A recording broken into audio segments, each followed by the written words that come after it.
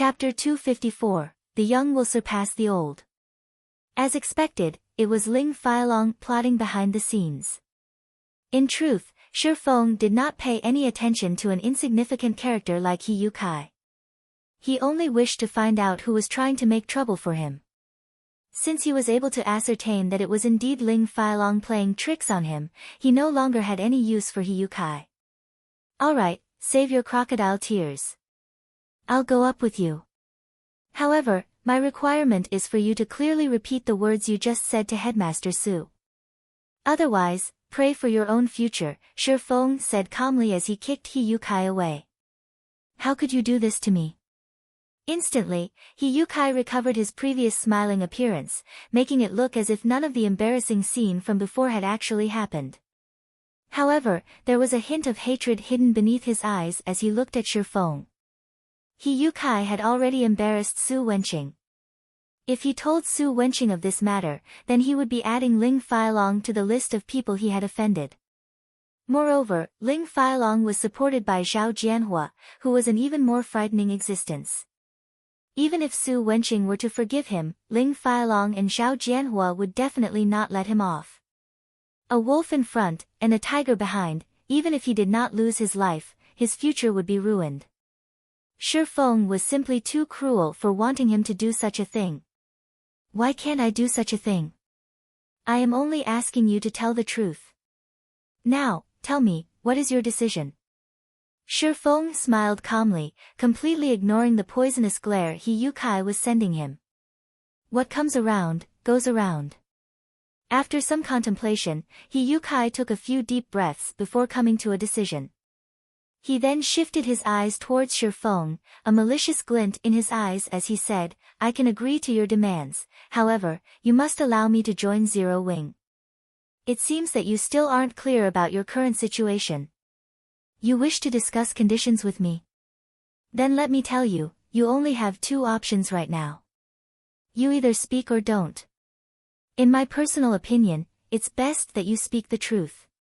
At the very least, you will earn the pardon of Headmaster Su. Shi Feng then raised his brows, stating, my patience is limited. I will give you 3 seconds to consider. All right. I'll speak. He Yu Kai quickly made his choice. Compared to Ling Feilong and Zhao Jianhua, he was even more afraid of Su Wenqing. After all, Su Wenqing's influence was simply too extensive. Soon after, Shi Feng followed He Yu Kai and Su Wenqing's bodyguard into the hotel and took the elevator up to the 36th floor. Shi Feng's arrival at the event venue immediately attracted a majority of the participants' attention. Due to Su Wenqing's rage, many of the guests present had already found out about the incident concerning Shi Feng. They were very curious to see just what sort of person warranted a personal invitation from Su Wenqing himself. Under the bodyguard's lead, Shi Feng and He Yu Kai arrived before Su Wenqing. When an ordinary youth in black sportswear appeared before them, everyone couldn't help but widen their eyes. They started attentively evaluating Shi Feng, intent on discerning the secrets hidden behind Shi Feng's ordinary appearance. To their disappointment, however, be it Shi Feng's attire or aura, both were similarly plain and ordinary. Shi Feng, why are you here? Ling Feilong couldn't help but grow astonished. Originally, he had intended to use this fellowship party to form a deeper connection with Zhao Jianhua. However, he never imagined that Shi Feng could actually make it into the event. The current situation went far beyond his expectations. Everything has an exception to it, isn't that so? Shi Feng replied with a smile. Shi Feng, it's great that you made it.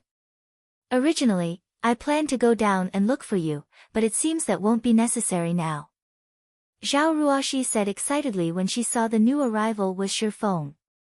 Were it not for Zhao Jianhua holding her back, preventing her from leaving, she would have long since left this boring fellowship party. Sitting beside Zhao Ruoxi, Zhao Jianhua immediately turned grim when he heard Zhao Ruoxi's words. Previously, Zhao Ruoxi had pestered him endlessly for him to let Shi Feng come up, angering him greatly.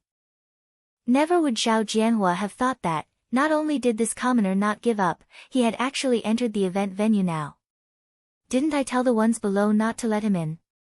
How did he manage to get in? Zhao Jianhua's mind was filled with questions. He failed to realize that Shi Feng was none other than the Zero-Wing representative that Su Wenqing had invited. Young man, come over here and take a seat. This old man is called Su Wenqing, the current headmaster of Jinhai University. Su Wenqing slowly stood up and formally introduced himself. Shi Feng, a fourth-year student of Jinhai University, Shi Feng replied softly. You are a student of our school. Indeed, the young will surpass the old. So young, yet you've already entered the middle management of the Zero-Wing Guild, Su Wenqing said, slightly surprised. He did not believe Shi Feng had a very high position in the Zero-Wing Guild. However, normally, only those in middle management or higher had the right to recruit members. Shi Feng had yet to graduate from university, yet he had already managed to become a middle manager of a mysterious guild. In the eyes of commoners, this could be considered a great achievement. At the very least, Shi Feng was much more successful than most of the students present at the fellowship party today. Su Wenqing's amiable bearing and praise towards Shi Feng slightly surprised Chen Wu and Zhao Jianhua, who sat close to Su Wenqing. They never thought Su Wenqing would praise a younger generation like so, a plain and ordinary youth like Shi Feng, no less. For a second, they even thought that their ears were playing tricks on them. Even when faced with Zhang Luowei, the person with the brightest future in Jinhai University, Su Wenqing had simply said the words, not bad. Although they were shocked by the fact that a person like Shi Feng was a middle manager of a guild, an achievement like this did not warrant such praise from Su Wenqing himself. After all, Su Wenqing was a very influential character in Jinhai City. However, Su Wenqing held an optimistic view on Shi Feng's future. Shi Feng's temperament, which was as calm as the great ocean, especially solidified this opinion of his. This was not something a youth like him should have, or to put it bluntly, it should be impossible for a youth like Shi Feng to possess such a temperament. If not for the fact that Su Wenqing had met with countless people, and had seen all sorts of people throughout his life, he too would not have discovered this particular trait of Shi Feng's. Being capable of entering the middle management of such a powerful guild clearly showcased Shi Feng's ability. Before long, Shi Feng would definitely enter the upper management of the guild, hence why Su Wenqing was being so courteous with Shi Feng. Headmaster must be joking. Shi Feng laughed. After Su Wenqing exchanged a few words with Shi Feng, Su Wenqing shifted his gaze once more to He Yukai, who was currently trembling where he stood. Su Wenqing demanded coldly, speak. What happened? Although Su Wenqing's voice was soft, it was filled with oppressiveness. Frightened, He Yukai no longer dared hide anything from him. Ling Feilong was the one that told me to do everything. He said he did not wish to see Shi Feng entangled with fellow student Zhao Ruoxi. Hence, under his coercion, I did not register Shi Feng for the fellowship party. He Yukai immediately pointed towards Ling Feilong, denouncing him. At this moment, he no longer cared about the consequences of his words. Immediately, everyone's attention shifted to Ling Feilong. Ling Feilong instantly felt a huge pressure bearing down on him. At this moment, Ling Feilong felt utterly powerless, his breathing faltering. He was at a complete loss for words right now, anything he said would easily offend others. He also never imagined that Shi Feng would have Zero-Wing Guild as his backing. Since you have nothing to say for yourself, then please leave this place. The Jinhai Fellowship Party does not welcome you, Su Wenqing said abruptly in a deep tone, the rage contained within his words clear for all to hear. Looking at Ling Feilong's expression, it was obvious what He Yukai had said was the truth. Following which, two robust bodyguards walked towards Ling Feilong, clearly intending to send Ling Feilong on his way. Elder Su, please wait a moment, Zhao Jianhua suddenly spoke up. Meanwhile, standing beside Zhao Jianhua were two of Shadow's major shareholders, Lan Hailong and Zhang Luowei. Chapter 255, There is only one protagonist. Zhao Jianhua's deep voice suddenly caused the splendorous and lively venue to go silent. Everyone present knew that, once Su Wenqing made a decision, nobody was allowed to interfere with it. However, Zhao Jianhua actually stepped in and tried to interrupt Su Wenqing. Suddenly, the atmosphere within the event hall turned extraordinarily intense, like a minefield where a single misstep could trigger a massive explosion. In reply to Zhao Jianhua's interruption, Su Wenqing did not speak any words. Instead, he merely stretched out his hand, halting the two bodyguards from dragging Ling Feilong away. He then returned his focus to Zhao Jianhua, his eyes carrying a questioning look. He wanted to know just what sort of reason Zhao Jianhua had for going against his decision. Zhao Jianhua was one of the main sponsors for the Jin Hai Fellowship Party. He was also one of the directors of the Zhao Group, a major corporation in Jin Hai City. Hence, Su Wenqing could not simply ignore Zhao Jianhua's opinion. Elder Su, I am the one who allowed Ling Feilong to prevent Shifeng from entering this place. Moreover, I feel that I did not make any mistake in this decision. Please don't make things difficult for Feilong.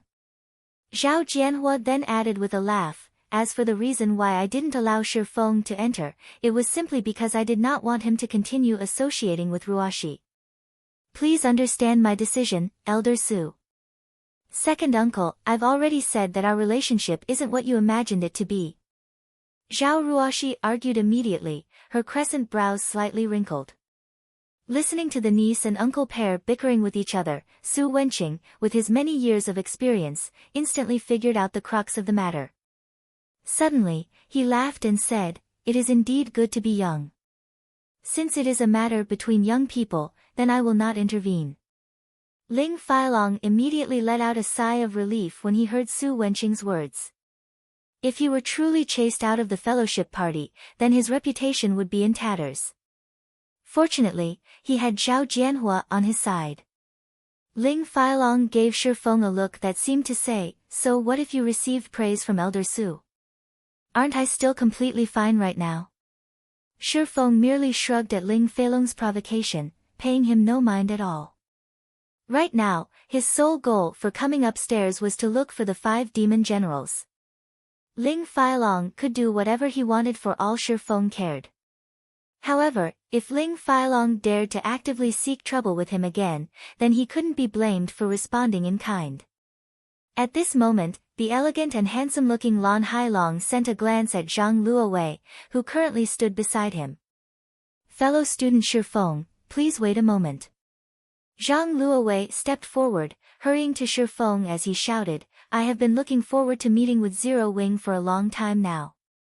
I never would have thought I would get the chance to do so at this fellowship party.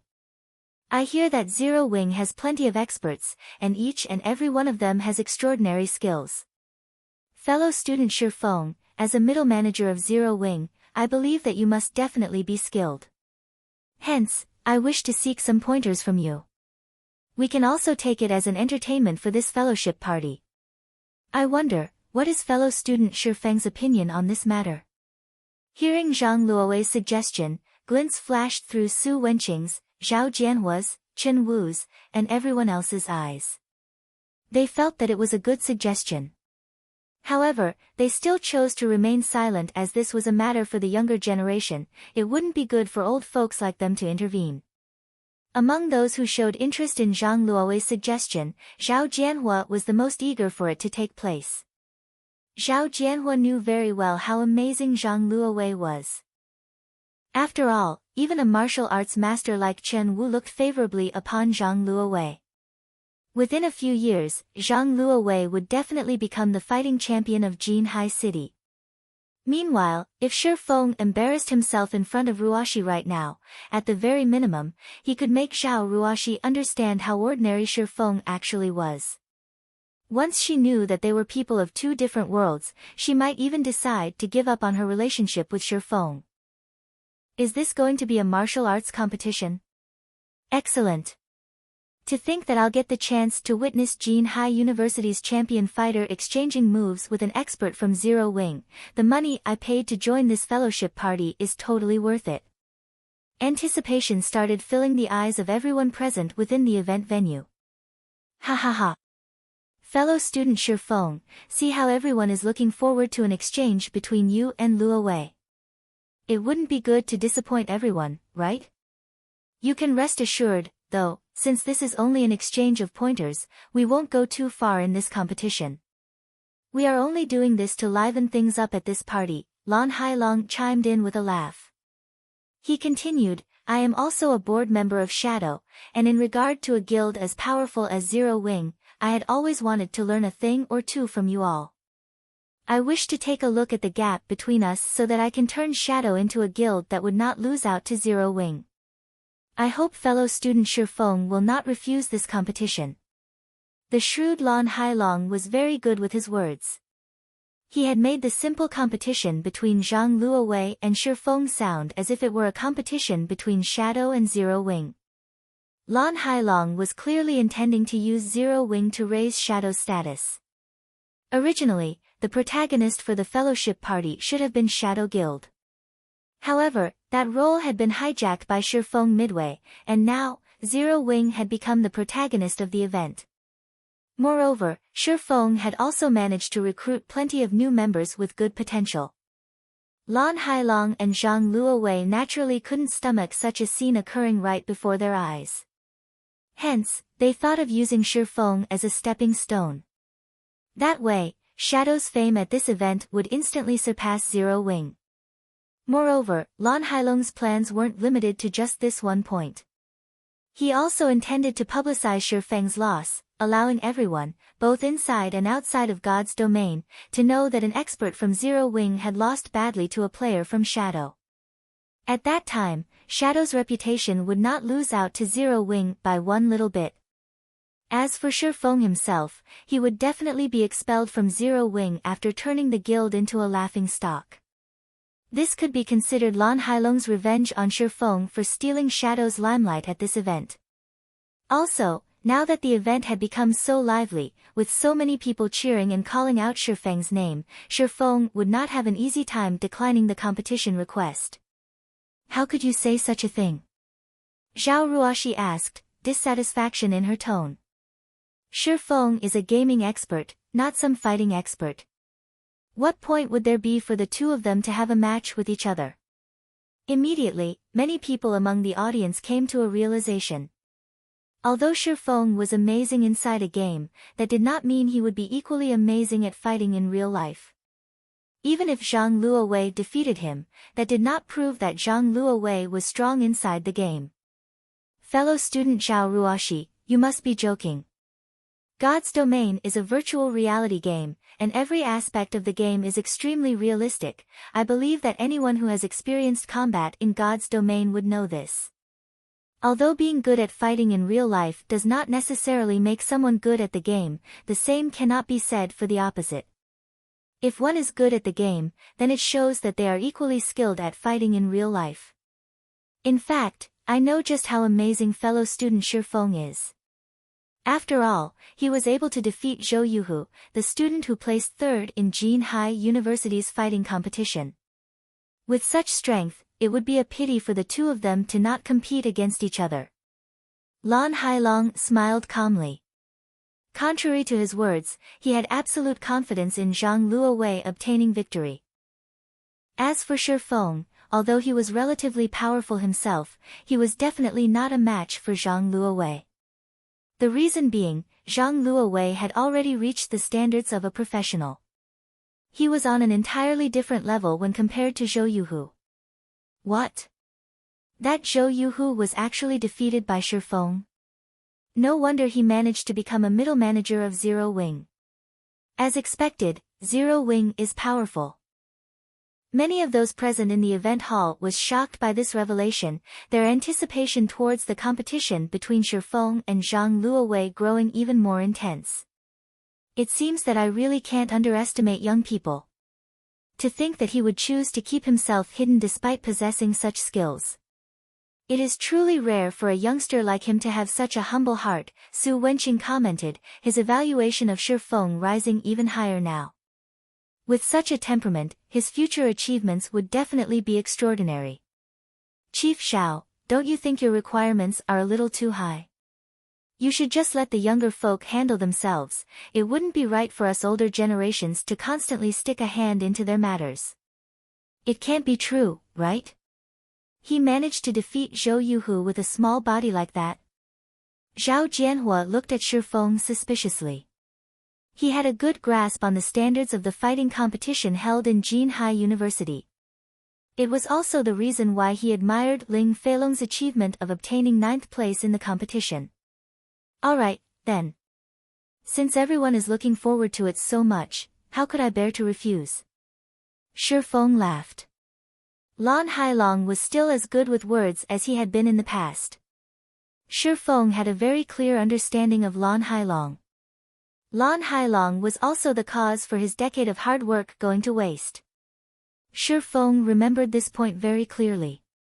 Originally, Shi Feng had not intended to seek trouble with Lan Hailong in this life. After all, those matters had all occurred in his previous life. Hence, Shi Feng decided that, as long as Lan Hailong did not provoke him in this life, he couldn't care less what Lan Hailong did. Yet, Lan Hailong just had to come looking for trouble. Since it was so, Shi Feng would not remain courteous with Lan Hailong. It was also a good chance for him to rid himself of past grudges. Chapter 256, Demon. The brat actually agreed. It seems he still has some courage to him. Zhao Jianhua's opinion of Shi Feng changed slightly. Zhang Luowei was reputed to be a genius at fighting, and his mastery of Luo Han Quan was very high.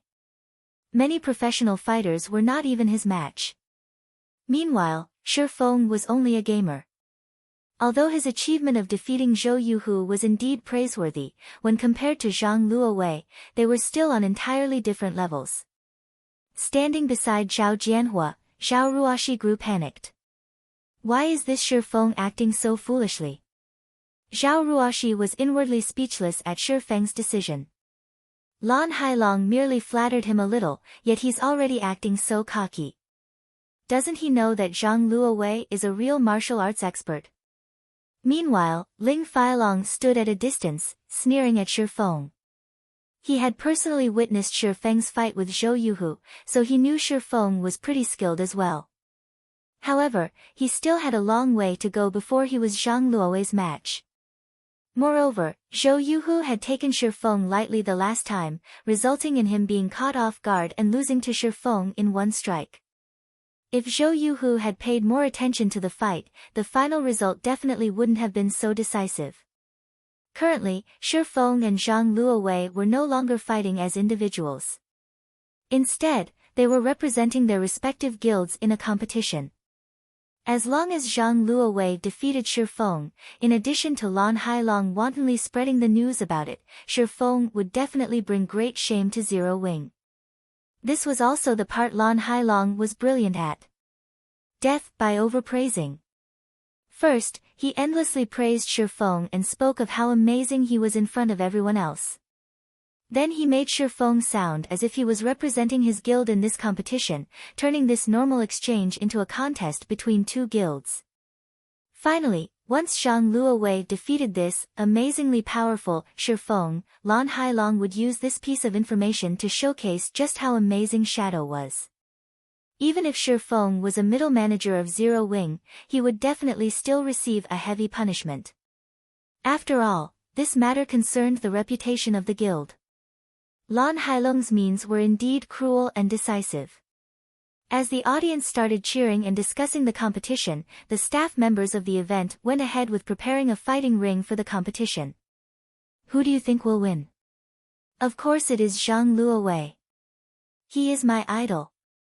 During the university's fighting competition, he obtained first place with great ease. None of the contestants could take 3 moves from him before being defeated. Although Shi Feng is also very strong, he doesn't have much of a presence. I can feel nothing from him at all, as if he doesn't even exist. Zhang Luowei, on the other hand, is like a cruel and ferocious beast. When I stood near him, I could feel a heavy pressure bearing down on me. When his eyes landed on me, I even felt a shiver go down my spine. I agree. Shi Feng might be an expert in God's domain, but this is a real-life martial arts competition. It would be good if he could survive 10 moves from Zhang Luowei. If this fight was held in God's domain, however, it would definitely be an interesting duel. While everyone was feeling pessimistic about Shi Feng's chances of winning, Zhou Yuhu, who was resting at a corner of the event hall, walked up to Zhang Luowei's side. "Brother Zhang, you have to be careful when you are going up against Shi Feng. I've fought with him before. Although he doesn't have remarkable strength, and his physique is no good as well, he is very experienced in combat. He has a very good grasp of when to take action, and his fists and feet are extremely nimble," Zhou Yuhu said. "Little Hu, you're overthinking things. Even if Shi Feng has reached the level of a professional, I can likewise defeat him with ease. Don't worry, I'll return the shame he brought to you," Zhang Luowei laughed as he clapped Zhou Yuhu's shoulders. He was completely unaffected by Zhou Yuhu's words. When one reached his level of skill, one's determination would be as hard as steel. Certainly, Zhang Luowei was not underestimating Shi Feng. He had simply reacted this way due to the arrogance of an expert. He would have confidence no matter what kind of enemy he faced. "Brother Zhang." Zhou Yuhu knew that his advice had fallen on deaf ears. However, only those who had personally exchanged moves with Shi Feng would know how frightening he truly was. If Zhang Luowei was described as a ferocious beast, then Shi Feng was like the great ocean. No matter how powerful a person was, they would be helpless in the face of Mother Nature. In truth, Zhou Yuhu had wanted to dissuade Zhang Luowei from having a competition with Shi Feng. Only, after taking into consideration Zhang Luowei's prestige, he had instead chosen to warn him to be careful. However, his words had clearly been in vain. The staff members had very quickly enclosed an area for the martial arts competition. Although the fighting ring was somewhat smaller than one in an official setting, there was still a space of 100 square meters available. It was sufficient for 2 people to exchange punches and kicks with each other. Meanwhile, Su Wenqing, Zhao Jianhua, Chen Wu, and several other well-known figures in Jinhai City sat in the section closest to the fighting ring. Everyone else could only stand several meters behind them to observe the fight. In the ring, Shi Feng and Zhang Luowei stood 5 meters apart from each other. The former was an ordinary man who had no presence whatsoever, while the latter was like a muscular beast that looked as if he could swallow a man whole. The imposing aura Zhang Luowei emitted could cause others to tremble in fear. A great battle between these 2 men could happen at any moment now.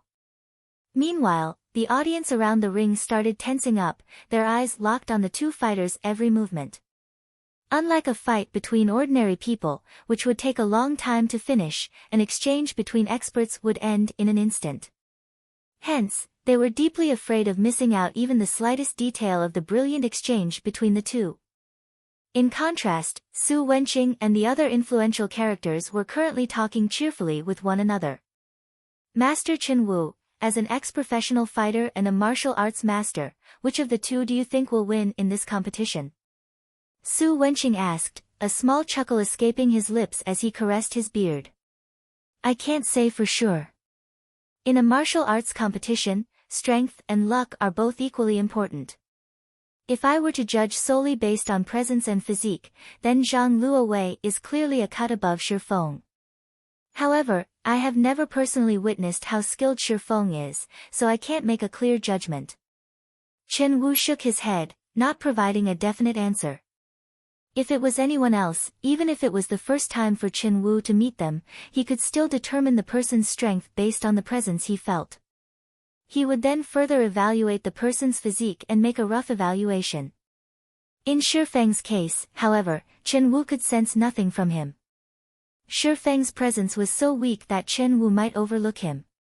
If Shi Feng were just an ordinary person who had not defeated a combat expert like Zhou Yuhu, then Chen Wu would definitely conclude Shi Feng was a harmless white rabbit, an insignificant existence. Yet, defying all expectations, this little white rabbit had actually defeated a ferocious tiger like Zhou Yuhu. Hence, Chen Wu could not help but re-evaluate his opinion of Shi Feng. After all, if a little white rabbit could get rid of a ferocious tiger, who would believe that it was still a little white rabbit? Even if Shi Feng was a little white rabbit, he was still a rabbit demon that was capable of killing a tiger. If Shi Feng had truly cultivated into a demon, then his presence was merely a facade. If one had cultivated into a demon, while the other was still an ordinary animal, the two would be on entirely different levels. However, experts capable of cultivating themselves into a demon were extremely rare existences. The so-called cultivating into a demon did not refer to one becoming a demon physically, but spiritually. It also referred to wisdom. When an expert reached this realm, the martial arts they practiced would no longer be something inanimate, it would start to take on life. However, a youth like Shi Feng should not be capable of reaching such a realm yet. Hence, Chen Wu could not determine Shi Feng's degree of mastery. Master Chen Wu, how can your keen eyes fail to make a judgment? Both Shi Feng and Zhang Luowei are just youngsters. Although both of them can greatly improve in the future, you should have some indication of who will win, right? Zhao Jianhua refused to believe Chen Wu's words. After all, it was clear at first glance who was stronger, and who was weaker. Hence, Zhao Jianhua believed that Chen Wu was simply leaving some face for Shi Feng. Unfortunately, Zhao Jianhua did not know that martial arts practitioners were usually forthright in their actions, even more so for a martial arts master like Chen Wu. He was always straightforward with his words, and he would never do something like twist his words around. He would only speak whatever was on his mind. While the few of them were having their cheerful conversations, the referee in the fighting ring sent a glance at both Shi Feng and Zhang Luowei, before abruptly swiping his hand down between the two fighters. Immediately, he shouted, "Begin." Chapter 257, Extraordinary. The moment the referee gave the signal, Zhang Luowei took action and immediately charged at Shi Feng. However, Zhang Luowei did not rush forth like a normal person would, as attacking in a straight line would be too plain and predictable.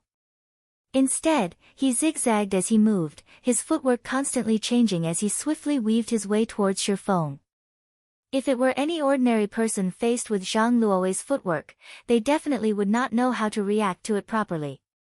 They would be enthralled by Zhang Luowei's erratic footwork and allow him to close in on them. Aside from placing emphasis on footwork, Luohan Quan practitioners also stressed fast, accurate, and fierce punches. If one failed to block a punch from a Luohan Quan practitioner and received a hit to the chest, the battle would end right there and then. Meanwhile, as a person of this modern era, and also as a professional fighter, Zhang Luowei had an arm strength of over 100 kilograms. Receiving a punch from him would be no different from being smashed in the chest with a hammer. Humans were also not made out of metal.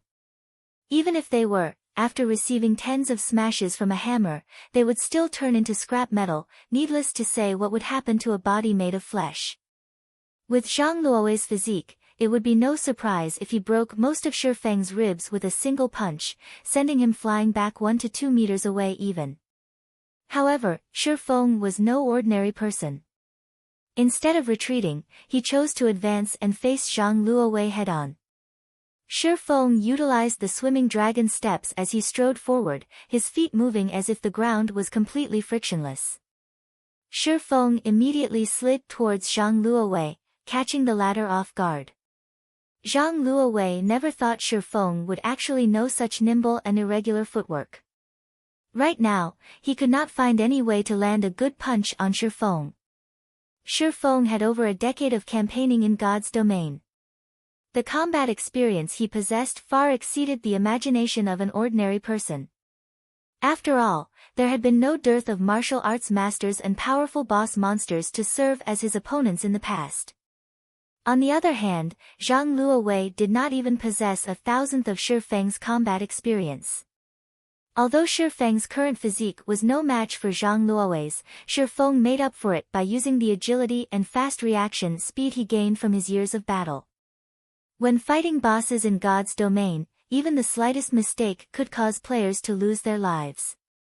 Among the countless boss battles Shi Feng experienced, there was many a time when he had to rely on his body's instinctive reactions instead of his eyes to make decisions.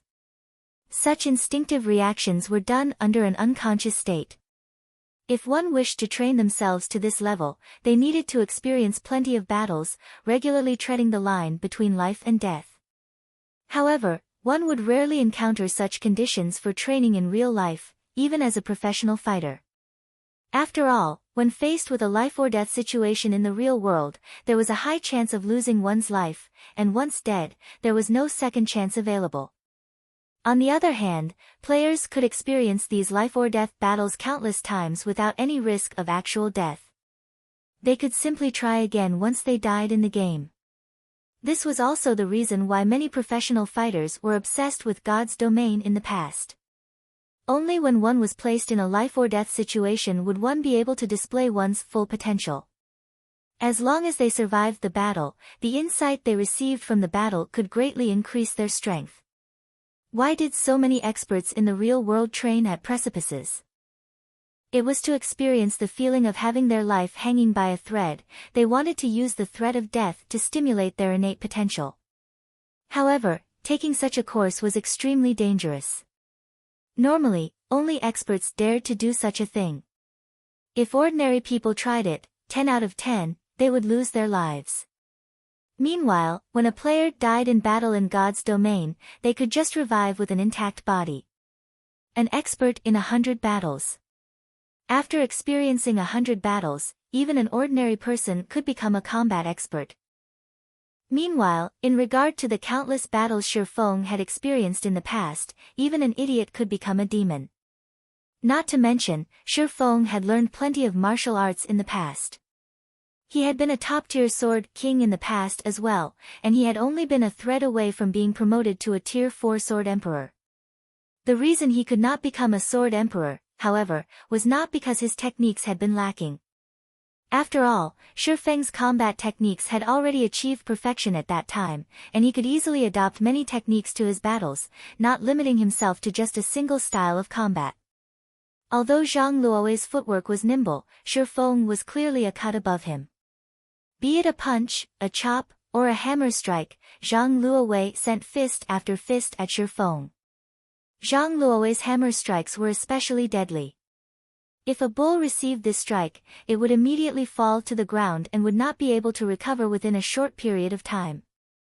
Unfortunately, every strike Zhang Luo sent at Shi Feng would always rub past the edge of his clothes.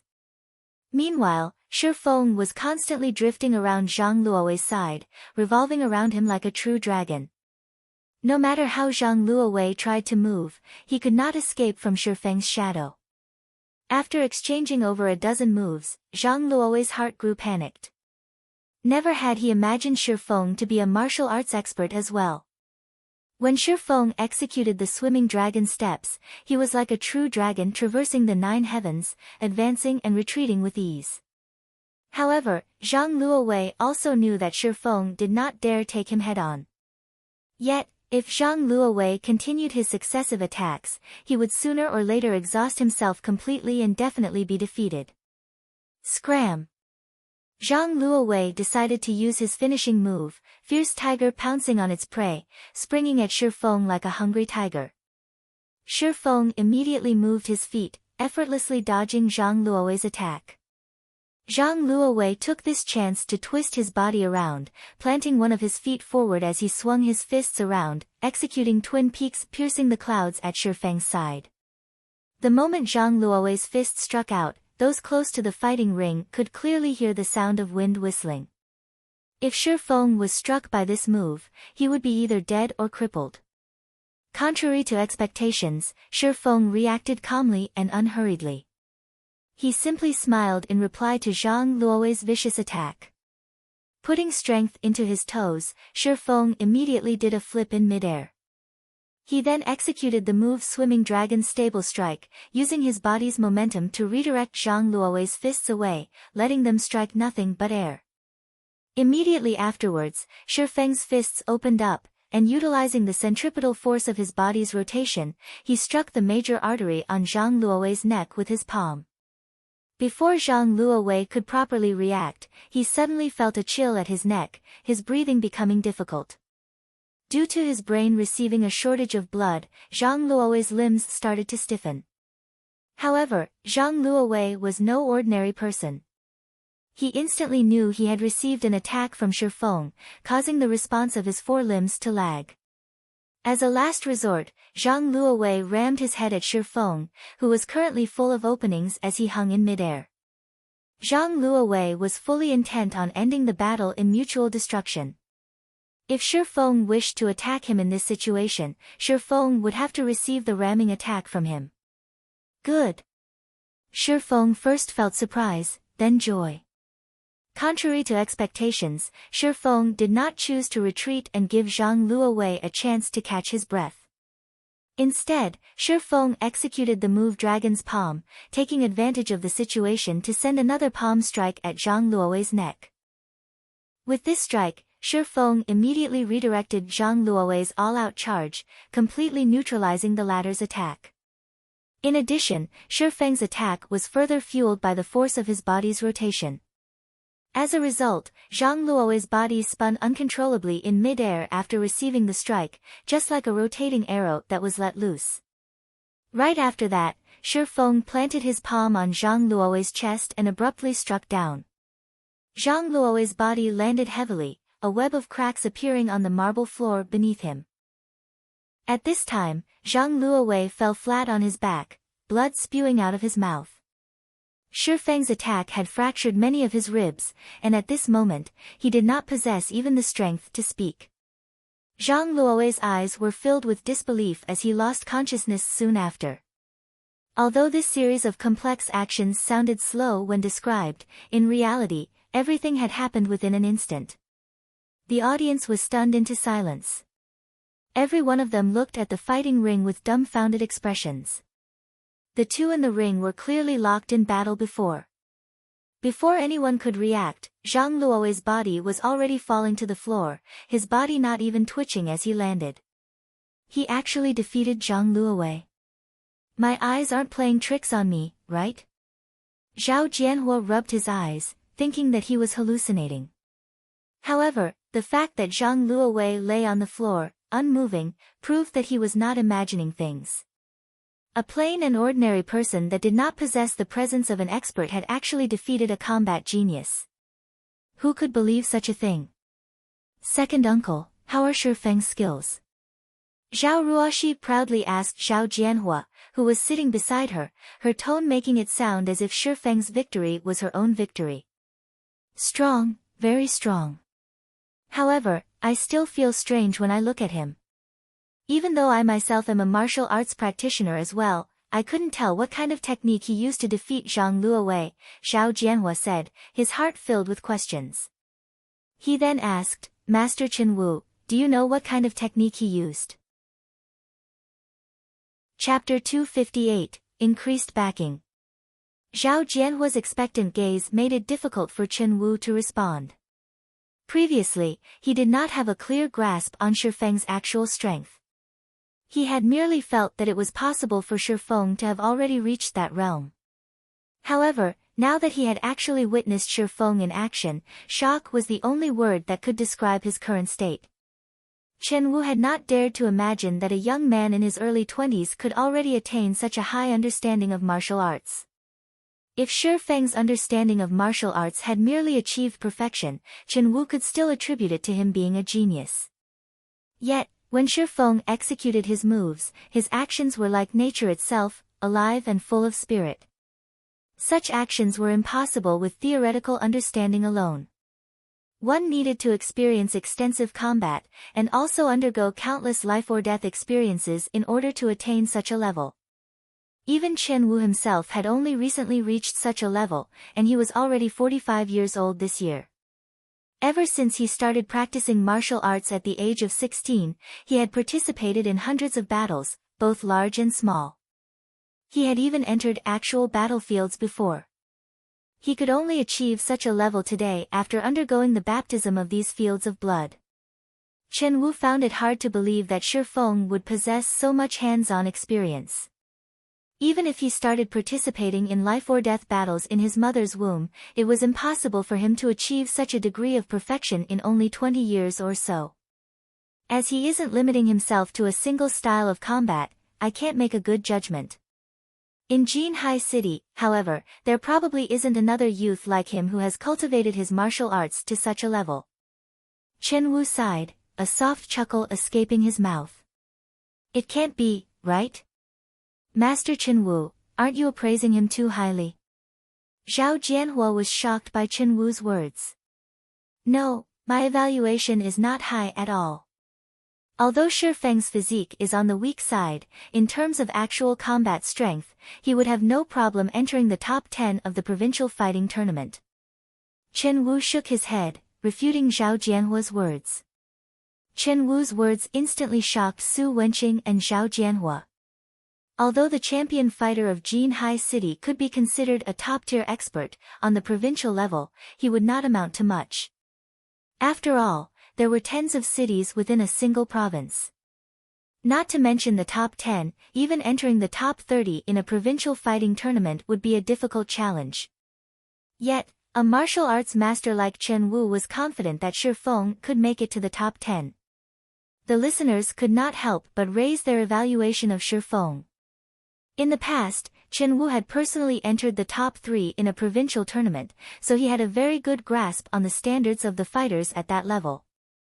If Chen Wu said so, then Shi Feng did indeed possess the strength to enter the top 10 of the province. There were hundreds of millions of people within the province, and the number of fighters participating in the tournament was in the hundreds of thousands. If Shi Feng was capable of entering the top 10 out of so many participants, then his value would far exceed even that of the champion fighter of Jinhai City. In regard to a combat genius like Zhang Luowei, Zhao Jianhua and the others only treated him as one of the younger generation. Although they looked favorably on him, it was not to the degree of placing actual importance on him. In Shi Feng's case, however, not only was it necessary for them to consider him someone of consequence, they also had to treat him as an equal when dealing with him. It seems that I have misjudged that little brat. He held such strength in his hands, yet he actually chose to keep it hidden. It is no wonder Ruashi is placing such importance on him. At this moment, Zhao Jianhua no longer looked at Shi Feng with anger and contempt, on the contrary, admiration filled his eyes. He then shifted his gaze towards Ling Failong who sat beside him, thinking in rage, this brat, on the other hand, actually dared to use me as a hatchet man. It seems he needs to be taught a lesson. Previously, Zhao Jianhua had a favorable opinion of Ling Failong. He was also clear on the fact that Ling Failong was trying to pursue Zhao Ruashi. However, he did not block Ling Failong's actions as the boy was indeed excellent, he had the qualifications necessary to pursue his beloved niece, Ruashi. Now, however, Zhao Jianhua only felt loathing for Ling Failong. At this point, even if Zhao Jianhua was an idiot, he could still tell that Ling Failong had been using him all along. Previously, Ling Failong had many a time commented on Shi Feng's shortcomings, his family's poverty, and how Shi Feng was constantly stalking Ruashi. Ling Failong had also mentioned that Shi Feng was often bullied by others, that he was a mediocre person, and so on. Now, however, it would seem that the situation was completely different from what Ling Failong had made it out to be. In reality, Ling Failong had no chance of being compared to Shi Feng, hence why Ling Failong slandered Shi Feng, giving Zhao Jianhua a bad impression of Shi Feng. Placing 9th in the university. That might be an impressive feat in Jinhai University, but against the backdrop of Jinhai City's fighting tournament, Ling Failong would only amount to the standard of a fresh contestant.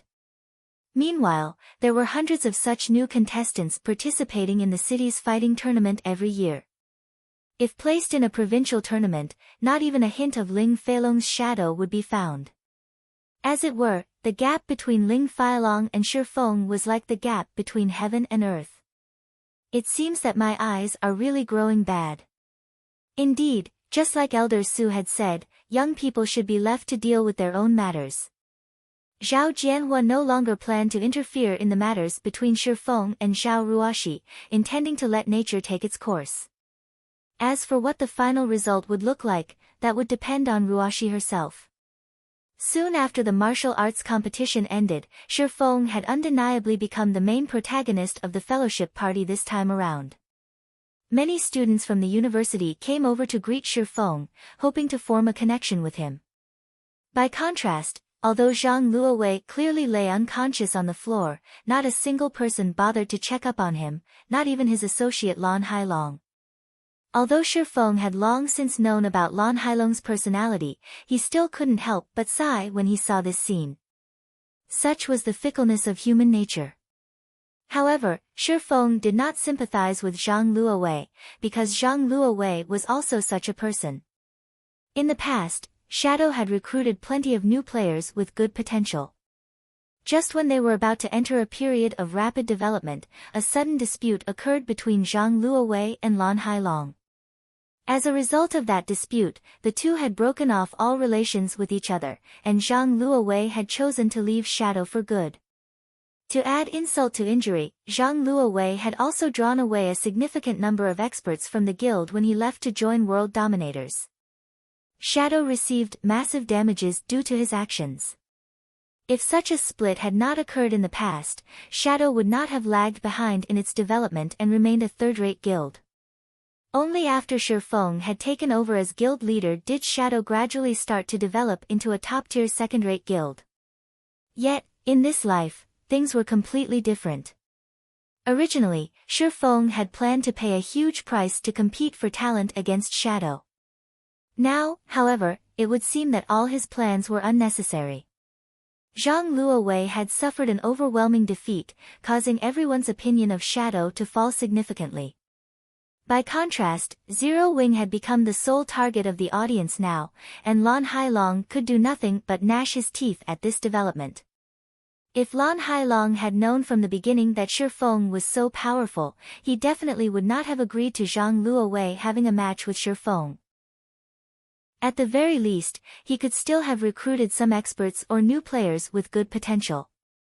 Now, however, he had lost all drawing power in this event.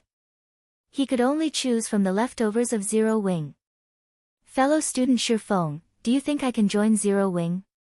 Even an outer member of the guild is fine. Hello, I am Yi Wumian, the president of Jinhai City's #1 workshop, Green Leaf. I wish to let my entire workshop join Zero Wing. I wonder if Brother Shi Feng will be willing to accept us. We don't need many positions, only 10 official member spots, and 50 outer member spots. Just as Shi Feng restarted his guild recruitment, the elite students of the university quickly surrounded him. There were also plenty of workshop representatives and professional fighters trying to meet with him. Among all these requests to join his guild, the most shocking one was the request from Green Leaf Workshop. In the past, Green Leaf Workshop had completely ignored Shadow's attempts at recruiting them, and they had instead established their own guild. After doing so, they had managed to obtain the aid and sponsorship of several corporations, becoming a third-rate guild in God's domain. At that time, however, the number of guilds being established in Jinhai City was growing by the day, which resulted in the dilution of available funding. If the Green Leaf Guild had not been lacking in funds at that time, without a doubt, they would have been a powerful rival for Shadow. Besides that, Shi Feng had finally managed to locate the 5 demon generals of Shadow. By the time the fellowship party ended, the number of people he managed to recruit had exceeded the quota he previously set by more than 100. Just the number of potential experts he recruited had already exceeded 50 people, as well as 9 future top-tier experts. Among those 9 were the 5 demon generals, while the remaining 4 were core members of Green Leaf Workshop. After recruiting all these people, Zero Wing Workshop instantly became a huge existence in Jinhai City's virtual gaming world. Compared to other third-rate guilds, Zero Wing had a much more powerful backing now. As long as Shi Feng could turn these players into the backbone of Zero Wing, he would not falter even if he had to start a war with a second-rate guild. Following which, Shi Feng spent the remainder of his day signing contracts with these newly recruited members. As for the management of Zero Wing Workshop, Blackie had long since dealt with it. Moreover, most of the people Shi Feng recruited were originally members of other workshops, so they took no time at all to adjust themselves to a new environment. In addition, these people could also contribute significantly on the management side of things. However, Blackie was truly shocked when he found out about the amount of people Shi Feng managed to recruit. The influx of over 400 people had instantly filled up Zero Wing's workplace. Suddenly, the entire workshop was much livelier, no longer as empty and quiet as before. It was a fitting atmosphere for such a large workshop. Only when night arrived did Shi Feng finally arrive back home. He then cooked a casual meal for himself and downed a bottle of nutrient fluids, before starting a new day in God's domain.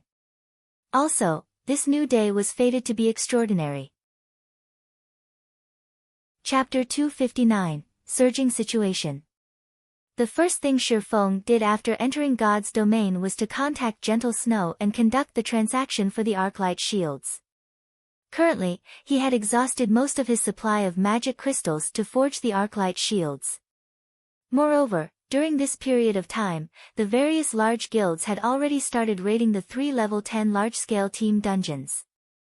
Although the elite members of these guilds had already reached level 13 or level 14, it was still impossible for them to raid even the normal mode of the 3 large-scale team dungeons. Even though these were only level 10 dungeons, in reality, the bosses inside were not limited to just level 10. The highest leveled boss inside the normal mode dungeon reached level 13. There was nothing special about the loot of the normal mode dungeon. The best items players could get were a bunch of level 10 secret silver weapons and equipment, and also some number of materials needed by lifestyle players. However, the hard mode of the large-scale team dungeon was markedly different.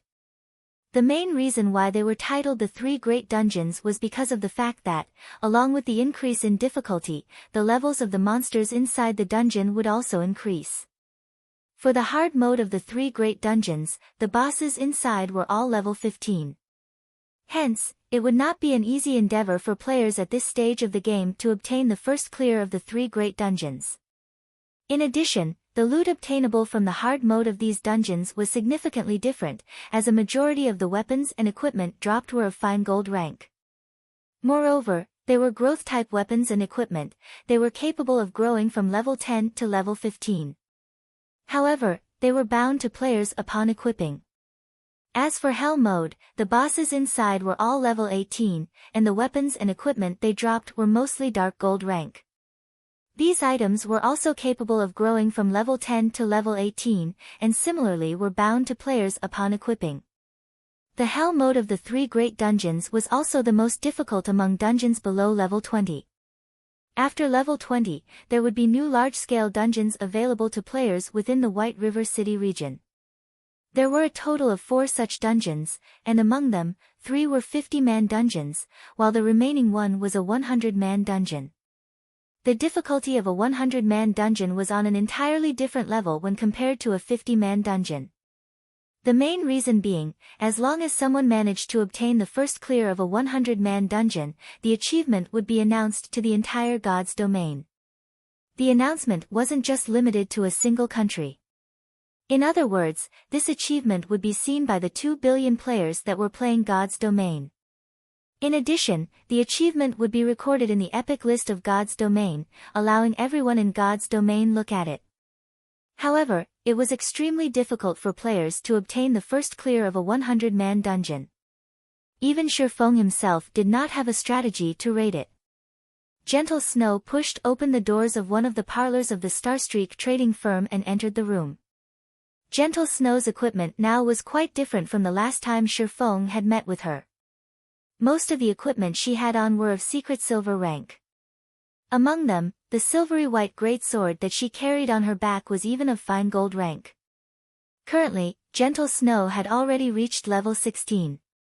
It was obvious that she had been grinding non-stop, night and day, to reach such a level. "Let's hurry up and make the trade," Gentle Snow said impatiently, not bothering to even take a seat. "It seems that you are in quite a hurry, Miss Snow. Did something happen?" Shi Feng asked curiously. This was a transaction involving fine gold-ranked shields. It was definitely a matter of utmost importance. However, it seemed that Gentle Snow had an even more important matter to attend to. It's nothing much. I just heard that Dark Star has already reached the second-to-last boss of the Land of Death, so I wish to be done with this trade quickly. In a moment, I'll need to head to the Land of Death as well. Gentle Snow did not try to hide the reason for her distress. The number 1 guild in White River City was actually a step behind Dark Star, a third-rate guild, in terms of raiding one of the 3 great dungeons. How could she not feel anxious? They sure are fast. Since when did Dark Star possess such powerful experts? Shifeng felt something fishy about Dark Star. First, it had annexed over 10 unrated guilds. Now, a group of experts had appeared in its ranks. Its raiding progress of the 3 great dungeons was even faster than Ouroboros's. It should be known that Ouroboros was the current number 1 guild in White River City.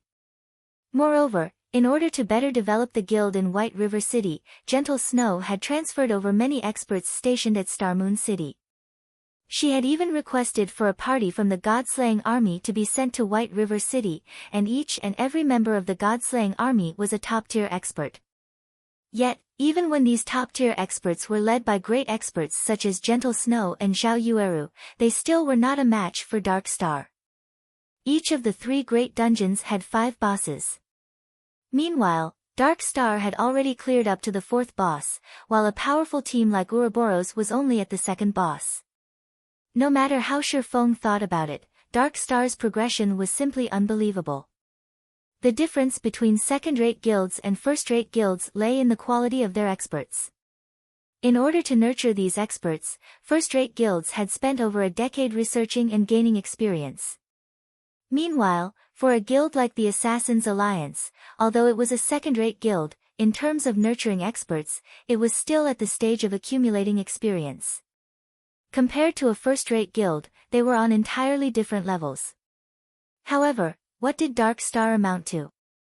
Moreover, Shifeng had made Dark Star an enemy of the first-rate guild Twilight Echo. Yet, nothing had actually happened to Dark Star. Shifeng had received no news of anything happening to it. On the other hand, Twilight Echo had done something so unbelievable that even Shifeng himself was shocked. The guild had actually paid the 50 million credits willingly to Shifeng.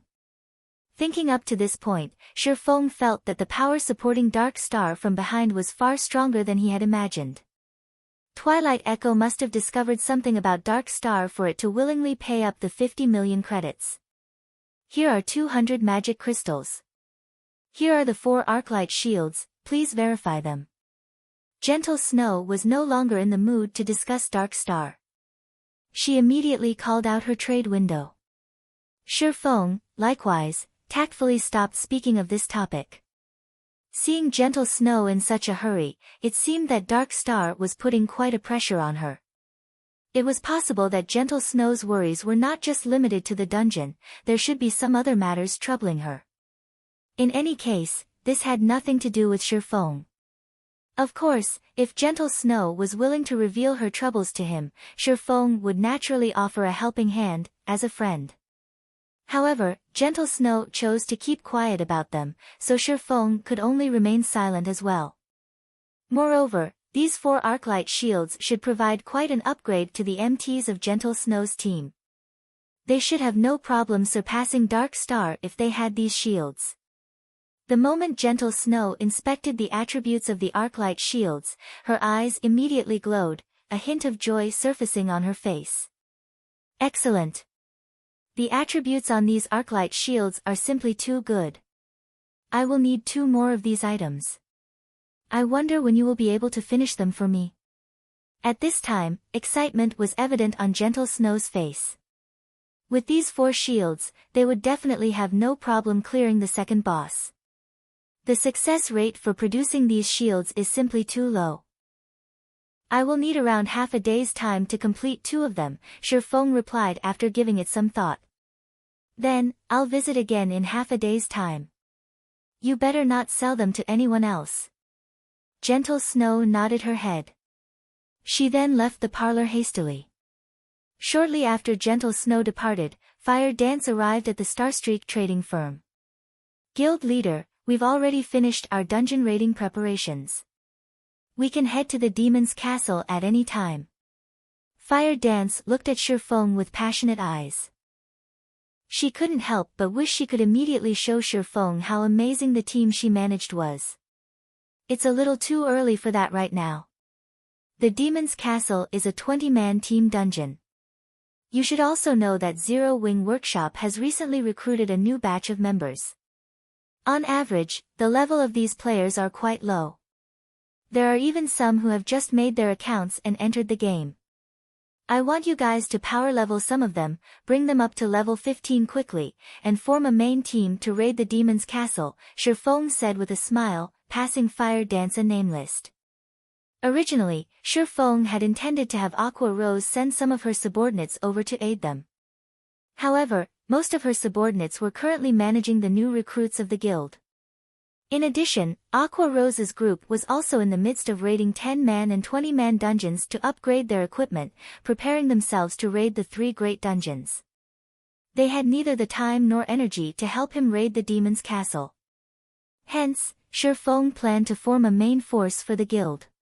He could not let the 9 top-tier experts he just recently recruited go to waste, so he decided to let Fire Dance and the others carry them. I understand, Fire Dance answered with disappointment.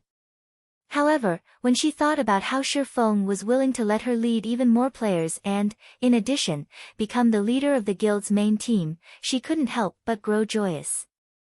After all, this showed that Shifeng acknowledged her abilities. Oh, right. I nearly forgot to give these things to you. Just as Fire Dance was about to turn around and leave, Shifeng tapped his head and suddenly called out to her. Chapter 260, Top 6. Fire Dance halted her steps and turned around to look at Shifeng. She immediately noticed that Shifeng had brought a few items, and each and every one of them had a golden glow surrounding them. They certainly did not look like ordinary items. This pair of daggers is for you. There's also this shield for Kola. Tell him to make sure he lives up to this shield.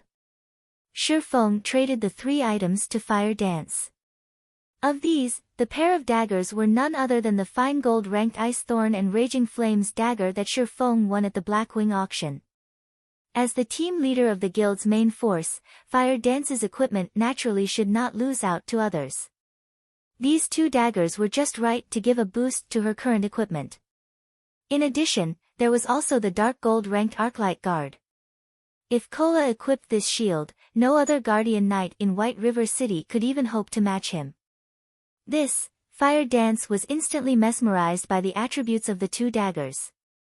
Although the daggers she currently used were of relatively good quality, when compared to the Ice Thorn and Raging Flames dagger, the difference was like silver and gold. Fire Dance swapped out her old daggers for the new ones right away. The streaks of white and red hanging on the sides of Fire Dance's willowy waist looked extremely captivating. I've already instructed the 9 players to head to the appointed location. You just need to fetch them and help them level up, Shifeng said. I understand, guild leader. Fire Dance nodded her head, a smile on her face.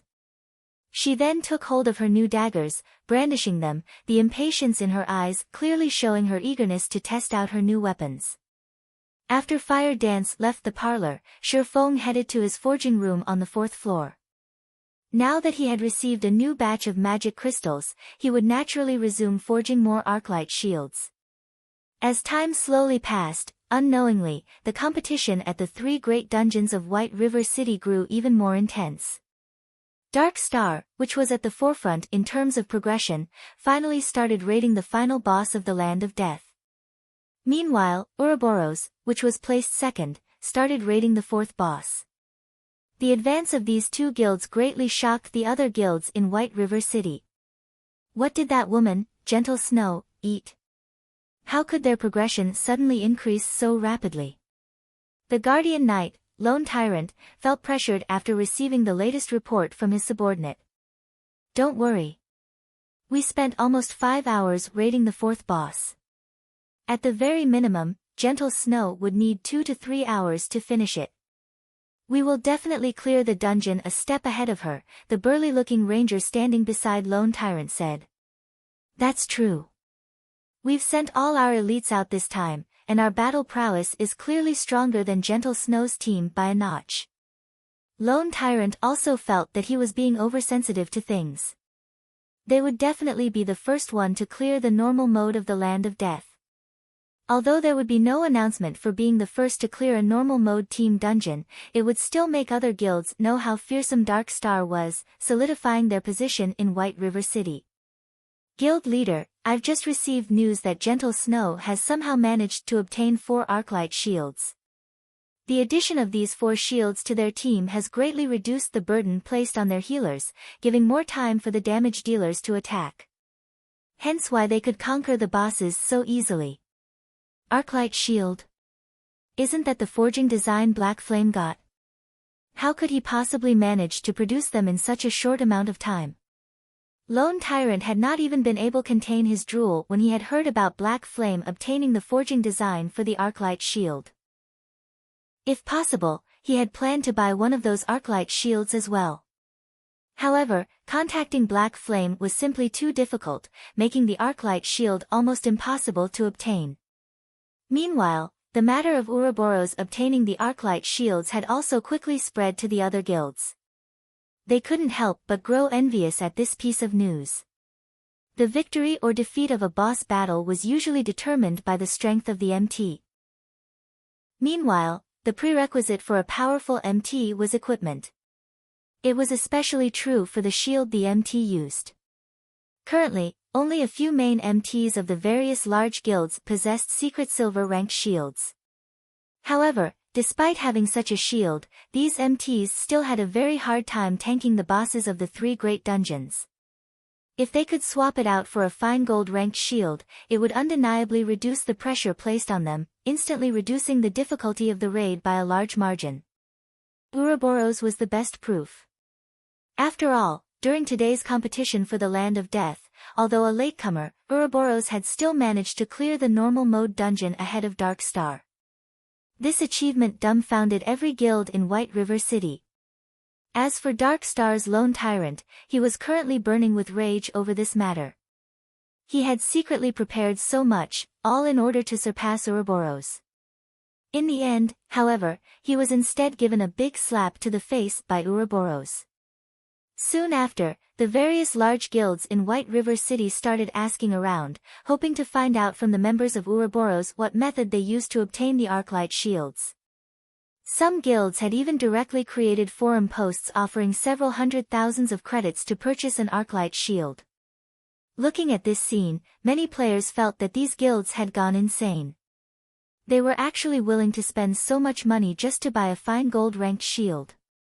However, this bottom line was, very quickly, broken by a guild. 1 million credits. It was a number that inspired awe in ordinary people.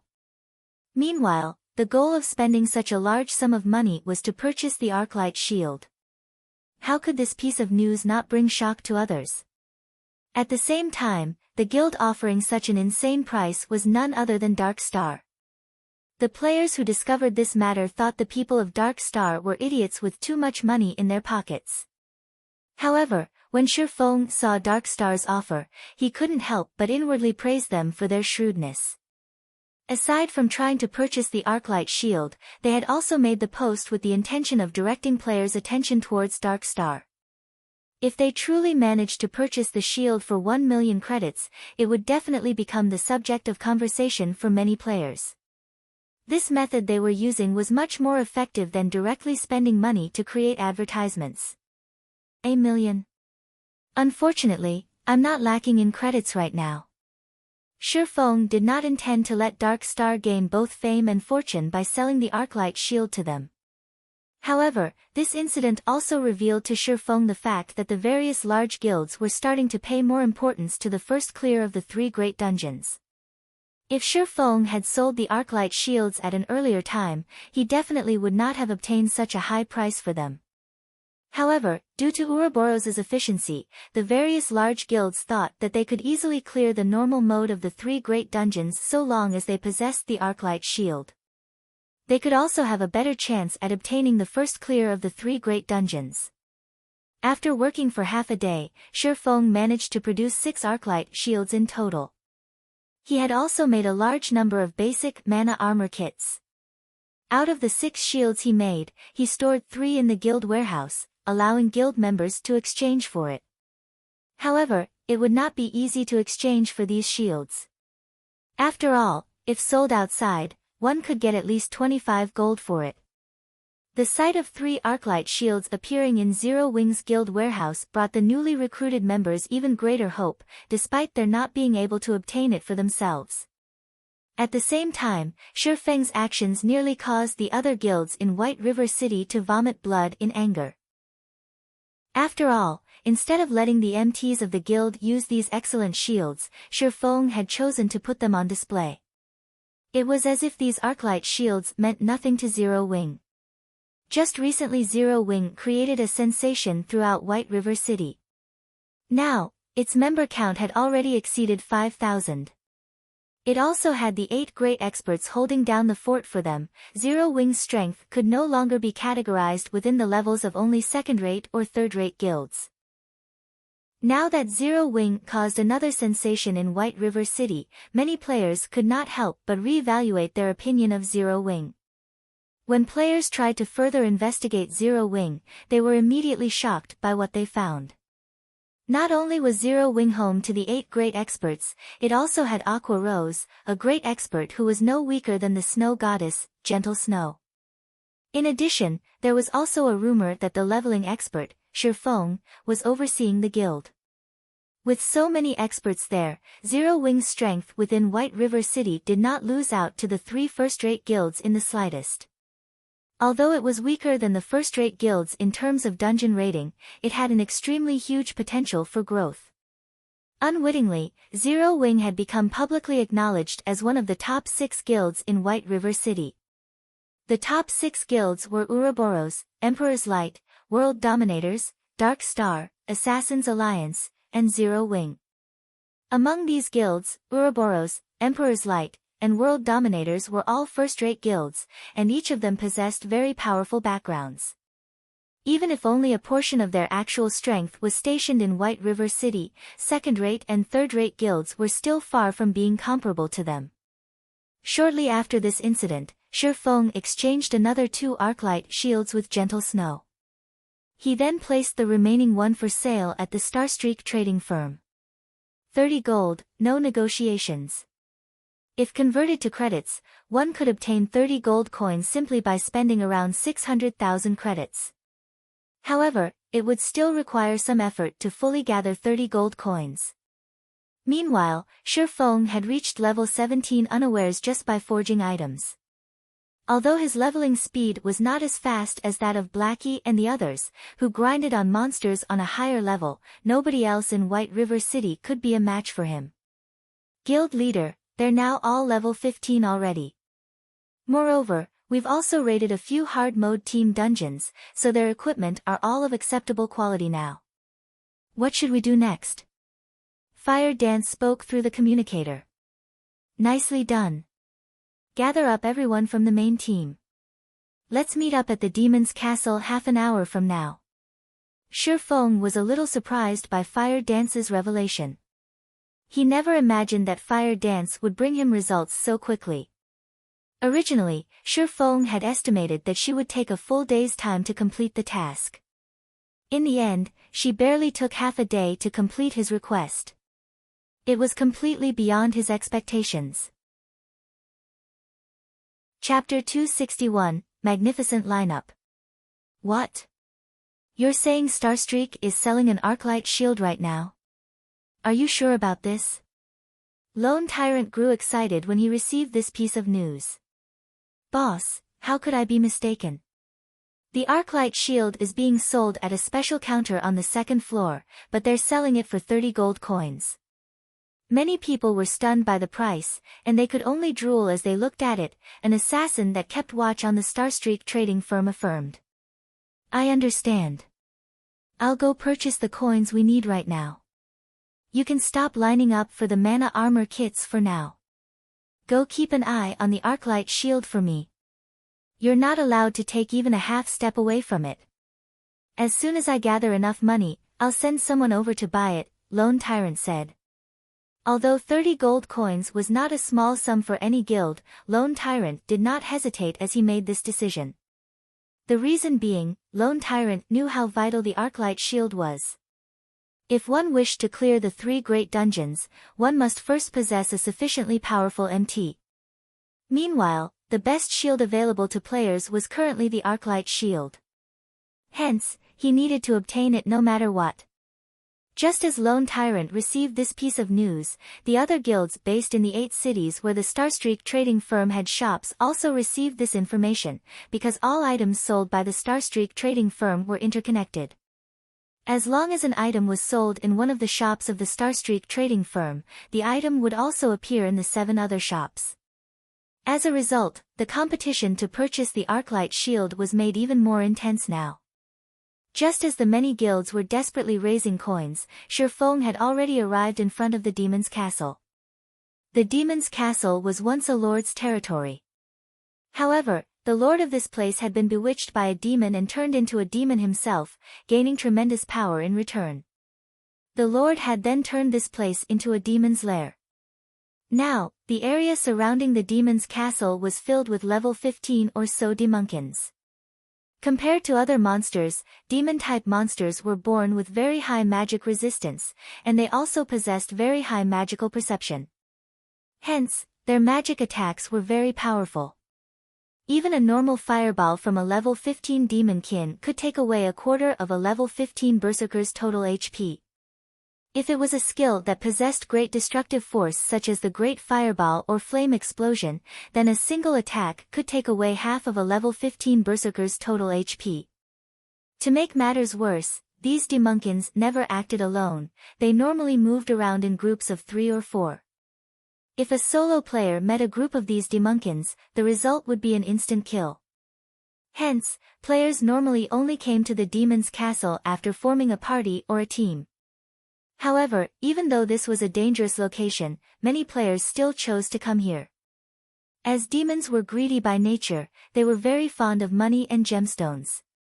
In general, demon-type monsters had a much higher drop rate for money and gemstones than normal monsters. Hence, plenty of players would grind here. A tier 1 gemstone could sell for roughly 1 silver coin on the market, it was neither too cheap nor too expensive. However, many players were not willing to inlay their equipment with these gemstones. After all, gemstones were one-time use items, they would be gone once inlaid into equipment. Hence, it would be a huge waste to do so if the quality of their equipment was too poor. Generally, players would only choose to inlay gemstones into their equipment if it was of mysterious iron rank or above. However, how many players could actually get their hands on mysterious iron equipment? A majority of the players at this stage of the game were still using bronze equipment. Who would be willing to inlay gemstones into bronze equipment? Normally, players would either sell the gemstones they obtained or exchange them for items to further enhance their own strength. After all, grinding monsters would exhaust a significant amount of their resources with equipment repairs taking up the majority.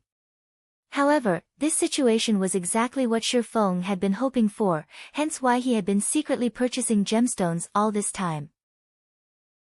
A tier 1 gemstone only increased attributes by a trivial amount, they only increased 1 point in specific basic attributes. Even if a player inlaid every piece of equipment they wore with gemstones, they would not see any significant improvement.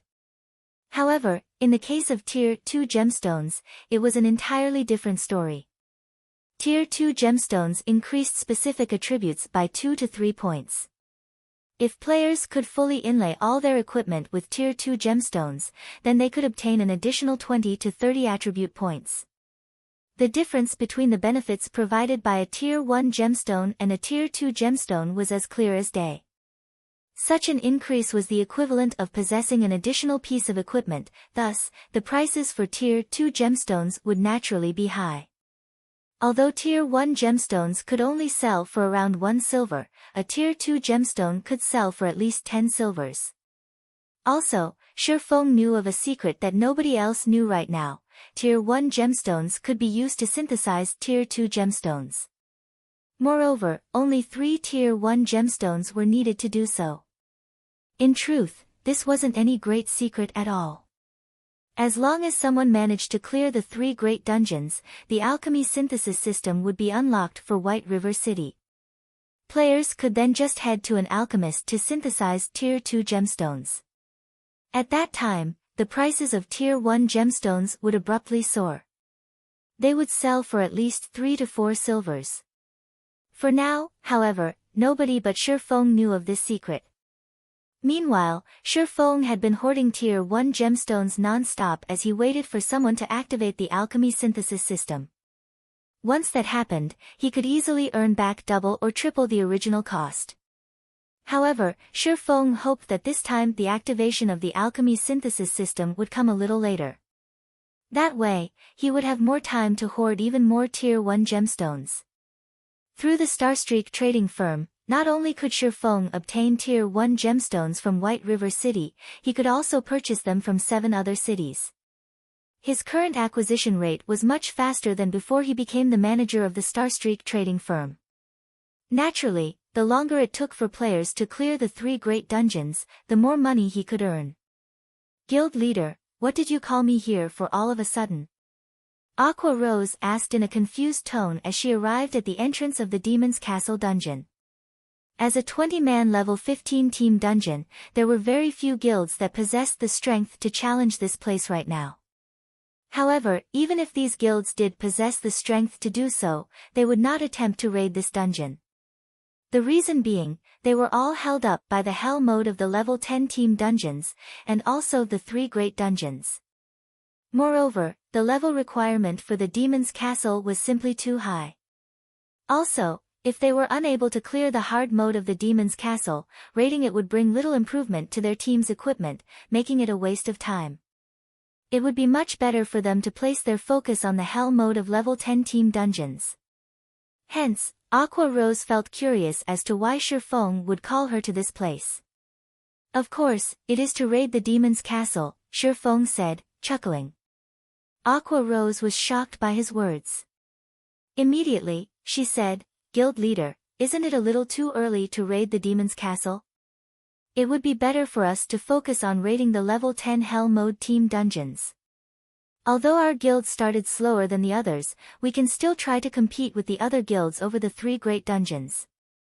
No.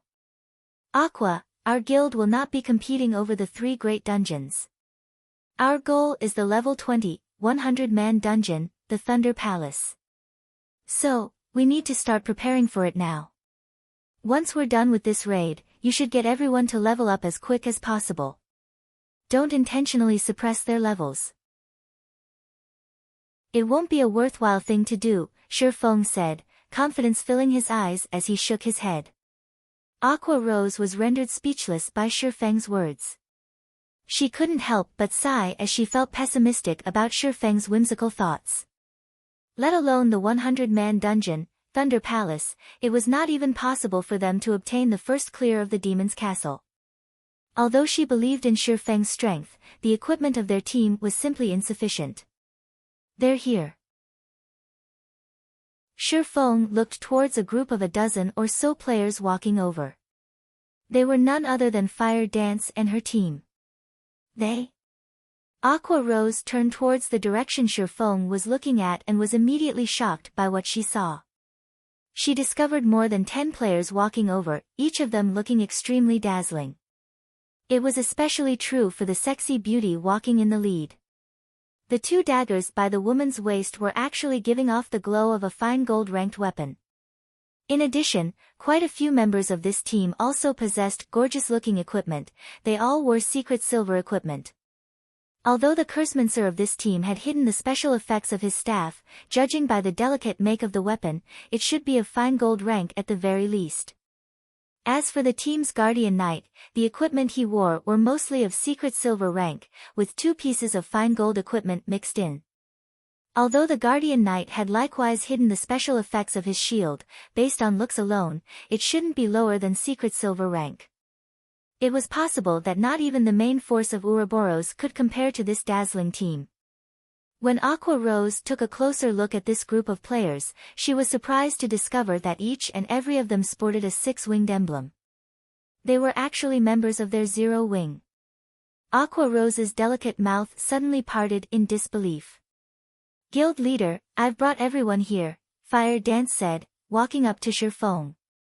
She and the other core members of Zero Wing already knew about Shifeng's secret identity. Hence, they were not confused by his appearance as Black Flame. "Good. Leave your teams and I'll send an invite to all of you." Shifeng nodded in reply. Chapter 262, We Are Very Strong. Aqua Rose was shocked. "They are the 8 players at the top of the ranking list?"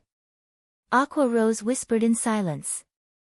Although she did not use any identification skills on these players, aside from the top 8 players, she could think of no other members of Zero Wing that could possibly possess such excellent equipment. "Yeah." Shifeng nodded his head. He then started inviting Fire Dance and the others into his team. There were a total of 17 players in Fire Dance's team. Aqua Rose had also brought along a good friend of hers, Icy Fruit. Aqua Rose had chosen her upon Shifeng's request for a healer who was level 15 or above. Shifeng had exactly 20 members in his team now. Of them, 2 were MTs. One of them was the Guardian Knight, Kola, while the other was Yi Wumian, who was a shield warrior.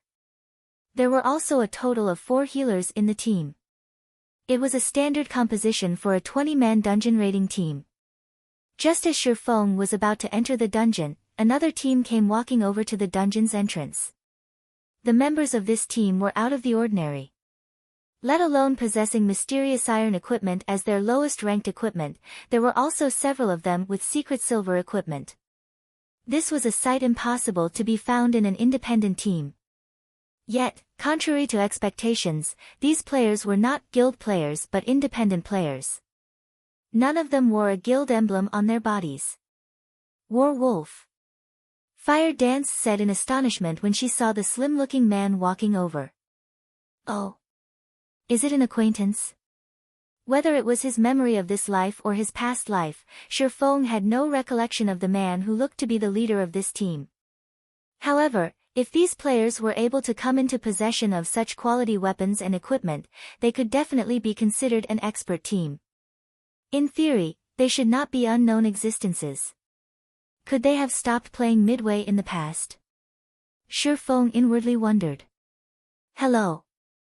We meet again," War Wolf said in greeting, looking at Fire Dance. "After not meeting for some time, I never imagined that Miss Fire Dance would have joined a guild." "No. In truth, we were originally members of this guild. It was only due to some complications that we did not establish the guild before," Fire Dance explained. "Let me introduce you. This man here is our guild leader, Black Flame." What a shock. "So it turns out that your excellency is none other than the famous chief forger of Star Moon Kingdom, Black Flame." War Wolf was somewhat taken aback by this revelation. Although he had long since known that Fire Dance and the others were not ordinary players, never would he have thought that their guild leader would be such a well-known character. "Team leader War Wolf is the one who has left me in shock. You are actually starting to raid the level 15, 20-man team dungeon already. The teams that are capable of diving into the demon's castle at this time definitely belong to the apex of White River City." Although Shifeng had never heard of War Wolf before, a person capable of leading such a team definitely would not be a mediocre person. Shifeng suddenly had the urge to recruit this team of players. "Fortunately, we are only an independent team, and it's impossible for us to compete with those guilds over the first clear of the 3 great dungeons. So, we can only choose to come here. Since guild leader Black Flame has something to do, we won't continue bothering you." War Wolf did not possess any good feelings towards guilds, so he immediately brought his team into the dungeon after speaking a few perfunctory words. "This person's attitude is really weird. The previous time we met, he was welcoming when he spoke to us. Now, He only said a few words before taking his leave. Isn't this change in attitude a little too much? Blackie said in an unhappy tone. He probably doesn't like guilds too much. Shifeng revealed a helpless smile as he looked at Werewolf entering the dungeon. There were all kinds of people in God's domain, and naturally, there were bound to be some who disliked guilds. After all, most guilds usually acted in an overbearing manner. Many players just wanted to experience the world of God's domain, so they weren't all that interested in guilds. Meanwhile, many of these players who were wholeheartedly chasing after adventure were surprisingly powerful. Among them, the most famous adventurer team in the past was the Midnight Tea Party. Although there were only 20+ members in the team, not a single guild in God's domain dared to underestimate this adventurer team. Even super guilds had to draw a clear line with the Midnight Tea Party, both sides minding their own businesses. Obviously, Werewolf belonged to this type of adventurer. I guess it can't be helped. Everybody has their own aspirations, Shifeng silently lamented. There sure are a lot of powerhouses in White River City. Aqua Rose was astonished to find that there were actually so many crouching tigers and hidden dragons in White River City. Soon after, Shifeng and the others had also entered the demon's castle. However, Shifeng had chosen a different difficulty from Werewolf's teams. Hell mode, a difficulty that made all players pale when they talked about it. Yet, Shifeng had chosen it without much thought. Aqua Rose was momentarily rendered speechless. She couldn't stand it anymore. Shifeng was always taking unconventional actions. This was the hell mode of a 20-man team dungeon. At the very least, they should have started with normal mode to familiarize themselves with the dungeon. They could then start accumulating better equipment from hard mode, before finally challenging hell mode. However, Shifeng had started with hell mode right from the very beginning. Just what did he think of a hell mode dungeon? Even if they had powerful experts in their team, they couldn't just be so reckless. Did Shifeng forget the fact that almost half of the members in this team still didn't possess particularly good equipment? Meanwhile, these players in question were none other than the 5 demon generals and the 4 experts from Green Leaf Workshop. Although they had already reached level 15, and were also fully geared in mysterious iron equipment, they were still far from reaching the requirement to raid the hell mode of the demon's castle. Hence, these 9 players reacted with panic when they realized Shifeng's decision. As this was hell mode, the monsters inside the castle all received an upgrade. Even the normal elite monsters could cause one to tremble. Meanwhile, such monsters were wandering around in groups inside the castle corridors. Demon Maid, Elite Rank. Level 15. HP 80,000/80,000. Good at magical attacks, particularly fire-type damage. Demon Butler, Elite Rank. Level 15. HP 100,000/100,000. Good at melee attacks. Of these 2 types of monsters, the demon butlers were more difficult to deal with, as they would ignore aggro when they used charge. In addition, when their charge connected, they would also inflict a debuff called Blood Curse, causing players to continuously lose HP. Also, due to this being hell mode, the debuff was further strengthened. When afflicted with this enhanced blood curse, players would lose 300 HP every 3 seconds, and receive 10% additional magic damage for 30 seconds. The debuff was also stackable up to 10 times. To make matters worse, demonic beings were born with high magic resistance, making them extremely difficult to deal with. Alright, Cola, go pull some monsters. Yi Wumian, you'll act as support for Cola. Healers, pay attention to the MT's HP and remember to cast Dispel when necessary. As for everyone else, just focus on your damage output, Shifeng instructed casually. Guild leader, I suggest that we should take things slowly. After all, this is a hell mode dungeon, not a normal mode. Even if Cola's equipment is excellent, we still can't act so recklessly. Aqua Rose was close to collapsing from Shifeng's carefree attitude. It's okay, Shi Feng said, smiling. We are very strong. Shi Feng had a clear grasp on the strength of this team, hence his carefree and confident attitude. Kola was currently level 18, and with the Arclight Guard equipped, his HP had already reached 3,340 points. His defense was even a frightening 2,300 points. In terms of attributes, not a single MT within White River City could match him. The elite monsters inside the dungeon were only at level 15. With 3 levels of suppression, these monsters could hardly harm Kola at all. Meanwhile, Kola did not hesitate in carrying out Shi Feng's orders. Immediately, he rushed at a group of monsters, raising his shield and throwing it at them.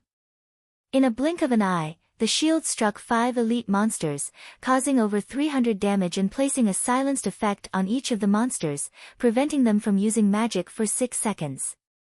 Shortly after, the shield returned to Kola's hands. Before coming to this dungeon, Kola had experienced luring over 100 level 25 monsters. Of them, there had been no lack of elite monsters. Compared to those times, the few elites before him were hardly worth mentioning. These demonic monsters simply had slightly higher HP and slightly more powerful skills. All of you, come over. Kola executed Justice Roar, compelling monsters within a fixed range to attack only him. Letting out angry roars, the demon maids at a distance had no choice but to attack Kola. As if he had transformed into a steel wall, Kola fully blocked the charge of the 3 demon butlers and 4 demon maids. Kola then used the group aggro skill Devotion. As the sacred aura provided by the skill dealt holy damage, it inflicted amplified damage on the 7 demons. Every second, the 7 demons would receive 200 holy damage.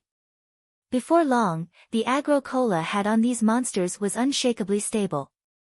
On the other hand, the demon butlers only dealt around -240 damage with each of their attacks, while the demon maids dealt around -400 damage with their magical attacks. However, Kola managed to dodge the majority of these attacks by utilizing his nimble footwork, greatly reducing the damage he received. As a result, only Violet Cloud was actually required to maintain Kola's HP above a safe threshold. Meanwhile, the other healers and Yi Wumian could only watch helplessly on the sidelines. No way. Aqua Rose's delicate body trembled slightly. Currently, the excitement she felt could no longer be described with words. Chapter 263, Like a Hot Knife Through Butter. The task that originally required 2 MTs to accomplish was now handled by Kola alone. Moreover, it was obvious that Kola still had energy to spare. Fire Dance, go lure another wave. Yi Wumian, assist Kola and attract the aggro of the demon maids. Shi Feng determined that they would have no problems handling 2 waves of monsters at once, and that it would be much more efficient to do so. Although the demon butlers would frequently inflict the blood curse on Kola, with 2 clerics taking turns casting Dispel on him, the debuff was not a particularly big problem. Moreover, the 2 clerics in the team were very skilled. It was especially true for Violet Cloud. After undergoing the baptism of the Trial of Gods, it was as if she had been reborn anew. It was no wonder she had become a Tier 6 cleric god shortly after clearing a 6-colored trial. Although she had only cleared a 4-colored trial this time, it was already a remarkable feat. The rewards she obtained from the trial also included permanent attribute increases, enhanced skills, weapons, equipment, and other precious items. Currently, in terms of healing power, no other healer in White River City could match Violet Cloud. After Fire Dance lured another wave of monsters, Kola immediately aimed his shield at the 3 demon butlers and threw it, executing the Shield of Vengeance. The skill caused over -300 damage to the demon butlers, and their aggro instantly switched from Fire Dance to Kola. Immediately after, Yi Wumian used Flame Charge on the 4 demon maids at the back, stunning them. He then followed up with a Thunderclap, lightning flickering and electrocuting the 4 demon maids and causing close to -100 damage to them. Yi Wumian's damage was clearly much worse than Kola's. The demon maids grew furious at being attacked, and one of them shot a flame explosion at Yi Wumian right away, engulfing the shield warrior in brilliant flames. Yi Wumian had to retreat 2 steps before he could shake off the attack. His HP abruptly decreased by a large chunk as a damage of over -700 appeared above his head. Yi Wumian had a maximum HP of 2,580 points, while his defense was 1,875 points. When compared to all the other shield warriors in White River City, he could definitely be counted as a top-tier expert. After all, Yi Wumian was originally the boss of Jin Hai City's #1 workshop. The original equipment he used was already of good quality. In addition, Fire Dance had also helped them upgrade their equipment by raiding a few hard-mode dungeons. Currently, most of Yi Wumian's equipment were of Mysterious Iron rank, while 3 were of Secret Silver rank. The items that were of Secret Silver rank were his shield, breastplate, and leg guards. Yet, even with such equipment, his attributes were still far from being comparable to Cola's. Strong.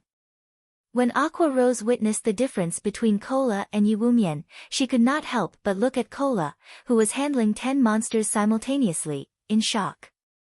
Before, when Aqua Rose watched how effortlessly Cola had lured and tanked the monsters, she had even believed for a second that they were not actually in a 20-man hell mode dungeon.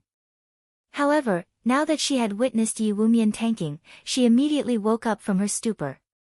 This was indeed hell mode. Cola was simply too powerful, making the monsters look weak instead. It was no wonder Shi Feng was confident enough to challenge the hell mode of the demon's castle right away. With such a powerful MT, it was not impossible for them to start from hell mode. Healers, prioritize healing Yi Wumian. Everyone else, focus your attacks and kill the demon maids first. Shi Feng immediately rushed into the fray after saying so, aiming for one of the demon maids. Leave it to me. Blackie said excitedly. It was finally his turn to display his strength. He then waved his epic ranked staff, Mavis's Guard, sending a bombardment of spells at the demon maids. Blackie's firepower spoke for itself. Each one of his dark arrows caused -964 damage to the monsters, and critical hits caused -2,106 damage. If the effect of his staff, Spear of Light, triggered, he could also deal around -800 additional damage. Blackie then used Hell Flame, dealing over -1,000 damage every second to all targets within a 10-yard radius of the targeted location. If demons did not possess high magic resistance, the damage of this spell would have been even higher. Compared to Blackie, Aqua Rose's damage as an elementalist was much weaker. Every time she used Flame Explosion or Chain Explosion, she could only deal -670 damage or so. Aqua Rose felt slightly depressed at this scene. After all, she used to be an honorary Elder of Twilight Echo, yet her damage was actually lower than Blackie's by over 300 points. However, Aqua Rose did not know that Blackie held an epic ranked staff in his hands. If she were to find out about it, she would definitely jump in shock. As for the other mages in the team, the damage they dealt was all above -500 or so. As for the melee players, Fire Dance stood out the most. Although she only dealt around -280 damage with her normal attacks and her skills dealt around -460 damage, her attack speed with the 2 daggers was extremely fast. When she attacked a demon maid, not only was the demon maid unable to use any spells, its HP also madly decreased. After Fire Dance accumulated 8 stars worth of energy, she immediately used Eviscerate on the demon maid, dealing over -2,400 damage to the monster.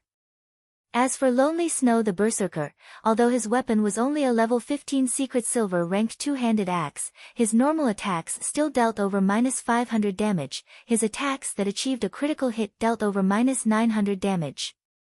However, when compared to an assassin, his attack rate was much lower. In regard to the damage output of the 8 great experts of Zero Wing, the newly joined 5 demon generals and the 4 experts from Green Leaf Workshop had long since grown numb of it. Not to mention, the power the experts of Zero Wing showed right now was only the tip of the iceberg. Just as Aqua Rose and Icy Fruit were getting over their shock, Shifeng's damage once again blew their minds away.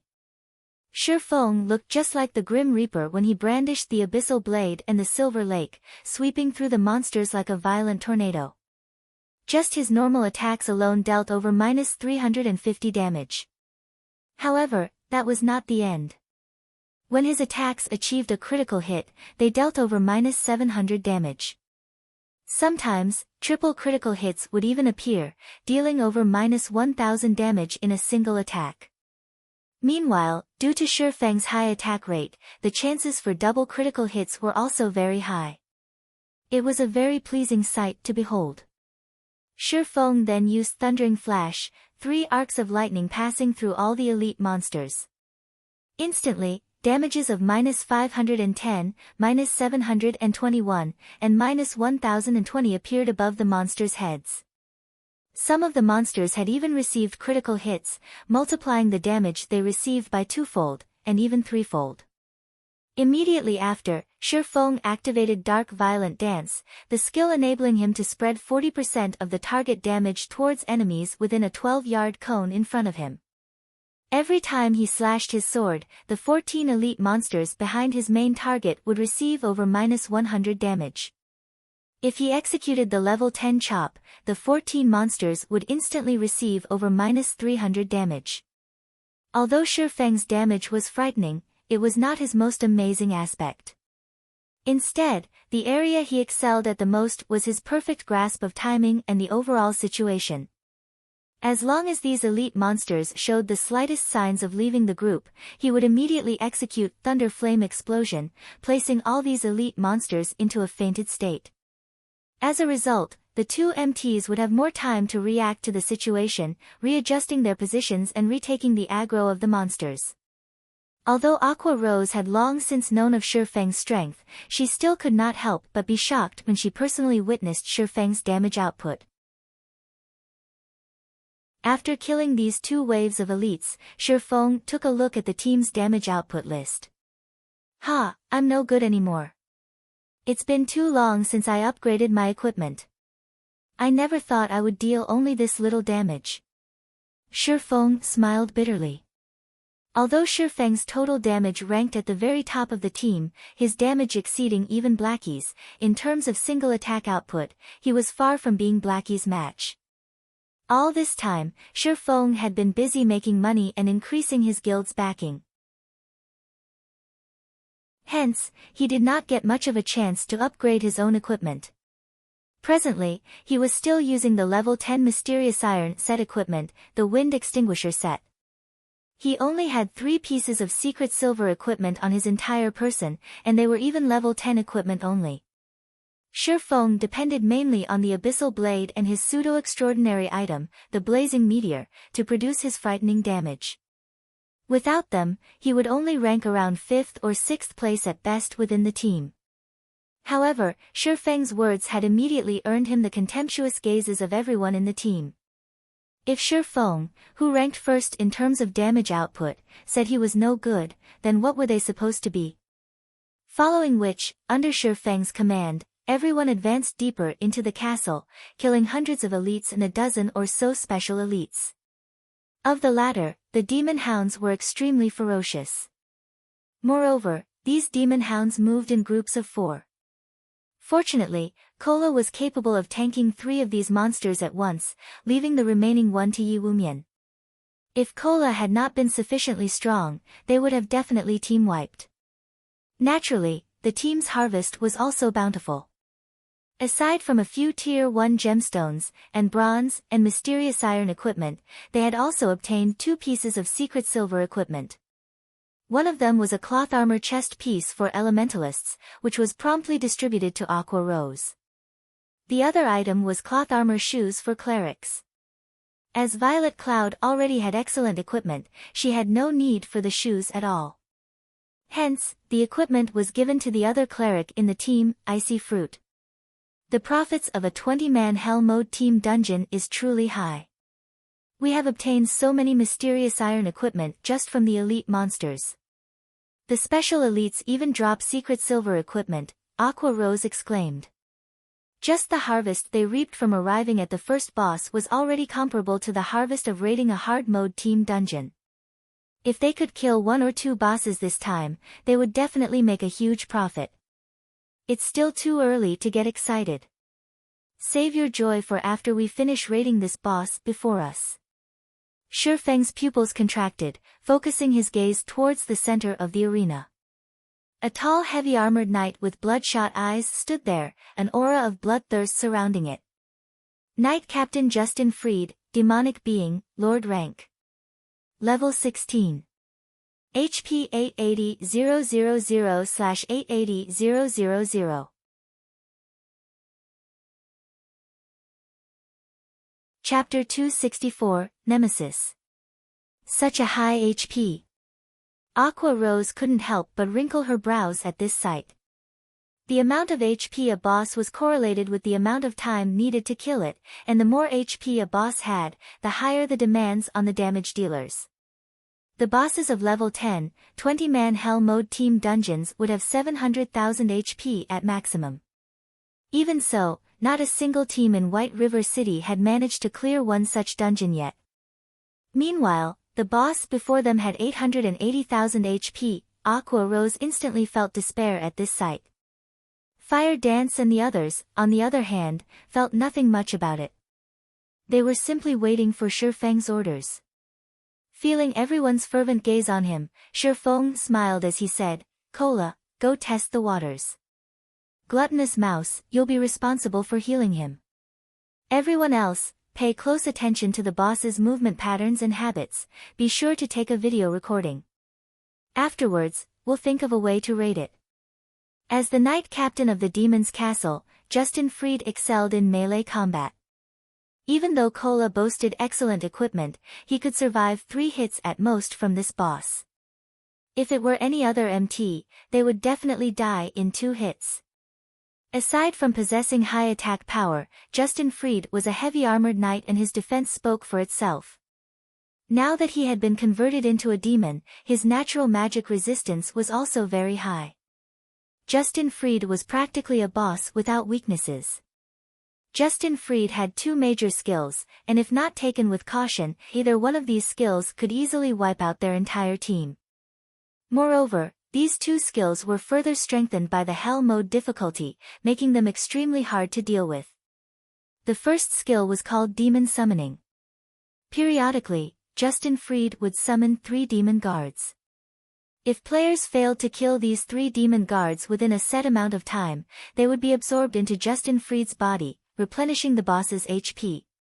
In the hard mode difficulty of the dungeon, each demon guard would heal Justin Freed of 3% of his maximum HP, while in hell mode, that percentage was increased to 5%. Hence, players needed to kill these demon guards no matter what. The second skill was called Death Blow. When using this skill, Justin Freed would randomly mark a player and throw a spear at them, dealing large amounts of damage. Players struck by this spear would also have their movement speed reduced by 60%, and defense reduced by 100%. Justin Freed would then charge towards this marked player. During this charge, players had to avoid standing between Justin Freed and the marked player.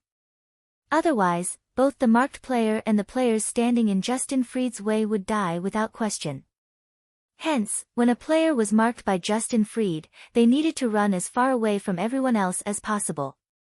The marked player would be fine as long as they could survive Justin Freed's onslaught for 10 seconds. Just these 2 skills alone would already cause many challengers to despair. However, Justin Freed also possessed multiple other minor skills, although those would not be a huge problem if players made sure to dodge them. After Cola and Gluttonous Mouse battled with the boss a few times, everyone fully understood just how amazing Justin Freed was. If struck by Justin Freed's greatsword, even a powerful tank like Cola would lose over 1,400 HP. It would take Justin Freed only 2 attacks to finish off anyone else within the team. Moreover, Justin Freed had a very high attack speed, he had no problems brandishing his greatsword twice in 1 second. If they wished to successfully clear this boss, they needed to cooperate with each other properly. Not only did the MTs have to know when to dodge Justin Fried's attacks, the other melee classes also needed to know how to interrupt the boss's attack pattern. Start the raid. After Shifeng finished giving out his instructions, everyone went to their assigned positions, making a perfect encirclement around Justin Fried. Once ready, Kola immediately rushed towards Justin Fried, while Yi Wumian waited at one side for the appearance of the 3 demon guards. Compared to attacking an elite monster, the damage Kola dealt to Justin Fried was much lower. His normal attacks only dealt slightly more than -100 damage to the boss. After Kola solidified his aggro of the boss, everyone else promptly barraged Justin Fried with attacks. However, the team quickly discovered a crucial matter: Justin Fried's defense was seriously too high. During the trial runs, Kola had been the only one attacking. Hence, everyone had not really noticed how high Justin Fried's defense was. Take Lonely Snow for example. As a berserker, every time he struck Justin Fried's back with his two-handed axe, he could only deal slightly more than -200 damage. Even after using armor break on the boss, his damage only barely reached -300. As for the newcomers, the damage they dealt was far less. His defense is too high. Even with her most powerful spells, Aqua Rose only managed to deal around -500 damage to the boss. Shadow Burst. Blackie didn't dare hold back, immediately using the new skill he received for clearing the 4-color trial. 5 black streaks of light immediately shot out from his staff, landed on Justin Fried's back, and exploded. Damages of -736, -741, -726, -732, -738 appeared above Justin Fried's head. Shifeng was also slashing madly at Justin Fried's back. However, the damage he dealt was far lower than Blackie's. Each of his basic attacks only dealt over -100 damage. However, this damage was further increased when Shifeng triggered one of the Abyssal Blade's effects, inflicting the Doom Curse on the boss. There was also the damage amplification effect from Thundering Flash. As Justin Fried was a Hell Mode boss, both the Abyssal Blade's Doom Curse and the effect of Thundering Flash were greatly weakened. Overall, the 2 debuffs had weakened Justin Fried by 15%. Simultaneously, Shifeng swapped out his Might of 1,000 title for his Demon Hunter title, further weakening Justin Fried. Now, Justin Fried only possessed 80% of his original strength. This result undeniably reduced the burden placed on everyone in the team. Guild Leader, the additional passive skill of your weapon and also the effect of your title are simply too amazing. Thanks to you, the difficulty of this boss has been forcefully brought down a notch. Kola said with a smile. Undeniably, he was the person who profited the most from these debuffs. Aqua Rose's eyes glowed with joy as well when she witnessed this scene. Thanks to Shifeng's skills and title, they now had hope of defeating this boss. It seems that I, too, should get more of such titles in the future. It would make boss raids a lot easier. Aqua Rose looked at Shifeng's title in envy. However, she knew it would be very difficult to obtain such a title. Aqua Rose made a note to herself to ask Shifeng how she, too, could obtain such a title when they left this dungeon. When Justin Fried's HP fell to 90%, Shifeng immediately shouted through the team chat, "Yi Wumian, get ready to aggro the monsters. Everyone, focus fire on the spawns the moment they appear. Fire dance and I will help Kola cope with the boss. Damnable trespassers. Guards. Get rid of them." Justin Fried bellowed. Suddenly, 3 demon guards ran in from outside the arena. Every one of these demon guards were elite monsters. Moreover, each of them possessed 40,000 HP. Fortunately, the demon guards had much lower defense compared to the boss. The team took no time at all to finish all 3, especially when they had a powerhouse like Blackie. Everyone then returned their focus to the boss. During the entire battle, Shifeng did not get many chances to deal damage. Possibly due to there being many more people attacking him, Justin Fried's attack pattern right now was slightly different from when only Cola and Gluttonous Mouse were raiding him. The boss could always accurately force Cola into a corner whenever he brandished his greatsword, preventing Cola from effectively dodging his attacks. To make matters worse, aside from Shifeng, nobody else in the team could accurately find a way to interrupt the boss's attack rhythm. Although Fire Dance managed to react to the situation and find a suitable location to attack, due to her low strength as an assassin, she failed to interrupt Justin Fried's attack. Hence, Shifeng had no choice but to focus all his attention on interrupting the boss's attacks. Otherwise, if Cola were to make a mistake and eat any of the boss's minor skills, he would definitely lose his life because the healers would not be able to keep up with their healing. Concurrently, Cola's death would also mean everyone else's death. When Justin Fried's HP fell to 78%, he finally used Death Blow in a fit of rage. Meanwhile, the target of this skill was none other than Shifeng. Shifeng's first reaction to the activation of this skill was to turn tail and run. After being marked by this skill, unless players activated skills that provided invincibility, they would unquestionably die when Justin Fried closed in on them. Justin Fried retrieved a silver spear and abruptly threw it at Shifeng. Instantly, a silver flash streaked across the sky and flew at Shifeng, producing a boom as it broke the sound barrier. Players were unable to dodge this silver spear, so they could only try to block it. Hence, just as the spear was about to reach him, Shifeng immediately spun his body around and activated parry.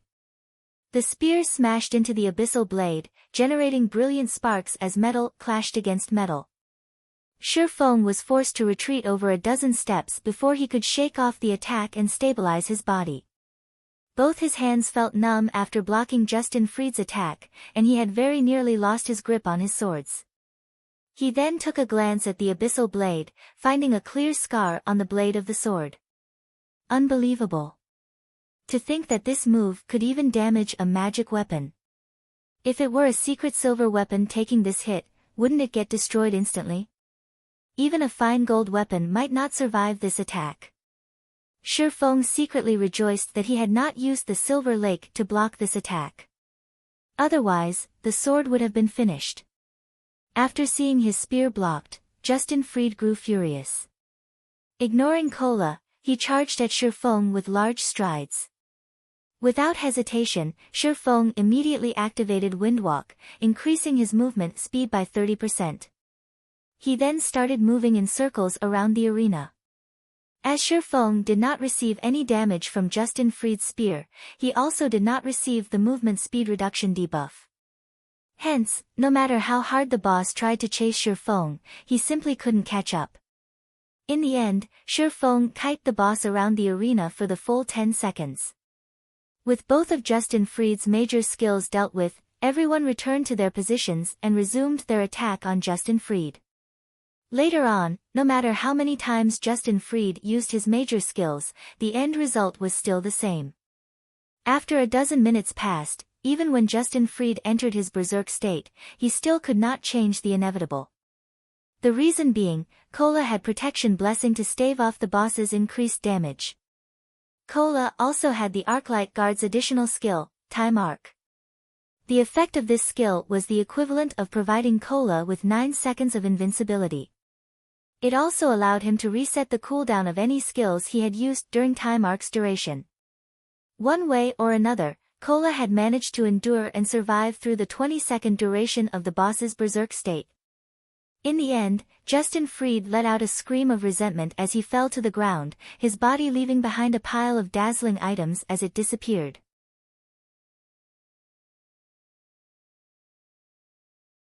Chapter 265, Dark Knight Gaia.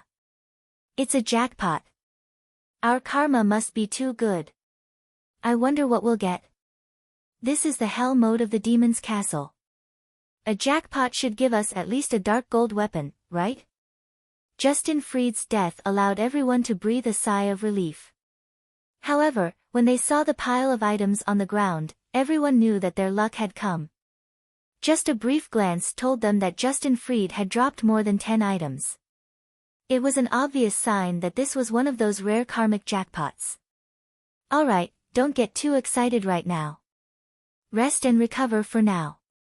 Shi Feng simply smiled when he looked at his teammates' excitement. However, he knew that the jackpot this time around was no coincidence. Others might not know this, but the Demon's Castle was actually the hardest dungeon out of all the level 15, 20-man team dungeons, although everyone believed that it was simply a 20-man dungeon with above-average difficulty. In the past, countless guilds had suffered team wipe after team wipe in order to raid the Demon's Castle. According to Shi Feng's understanding, the bosses of every Hell Mode team dungeon that possessed the highest difficulty out of all Hell Mode team dungeons of the same level would always yield a jackpot when it was being raided for the first time. This was a reward by the system for pioneering the team dungeon with the highest difficulty. While Shi Feng was counting up the loot from Justin Freed, a group of players revived at the entrance of the Demon's Castle. Boss, that Justin Freed's defense and attack are simply too high. Compared to a level 10 dungeon, the Demon's Castle is far more difficult. Moreover, this is only the normal mode dungeon. Even a powerful MT like yourself could not survive 3 hits from the first boss. I don't think there's any way we can raid this dungeon right now, a druid said. It seems that 2 MTs are required for this boss, to share the damage. We can just let a ranger kite the 3 summon monsters. After experiencing a battle with Justin Freed, Werewolf fully realized just how powerful the boss was. Every time Justin Freed attacked, Werewolf would be forced into a corner and prevented from dodging. He had no choice but to take the full brunt of the boss's attack. If he only had to endure Justin Freed's basic attacks, Werewolf was confident he could make do with the heals he received. However, one of Justin Freed's minor skills, Thousand Sweep, dealt at least -1000 damage to all targets within an 8-yard radius. Meanwhile, the activation time for this skill was practically instantaneous, so Werewolf had no chance at dodging it. When Werewolf ate this minor skill in addition to a basic attack, he would instantly lose at least 2000 HP. Only with all 4 healers in the team focusing their heals on him could they barely manage to get his HP back up to a safe level before Justin Freed's next attack connected. However, shortly after, the boss summoned 3 demon guards. Once the healers spread their focus to the other members of the team, Werewolf was promptly slain by Justin Freed. The end result? A team wipe. As Werewolf's team was about to enter the Demon's Castle for the second time, Shi Feng had already started distributing the loot. The jackpot this time had yielded 11 weapons and equipment in total. There were also quite a number of magic crystals and precious materials. Among the weapons and equipment dropped were 3 secret silver equipment, leg guards for rangers, a hat for druids, and shoulder guards for summoners. As this was a guild-only team, and also a pioneer raid, the distribution of items this time was not done using the contribution auction method. Instead, Shi Feng assigned the items to specific players while placing priority on increasing the overall battle prowess of the team. Meanwhile, fine gold ranked weapons and equipment numbered the most. There was a total of 6 of such items dropped by Justin Freed. The attributes of these items spoke for themselves. The items dropped from the Hell Mode of the Demon's Castle were all of the finest quality. Lonely Snow received a level 15 fine gold ranked great axe, while Cola received a level 15 fine gold ranked short sword. Meanwhile, the secret silver weapons the 2 previously used were passed on to their teammates. The remaining 4 items were fine gold equipment, shoes for swordsmen, arm guards for cursemancers, a chest piece for oracles, and a chest piece for elementalists. Shi Feng kept the shoes for swordsmen for himself, exchanging it with his level 10 mysterious iron ranked boots. Triumph boots, shoes, plate armor, fine gold rank. Level 15. Defense plus 184. Strength plus 17, agility plus 20, endurance plus 12. Movement speed plus 5. Restricted to swordsmen. Additional passive skill dash. Light-footed, increases movement speed by 5%.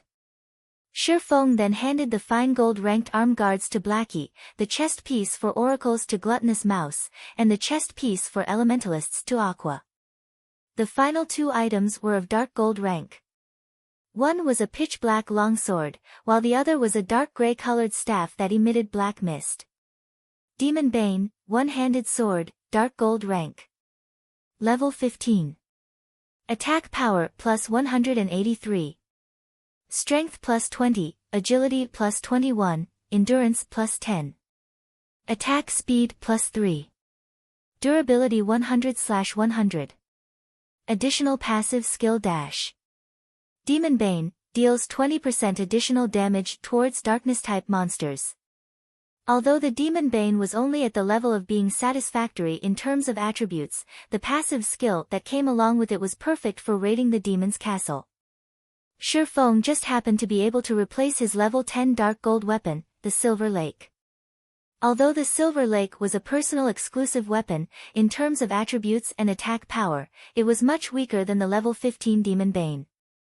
The reason being, there would be a huge increase in the performance of weapons and equipment every 5 levels. Moreover, when taking into consideration the convenience of the upcoming battles, Feng had even more reason to exchange the Silver Lake for the Demon Bane. As for the dark gold ranked staff, it was also of extremely good quality. Black Mist Staff, 2-handed staff, dark gold rank. Level 15. Equipment requirement, Strength 40, Intelligence 60. Attack power plus 154. Intelligence plus 42, Vitality plus 28, Endurance plus 33. Chanting speed plus 6. Durability 100/100. Elemental spell damage increased by 10%. Elemental spells have 18% chance to achieve a critical hit. Ignore levels plus 3. Cast range plus 2. Elemental spell levels plus 1. Restricted to Elementalist. Wow! The attributes on this staff are insane. It's practically tailored for Elementalists. Even though Blackie already had an epic ranked staff, he still couldn't help but exclaim when he saw the attributes on this staff. The eyes of the 2 Elementalists in the team immediately glowed upon seeing the attributes of this staff. This staff will go to Aqua. Feng handed the staff over to Aqua Rose without hesitation. Although Taciturn Goose, who was one of the newly recruited 5 demon generals, was also an elementalist, Aqua Rose was the vice leader of the guild. It would not look well if the vice leader of the guild continued using only a secret silver ranked staff. Moreover, Aqua Rose's techniques and strength was far above Taciturn Goose's, and she would be able to display the staff's true power better. For me. Although Aqua Rose indeed liked this Black Mist staff very much, she had only recently joined the guild. She would feel very awkward if she were to receive such an amazing staff so quickly. Take it. You're the vice leader of our guild. We can't have other guilds looking down on Zero Wing now, can we? Feng said, a grin on his face. That's right, vice leader. Our guild is acknowledged as one of the 6 major guilds right now. If the other guilds were to find out that our vice leader was still using a secret silver ranked staff, they would definitely make fun of us. Blackie said. Alright, then. I'll take it. Aqua Rose felt that their words were logical. As one of the top management of the guild, every action she took affected the guild's reputation. If others were to discover her poor quality equipment, although they might not outright slander them with insults, they would definitely look down on Zero Wing. It would make others think that Zero Wing was not as good as it seemed to be. After equipping this exquisite staff, Aqua Rose suddenly felt the responsibilities placed upon her shoulders growing heavier. Following which, after everyone was rested, they resumed advancing towards the heart of the demon's castle. Due to the jackpot from Justin Freed, the team's overall strength was greatly increased. They had a much easier time now when they fought against the elites and special elites, and very quickly, they arrived at the main hall of the demon's castle. The final boss, the Dark Knight Gaia, sat high above on the throne inside the hall. The moment everyone set foot inside the hall, the atmosphere of the room suddenly changed, and even the air started feeling heavy. Everyone in the team sucked in a mouthful of cold breath at the scene inside the hall. This is a joke, right? Blackie looked at the throne in the distance, his mouth gaping wide open in shock. What is going on here? Why are there two more bosses with Dark Knight Gaia? Astonished, Shifeng stared at the two beauties standing beside the throne. The two beauties had a pair of pitch-black wings on their backs, and both of them were giving off an imposing aura that was no weaker than Dark Knight Gaia's.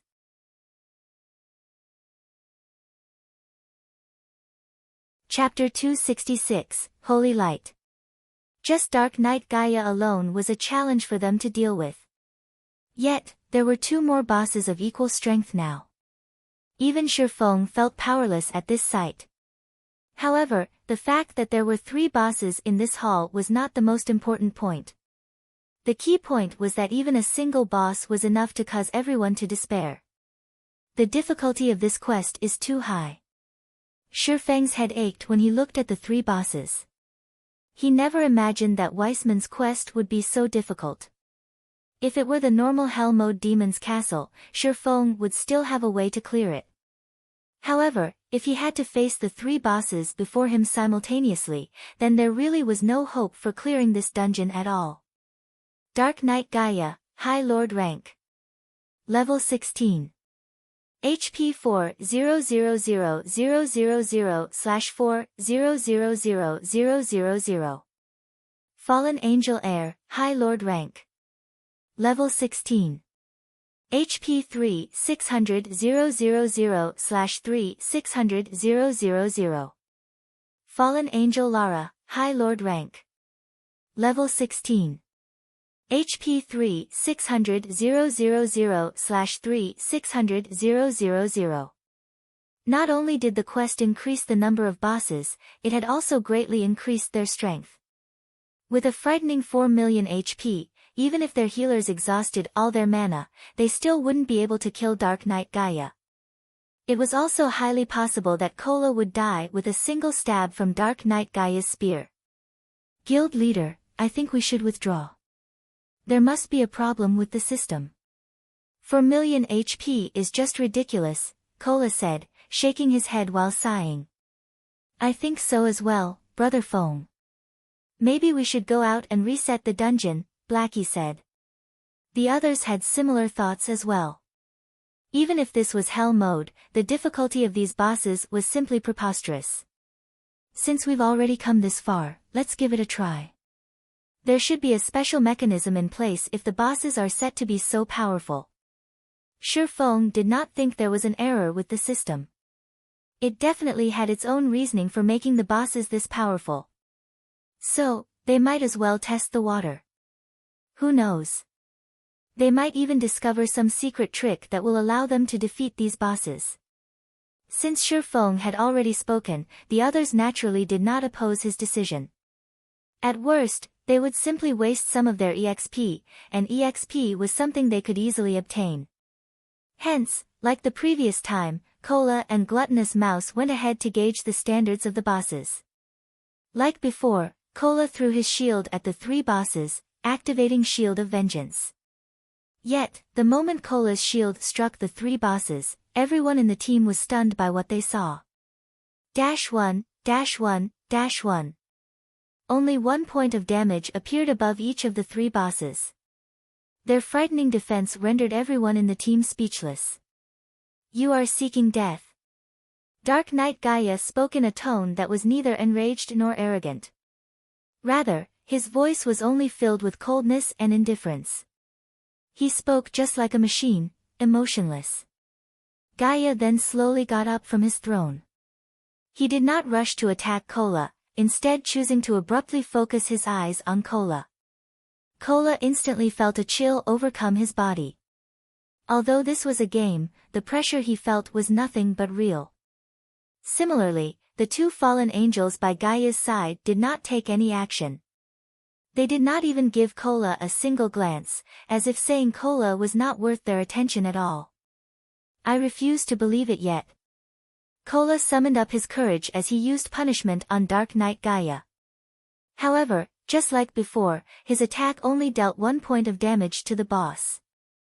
Everyone cringed at this result. This time, Dark Knight Gaia finally retaliated against Kola's attack. Gaia casually retrieved a spear from his side, aimed it at Kola, and threw it. Before anyone could react, a flash of light pierced through Kola's chest, followed by a sonic boom reverberating throughout the hall. The attack caused over -2,900 damage to Kola, leaving him with only several hundred HP remaining. This casual attack had nearly taken Kola's pitiful life.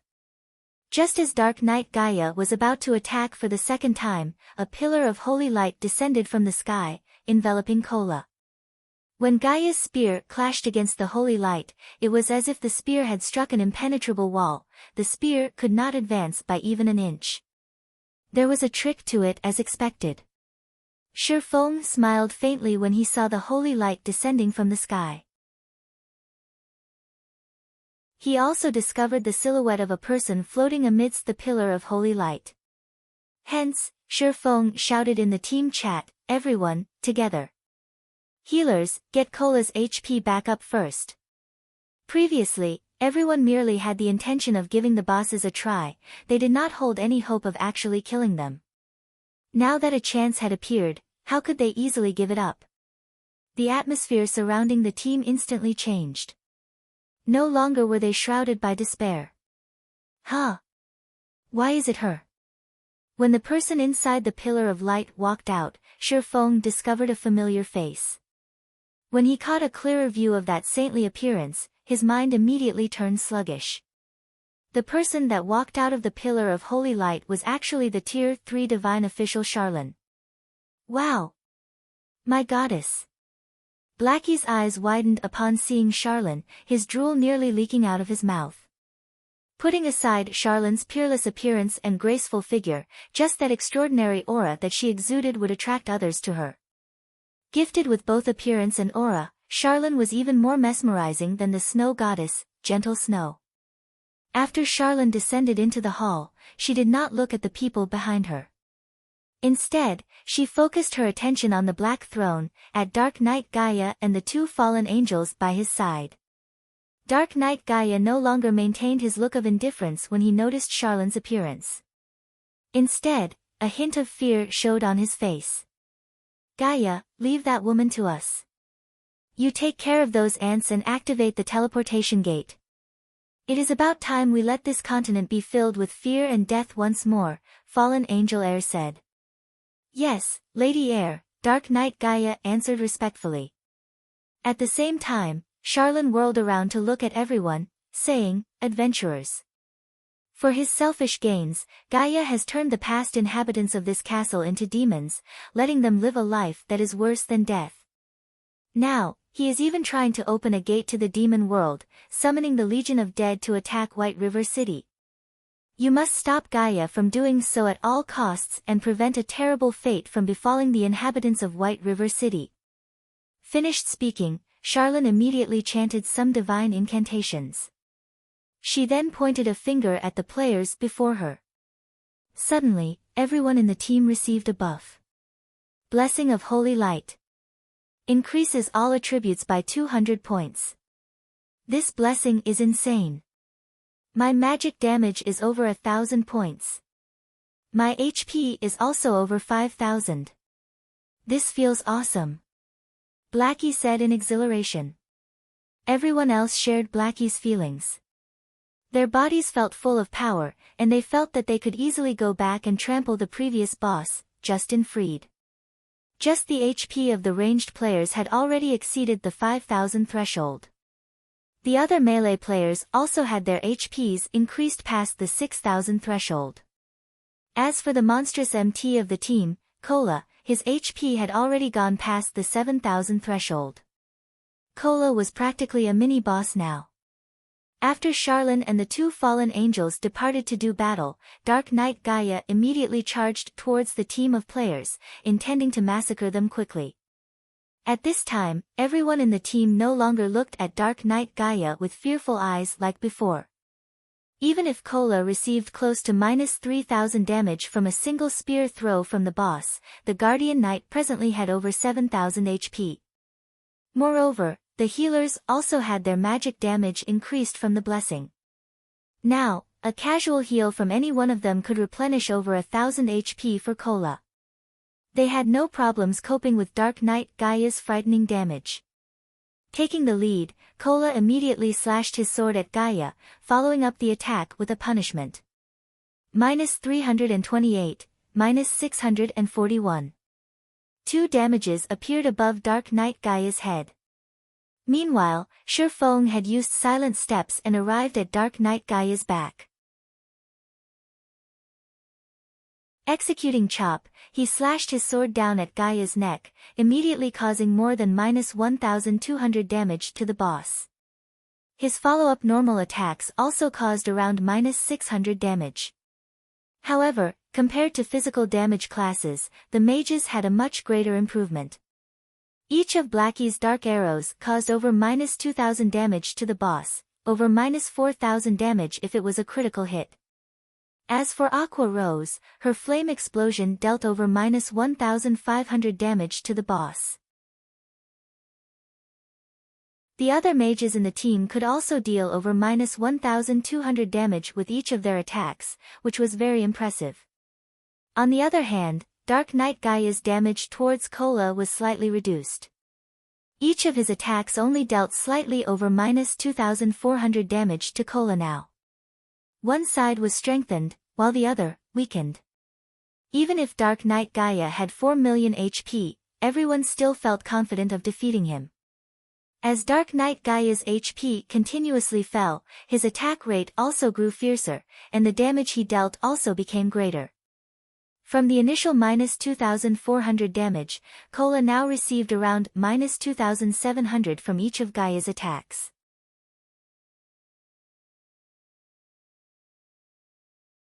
Chapter 267, Legendary Power. This won't do. The damage we're dealing is still too low. If this keeps up, we will definitely be the ones to die. After several exchanges with Dark Knight Gaia, Shi Feng had already deduced the most likely ending of this raid. His mind immediately started churning for a solution to this problem. When Dark Knight Gaia's HP fell to 70%, everyone else detected that something was wrong. The spear Gaia brandished was like a python, containing both power and agility. Gaia had a more relaxed time responding to everyone's attacks now, successfully blocking and rendering many of the attacks sent at him ineffective.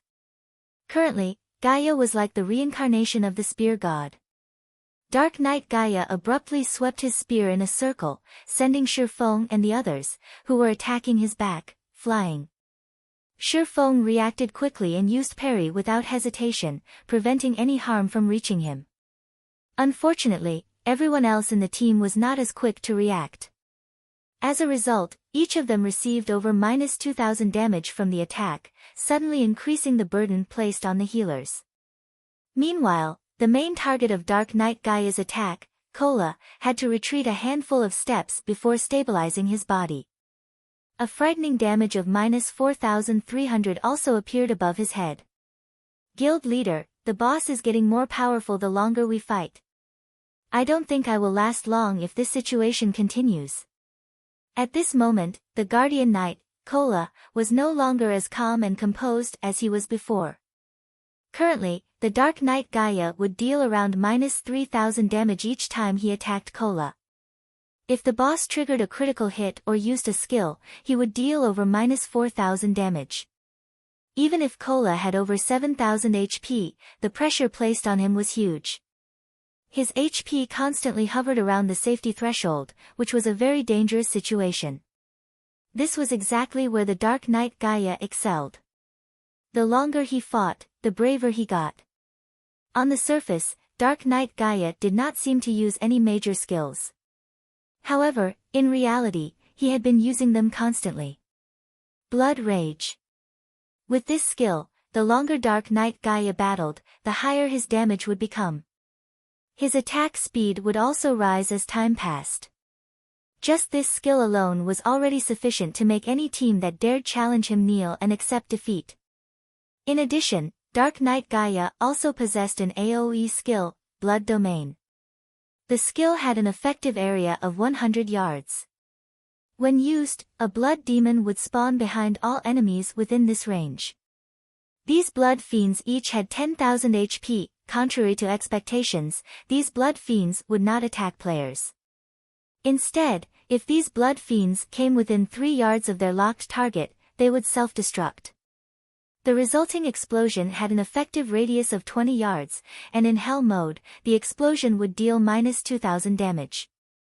However, due to Shifeng's quest, the current boss the team faced was an enhanced version of the Hell mode Dark Knight Gaia. Hence, Shifeng did not know how much damage the blood fiends would deal if they exploded, it was bound to be more than -2,000 damage.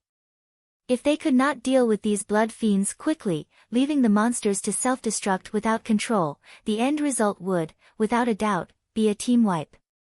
Yet, if everyone were to run around the hall while having the blood fiends chase after them, it would disrupt the team's formation. Any mistake made during this confusion would easily lead to a team wipe.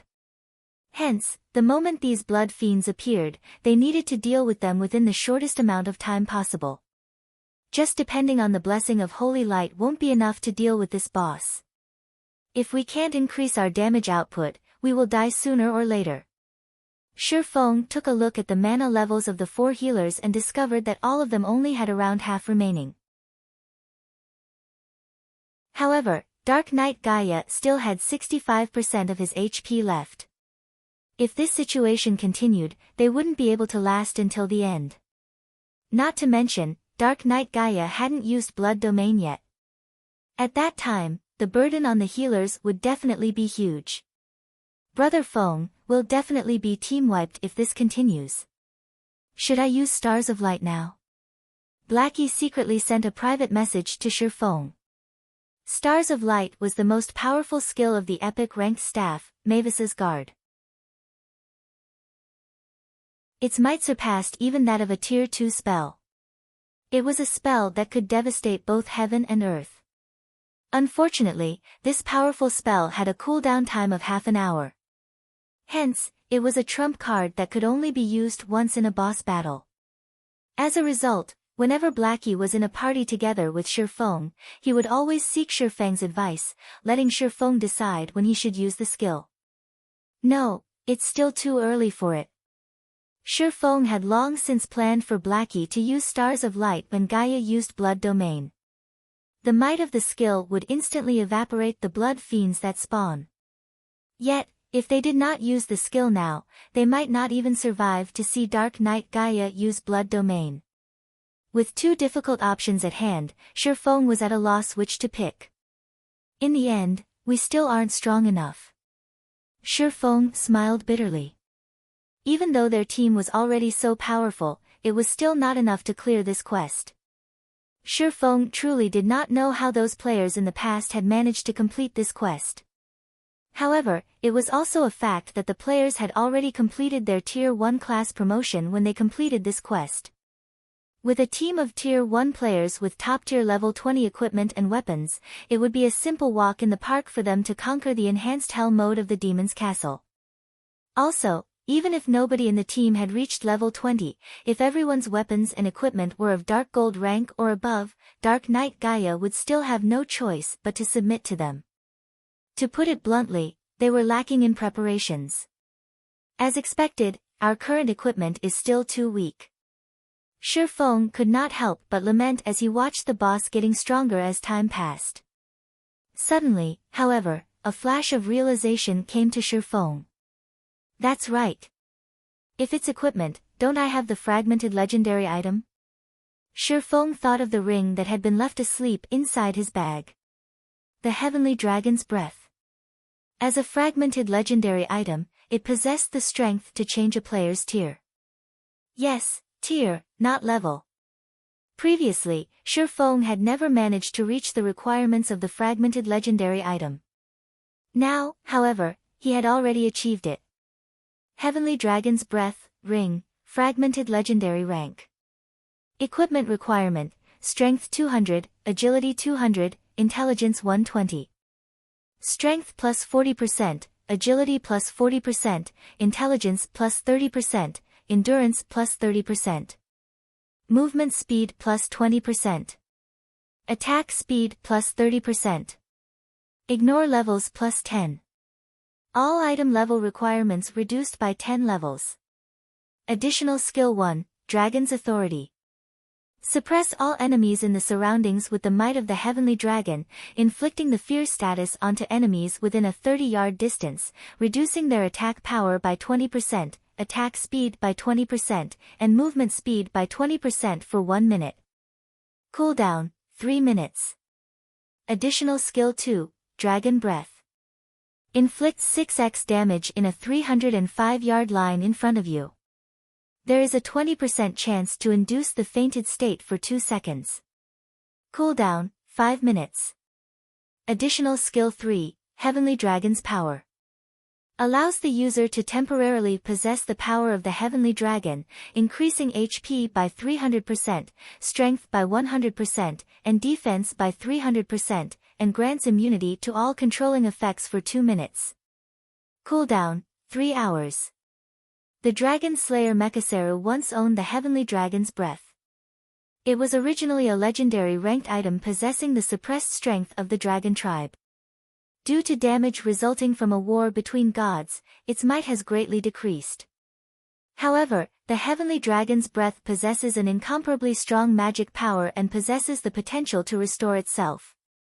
Its past glory may be restored with 3 magic stars and 1 dragon's heart. Current restoration, 0/4. Blessing of Holy Light. Increases all attributes by 200 points. This blessing had allowed Shifeng to instantly surpass the daunting requirement of having 120 intelligence.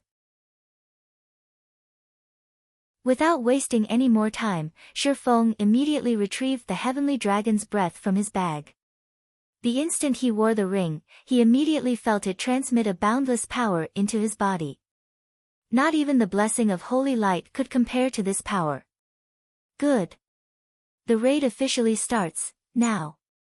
Shifeng looked at the silver dragon-shaped ring on his finger, a smile on his face. Whether it was his past life or his present life, this was the very first time he was feeling the strength of a legendary item, even if it was only a fragment. He then shifted his gaze towards Dark Knight Gaia, his eyes abruptly focusing. Dragon's Authority. Instantly, everyone felt Shifeng's transformation. They could feel the might of an ancient dragon coming off him, and even their souls quivered in the face of this power. Meanwhile, as if stuck in a deep quagmire, Dark Knight Gaia's movements turned sluggish. Gaia's attack power was greatly reduced as well, letting Kola gain a breather. Kola no longer felt overwhelmed by Gaia's attacks, and he could even dodge the boss's attacks now. It wasn't just limited to Kola. Everyone else started attacking with greater efficiency as well. Originally, they were on the verge of being team-wiped. Yet, the situation suddenly had a huge change. It was simply unbelievable. What happened? Aqua Rose was shocked.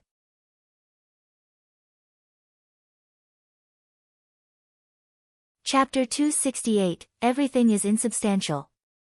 Although everyone was shocked by Dark Knight Gaia's weakening, they were even more shocked by the person who activated Dragon's Authority, Shifeng. Currently, raging winds surrounded Shifeng's body, swirling in all directions and creating a dazzling sight. Shifeng had now become the focus of this hall. When Shifeng took a step forward, his body instantly disappeared and reappeared in front of Dark Knight Gaia. Brandishing both the Abyssal Blade and the Demon Bane, Shifeng sent over a dozen slashes at the boss, the afterimages of his swords creating an impression of a lotus flower. Due to the Heavenly Dragon's Breath, Shifeng's attributes were greatly increased once more. Currently, his strength had already exceeded 500 points, while his attack was well over 1,200 points.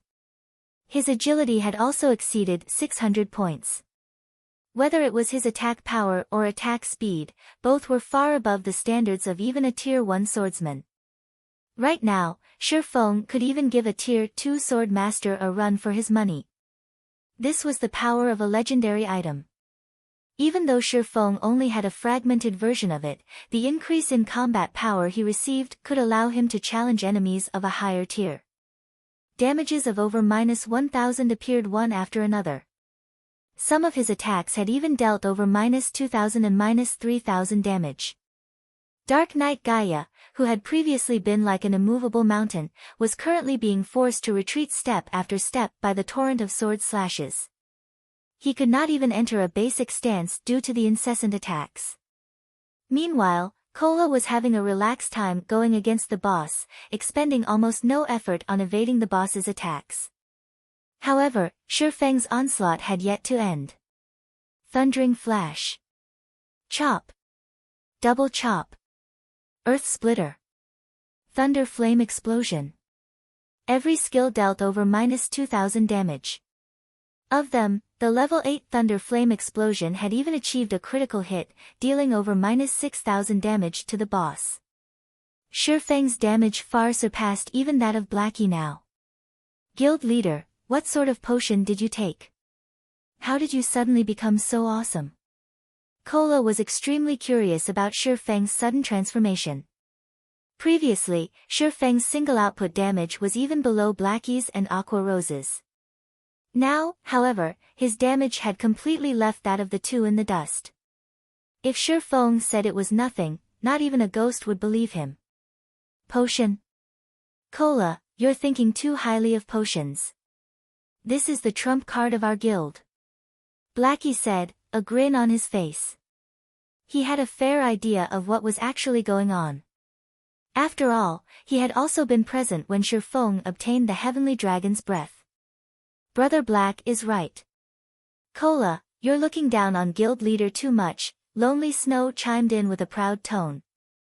The matter of the fragmented legendary item had always been a secret between the three of them. Shifeng had previously told them not to leak any information about it, so nobody else, other than them, knew about it.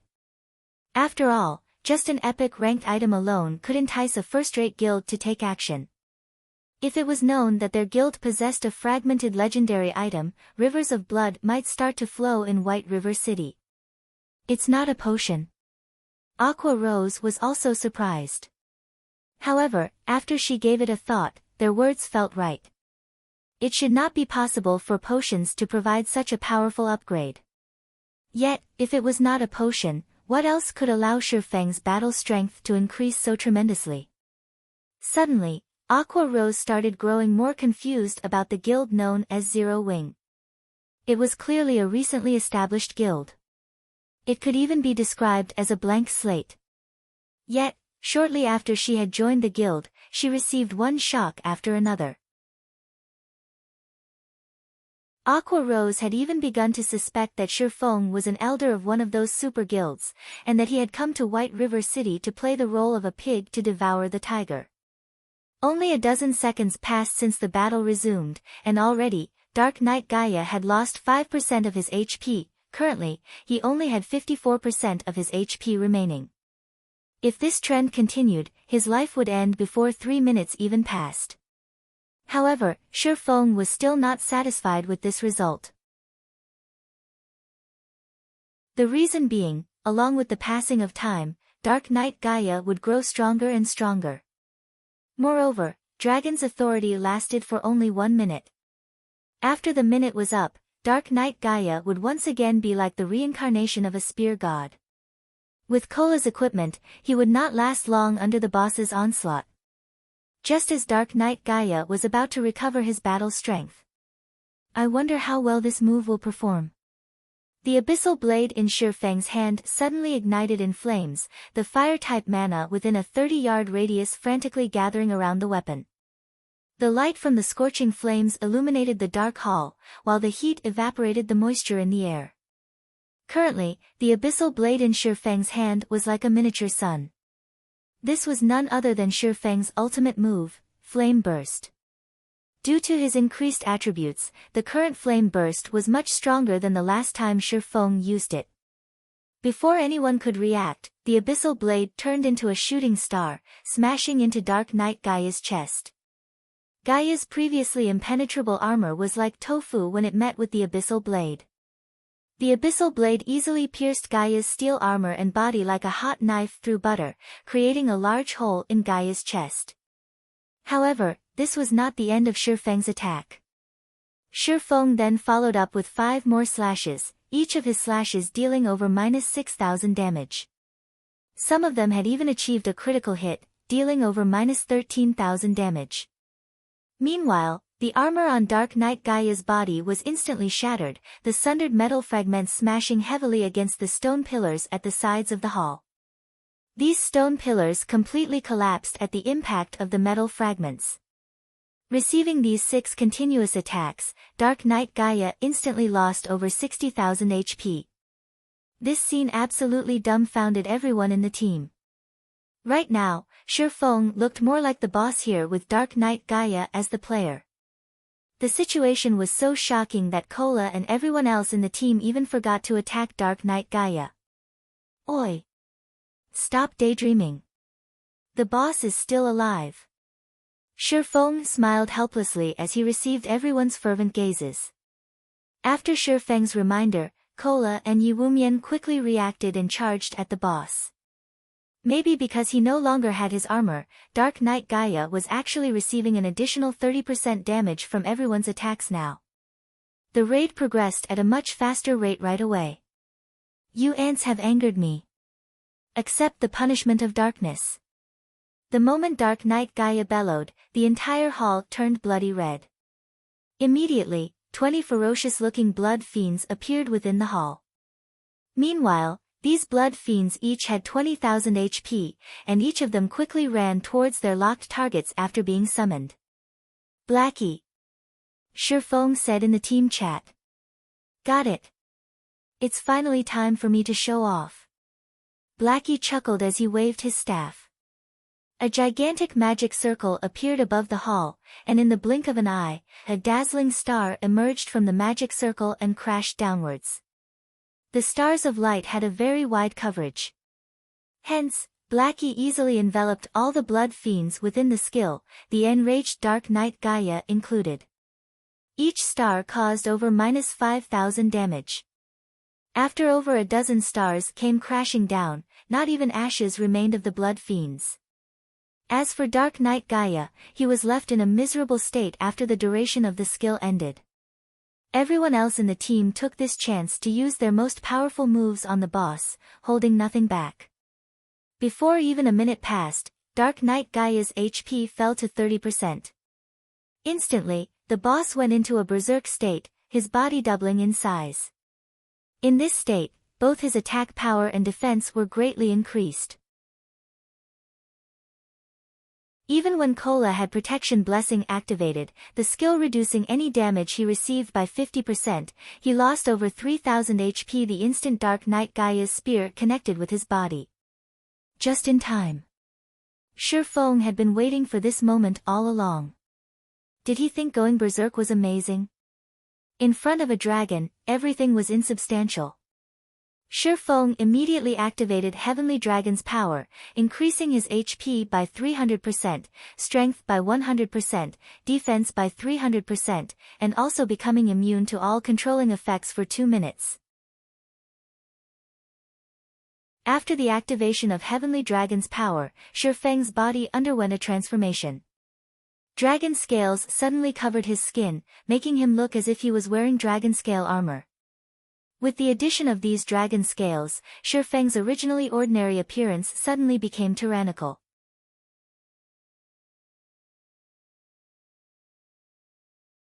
Chapter 269, Violent Conclusion. Originally, everyone was still worried about how they should deal with the berserk boss. However, Shifeng's shocking transformation immediately attracted their attention. Leaving aside Shifeng's new handsome and gorgeous appearance, just by standing there, he was already giving off an insurmountable pressure. This was no longer an oppression due to strength.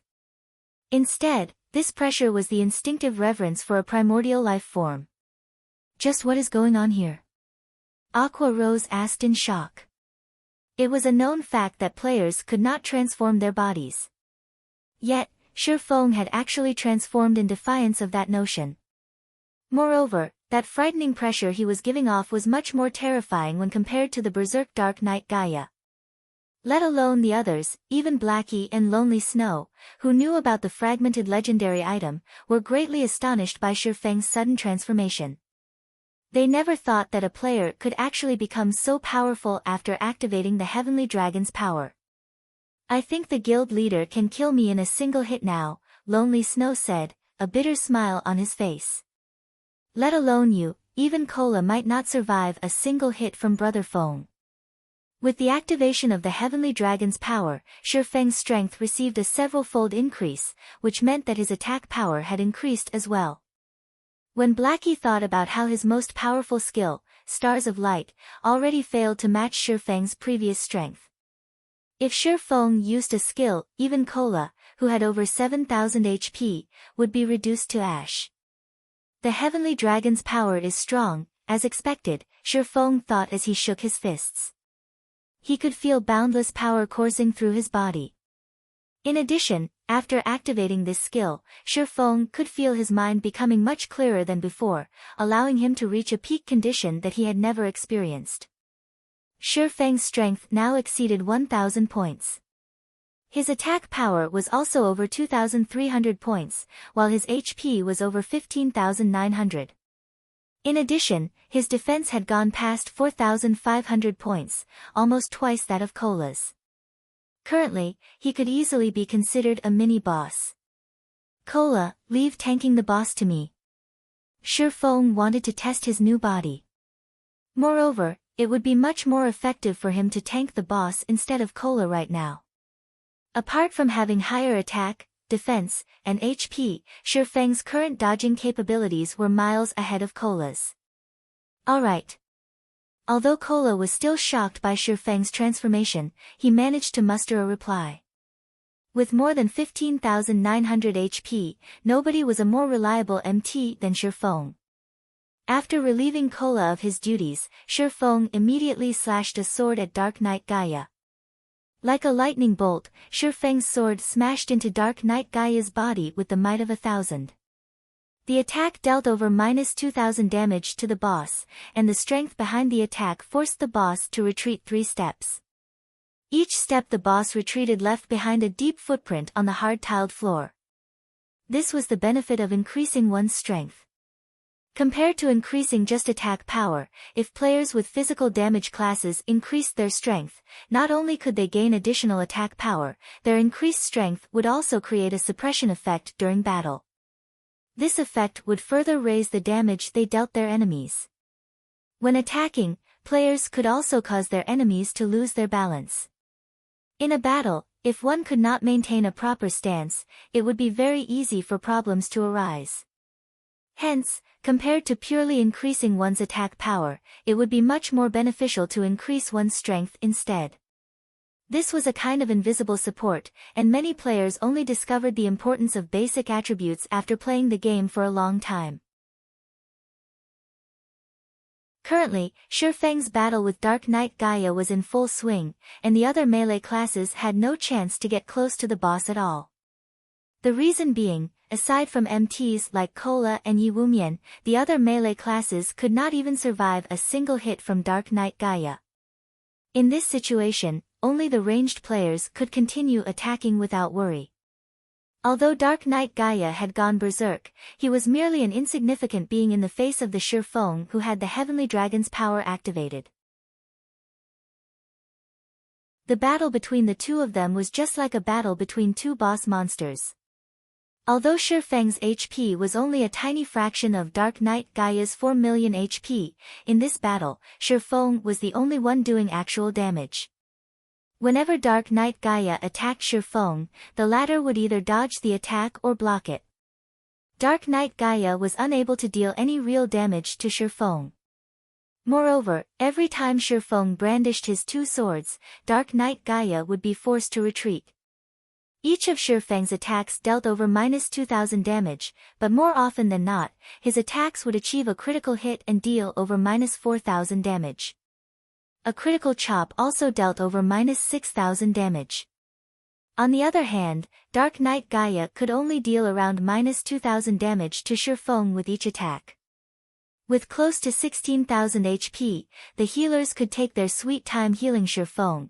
They had no need to fear stealing the aggro of the boss at all. As a tank, Shifeng was currently far stronger than the guild's number 1 MT, Cola. After the 30-second berserk period was over, Dark Knight Gaia's body shrank back to its original size. Even though he still had blood rage in effect, he no longer possessed the previous ferocity he had possessed in his berserk state. Meanwhile, the Heavenly Dragon's power had a duration of 2 minutes. There were still 90 seconds left before Shifeng's transformation ended. Without the berserk effect, Dark Knight Gaia was like a venomous snake that lost its fangs. He could only receive a one-sided beating from Shifeng now. Whenever Shifeng slashed his sword, Dark Knight Gaia would have to retreat a handful of steps. The gap between the two of them simply rendered one speechless. "Throw in everything you've got. We need to end the battle as quick as possible," Shifeng said in the team chat. Upon Shifeng's reminder, the others who hadn't dared to approach the boss before immediately rushed up in a hurry. As a result, the damage rate to the boss instantly soared. When Dark Knight Gaia's HP fell to 15%, he used Blood Domain once more, summoning another group of Blood Fiends. However, unlike the first group of Blood Fiends, these newly summoned monsters each had 30,000 HP. As expected, even his skills have changed. Shifeng had been afraid of something like this happening, hence why he wanted to end the battle as quickly as possible. Since the quest had altered the rating difficulty of the dungeon, a change to the skills of the boss would naturally occur. Since there wasn't much of a change in Dark Knight Gaia's blood rage, then the only skill that remained was Blood Domain. "Everyone, gather in the center," Shifeng immediately shouted. When Blood Domain was previously used, the team had a wide-range AoE skill like the Stars of Light to depend on. However, they had no such skill that could quickly deal with all the Blood Fiends this time. Stars of Light had a 30-minute cooldown, so there was no way of using it for the second time in this battle. Hence, they could only hope to group up and concentrate their attacks on the monsters. Everyone in the team reacted fast. Before 3 seconds had passed, all of them were already standing together. Having the shape of a demonic beast, the blood-red monsters revealed malicious expressions upon being summoned. After locking on to their respective targets, the Blood Fiends let out frenzied roars as they charged forward. By the time the Blood Fiends started moving, Aqua Rose had already finished chanting an incantation. First, she summoned an ice wall to block off all the Blood Fiends from closing in on their group. The ice wall also placed an additional debuff on the Blood Fiends, slowing the monsters' movement speeds. Right after that, Aqua Rose shot an ice sphere at the group of monsters, reducing their movement speeds even further. With the successive use of these two skills, the group of Blood Fiends now moved as slow as snails. However, Aqua Rose was still not done with her spells. She then followed up with a third spell called Blizzard. Not only could this spell deal high amounts of damage, it also had a very good movement speed reduction effect. Without staying idle, the other ranged players started throwing out attacks at the monsters as well. Blackie had also taken this chance to use the most powerful AoE skill currently available to him: Hell Flame. Pillars of dark green flames shot up from the ground, repeatedly dealing over -2,000 damage to the group of Blood Fiends for 5 seconds. However, such an amount of damage was still not enough to deal with the Blood Fiends. Just as the Blood Fiends were about to close in on the team, Shifeng suddenly appeared in front of everyone, blocking the Blood Fiends' path of advance. "Die!" Shifeng bellowed at the group of Blood Fiends. Shifeng used Thundering Flash, causing damages of -3,125, -4,321, and -6,040, and also inflicting the damage amplification effect to all of these Blood Fiends. However, these monsters were still not dead. Next, Shifeng inhaled abruptly and executed Dragon Breath. Before anyone noticed, countless wind blades transformed into streaks of silver light, piercing through everything that stood in Shifeng's path. These blood fiends instantly turned into minced meat, and not even Dark Knight Gaia, who was charging at the team, was spared from this attack. Dark Knight Gaia was sent flying by the attack, and his body was embedded into the distant wall. However, an instant later, the wall behind him shattered, and Dark Knight Gaia was again sent flying for more than 10 yards. Dark Knight Gaia's body was filled with bloody injuries now. Meanwhile, Dark Knight Gaia had received over -15,000 damage from Dragon Breath. The amount of violence this skill displayed was far above Blackie's Hell Flame. Without the threat of Blood Domain, the battle continued for only 30 more seconds before Dark Knight Gaia died in the middle of the hall, letting out an agonized roar as his life faded away. Immediately, many people in the team leveled up. Shi Feng had also risen from level 17 to level 18. White River City Region System Announcement: Congratulations to Zero Wing for becoming the first team to conquer the Hell Mode Demon's Castle. All players within the team will be rewarded with 40 reputation points in White River City, 10 reputation points in Star Moon Kingdom, 300,000 EXP, and 10 silver coins. White River City Region System Announcement: Congratulations to Zero Wing for becoming the fastest team to conquer the Hell Mode Demon's Castle. All players within the team will be rewarded with 40 reputation points in White River City, 10 reputation points in Star Moon Kingdom, 300,000 EXP, and 1 Tier 2 gemstone of random attribute. System: Hell Mode Demon's Castle has been cleared for the first time. Loot increased by 100%.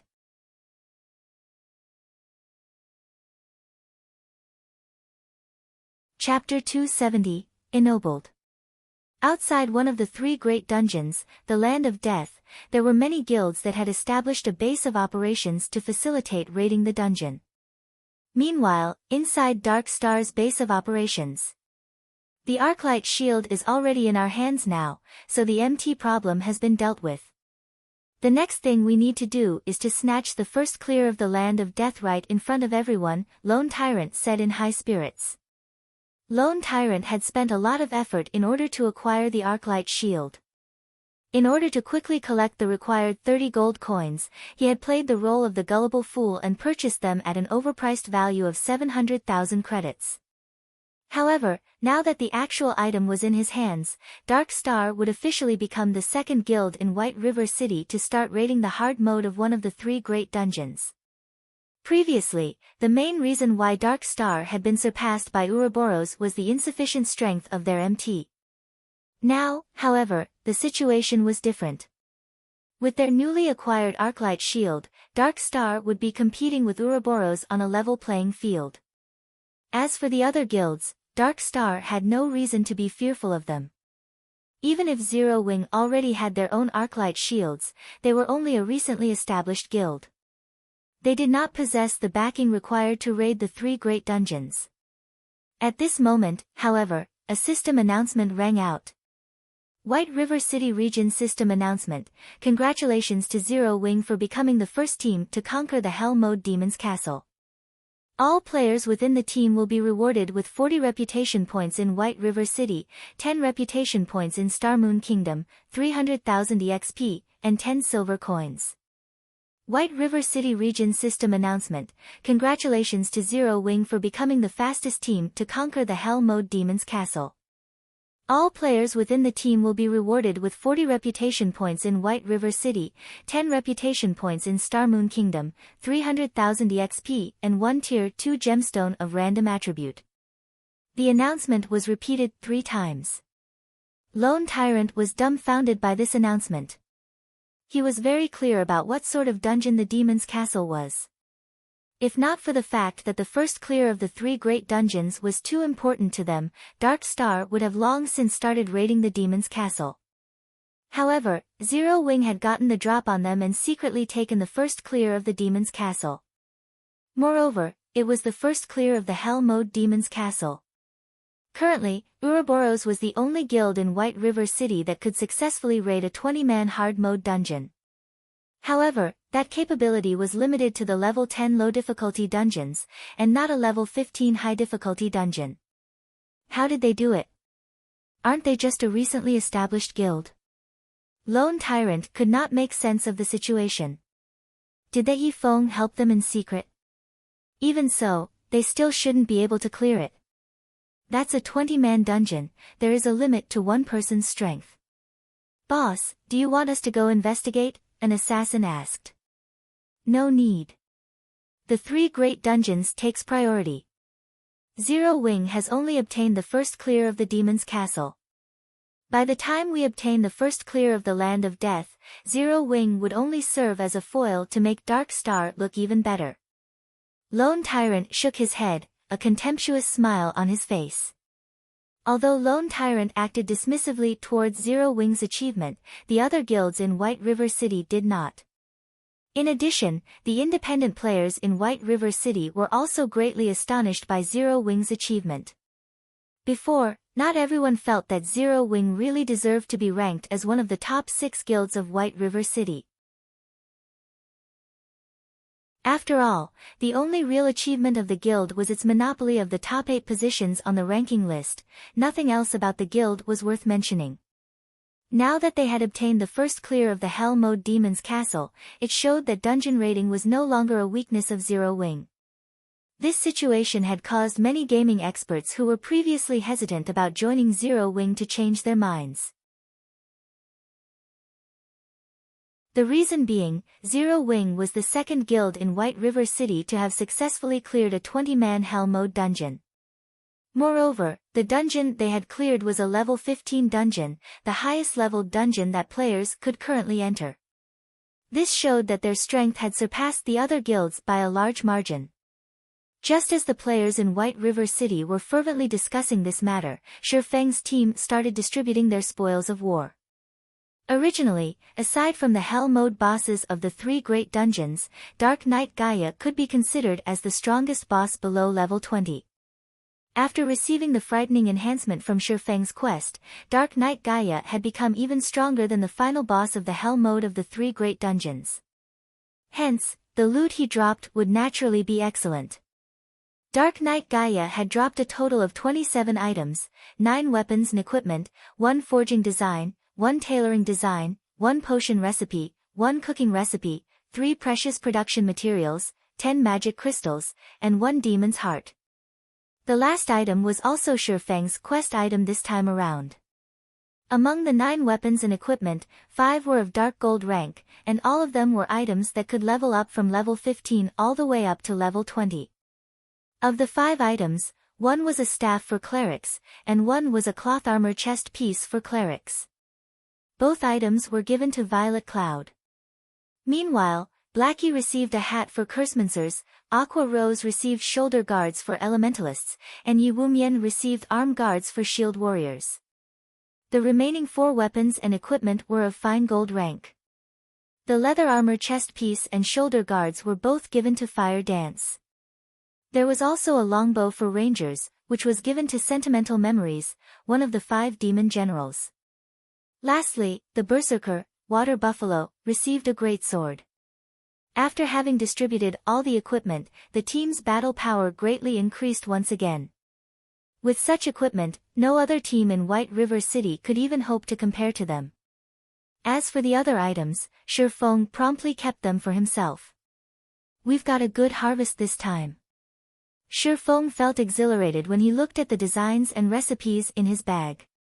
In the hands of others, these items would only be worth a small sum of money. In his hands, however, these items would be money-making machines. Most importantly, the forging design he obtained was meant to produce the gemstone buckle. This item could allow players to equip an additional gemstone onto equipment that were of bronze rank or above.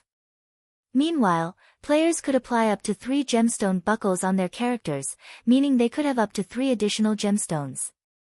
The value of this item was no less than the advanced whetstone. As for the other recipes and designs, they were relatively valuable as well.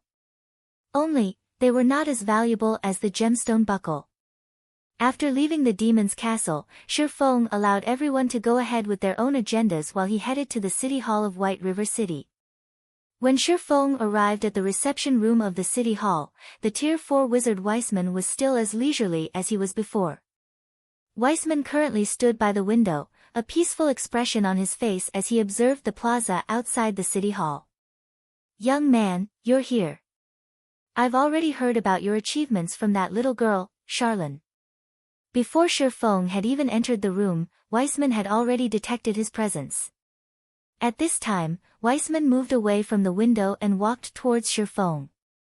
He then nodded his head, a smile on his face as he said, "Not bad.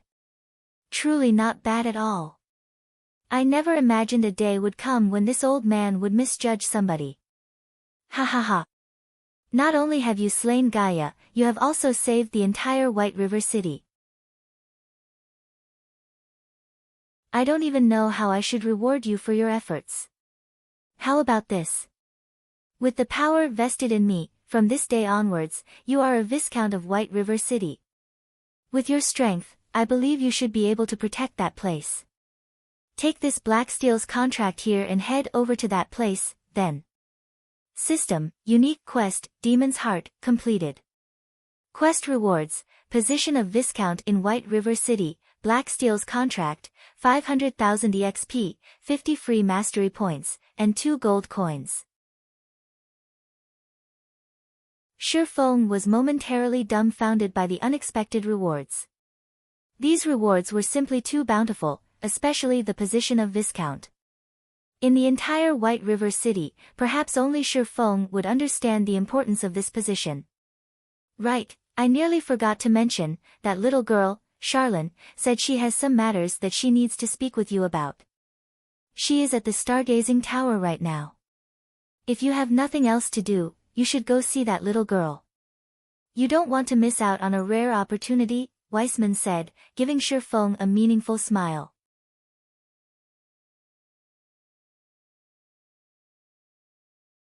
Chapter 271, Guild Residence. Lady Charlene is looking for me. A bad premonition stirred in Shifeng's mind. Shifeng had a very good understanding of Charlene's personality. She was definitely the type of person that would not act out of altruism, and Shifeng couldn't help but wonder just which item on him Charlene had her eye on again. Forget it. It's better if I just go and see what she has in store for me, Shifeng decided after giving it some thought. Although Charlene was a money grubber, he had always received a great harvest every time they met. This time, Charlene might give him some advanced quest again. If the quest rewards were good, he would consider giving it a try. However, the Stargazing Tower was located in Blackwing City, and this situation puzzled Shifeng greatly. Since when had Charlene run all the way to Blackwing City? If Shifeng had not known the location of the Stargazing Tower, he would have definitely wasted much of his time blindly searching for Charlene in White River City. Moreover, it was not easy to go to Blackwing City. Without the appropriate pass, players would find it impossible to go there at all. To put it simply, if any other player wished to meet with Charlene, it would be a very difficult endeavor. Fortunately, it was a simple task for Shifeng. Although he had already depleted the number of uses on the 7 Luminaries gemstone, his pass to Blackwing City, Aqua Rose still had a few Blackwing passes of her own. On second thought, maybe I should postpone meeting up with Charlene. Based on Shifeng's many years of experience campaigning in God's domain, the quest that he could trigger by going to Blackwing City would definitely not be simple.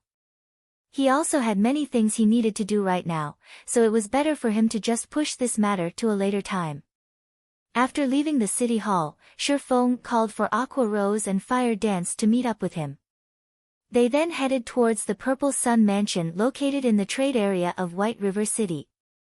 The Purple Sun Mansion was originally the official residence of a count. However, this count had mysteriously disappeared inside the Purple Sun Mansion over half a century ago. In the following decades, every new owner of the residence would also mysteriously disappear overnight. An answer was never found for their disappearance, and ultimately, the residence was sealed by the city more than a decade ago. Moreover, the city had even stationed guards in front of the residence, preventing anyone from entering the place.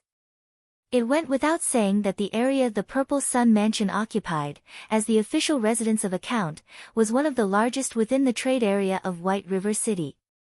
Even though Shifeng was now a Viscount, the personal land he could purchase would be less than a third of the Purple Sun Mansion. Guild Leader, why did you bring us to this abandoned residence? Aqua Rose asked in curiosity as she looked at the dilapidated residence in the distance, and also at the 8 guards stationed outside the place.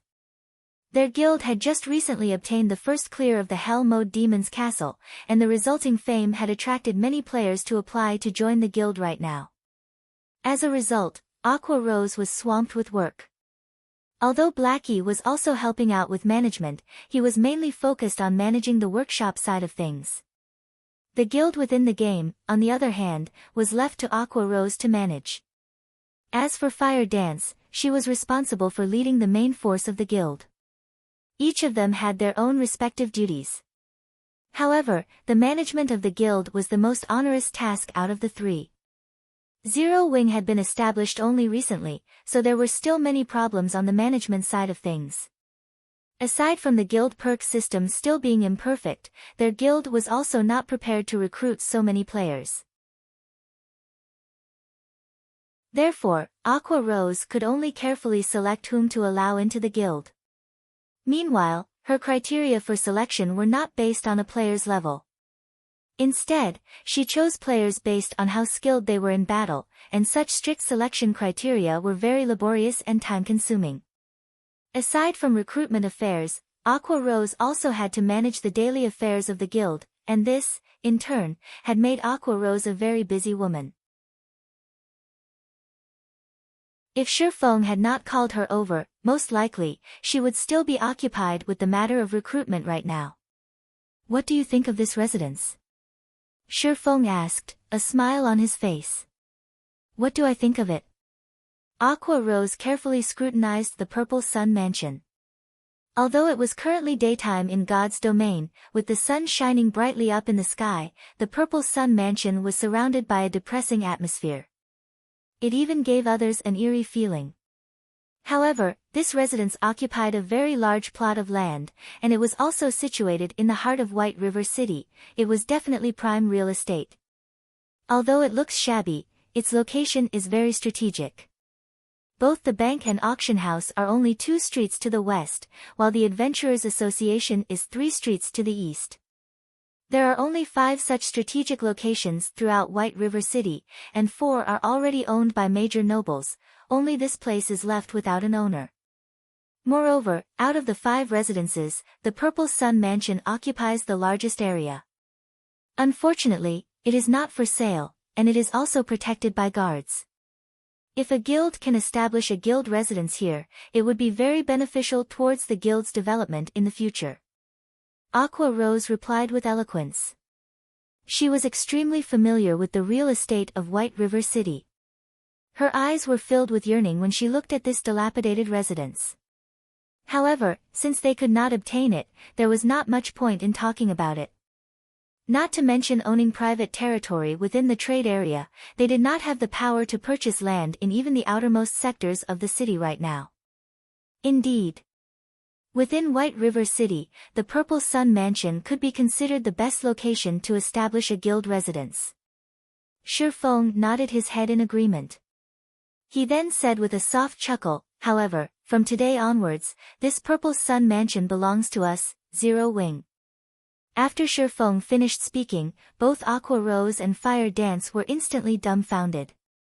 They looked at Shifeng with eyes filled with disbelief. Guild leader, what did you say?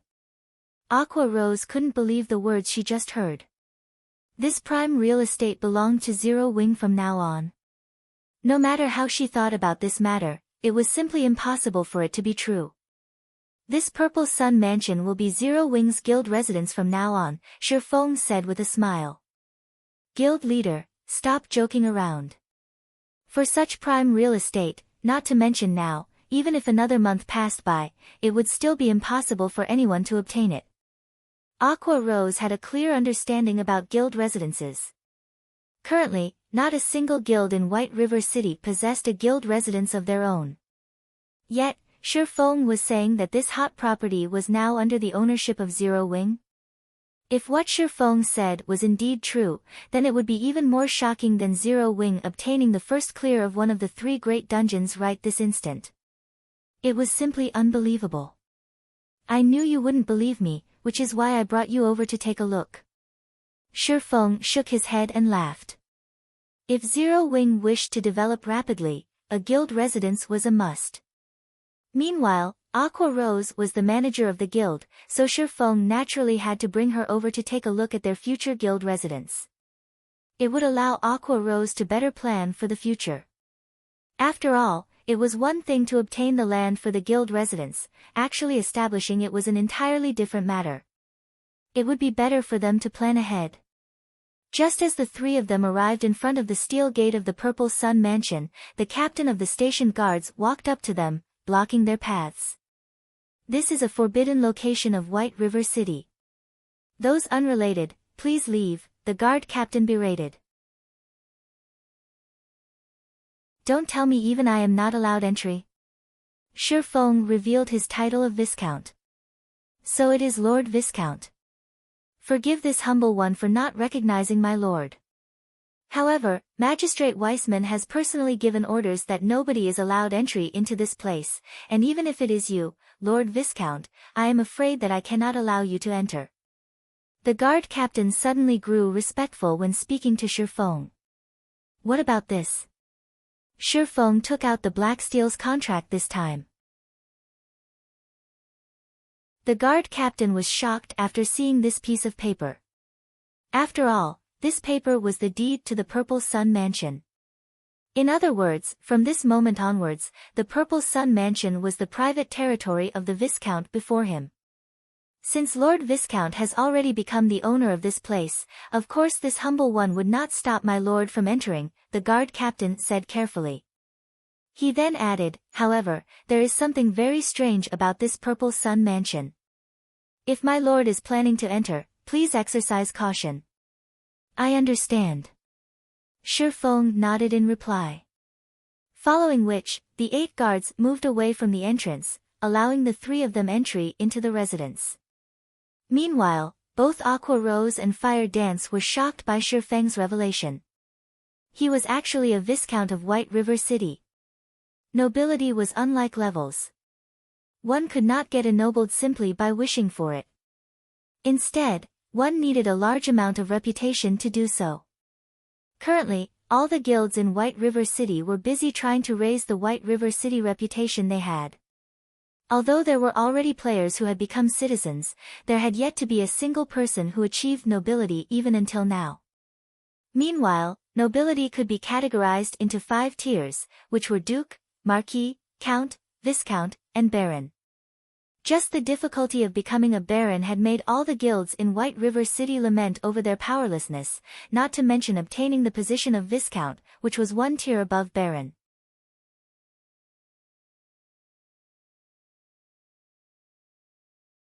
Chapter 272, Spirited Away.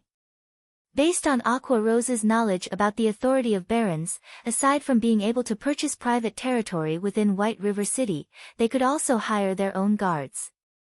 A baron could hire a total of 10 NPCs to serve as guards for his own territory.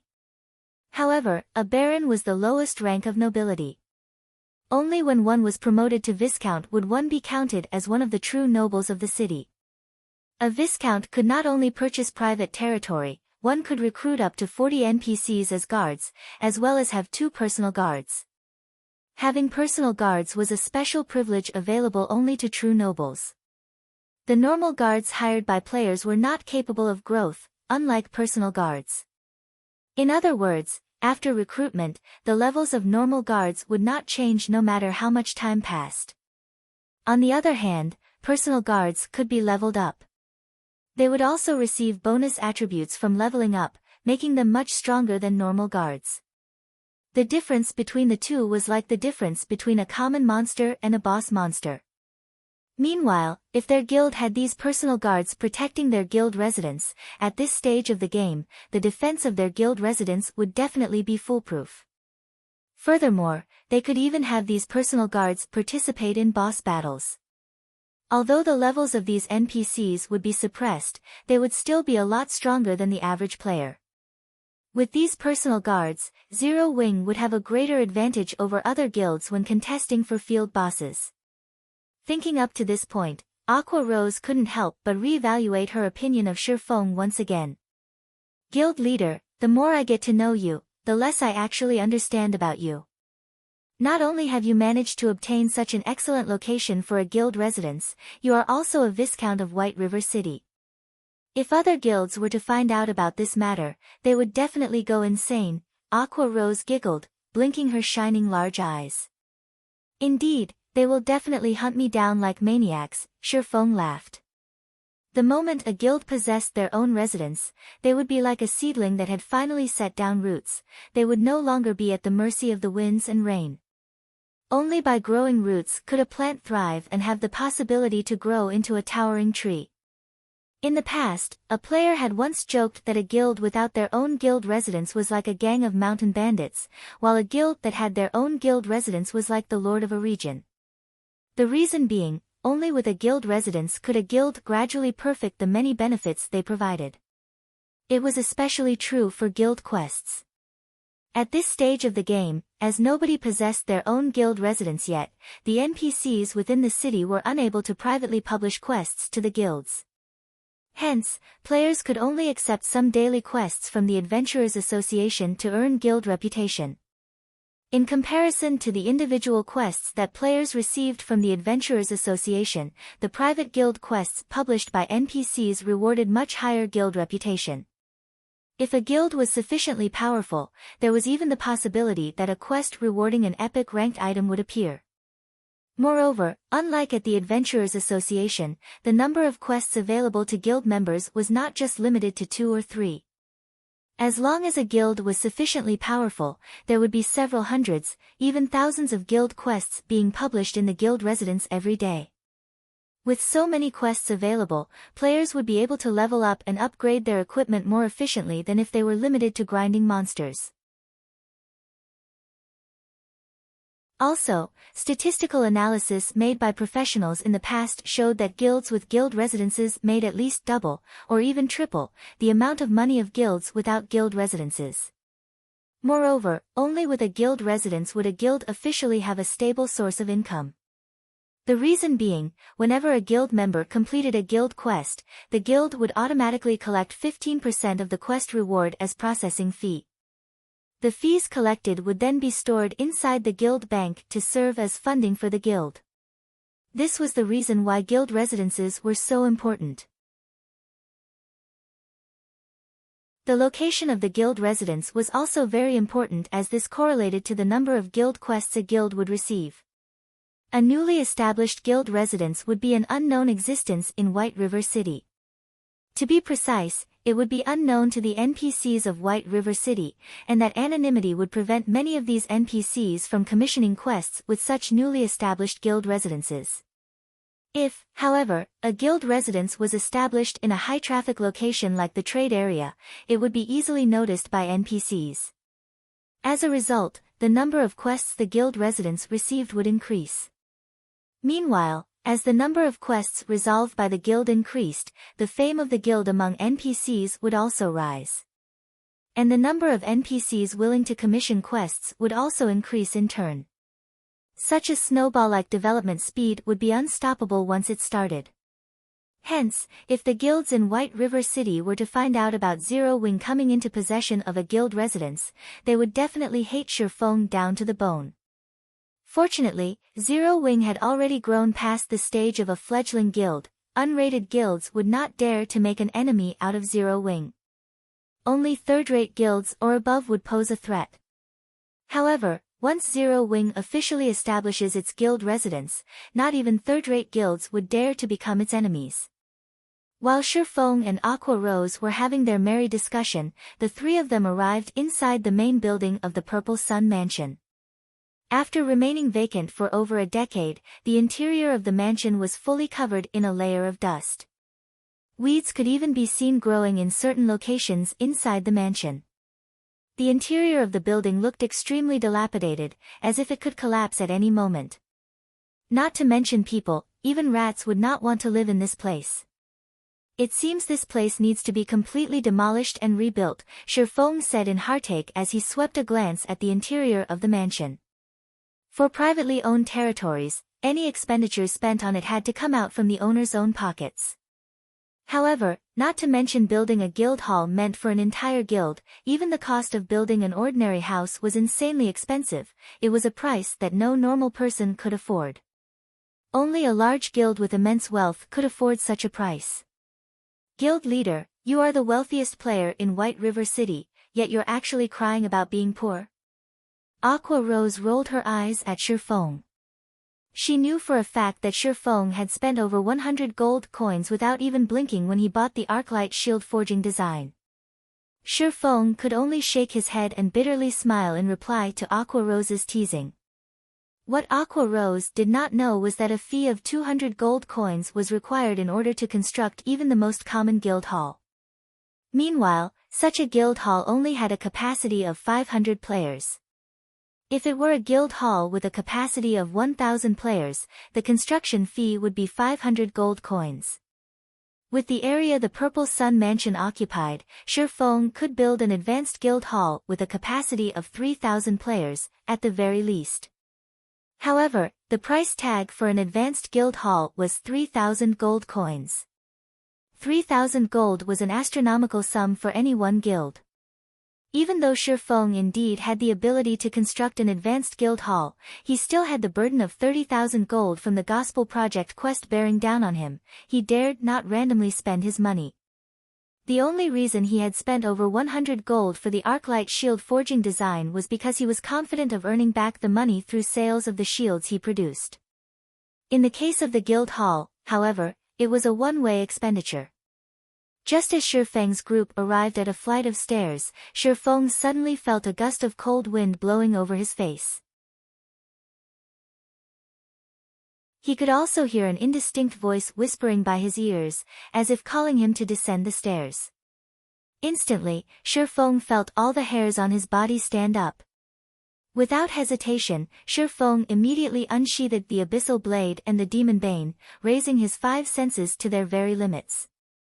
In this moment, he was fully prepared for any enemies that would show up. Aqua Rose and Fire Dance, on the other hand, reacted a tad slower than Shifeng. However, they too promptly readied their weapons as they fixed their gazes at the staircase. Contrary to their expectations, however, nothing appeared from the staircase. Only a cold breeze blew up from below, causing the weeds within the mansion to quiver slightly. How can there be wind coming from inside the building? Fire Dance asked, feeling there was something very strange about the situation. The virtual world of God's domain closely resembled reality. Meanwhile, their current location was the heart of the mansion. It was an enclosed space, so it should have been impossible for any wind to be present. Likewise, Shifeng also felt this matter was strange. However, according to Shifeng's knowledge, there was indeed something very strange about this Purple Sun Mansion. After all, it was a fact that every previous owner of the mansion had disappeared without a trace while staying inside the building. It was due to these disappearances that the inhabitants of White River City had nicknamed the building the Ghost Mansion. Even the Tier 4 wizard Weissman could not find the reason for the past owner's disappearances. The only solution he had was to send out a team of guards to prevent anyone from entering the mansion. Shifeng also had not learned anything about the Purple Sun Mansion in his past life. Hence, he could only rely on himself to resolve this matter. Only, he never expected to feel such a great pressure just by standing at the entrance of the staircase. It felt as if he was standing in front of a ferocious beast. Moreover, this kind of pressure had a sense of familiarity. However, Shifeng could not recall where he had felt this pressure before. The cold wind seems to be coming from the basement. Let's go have a look at it for now. Shifeng shook his head. He decided to first discover the source of this mysterious wind before making any further decisions.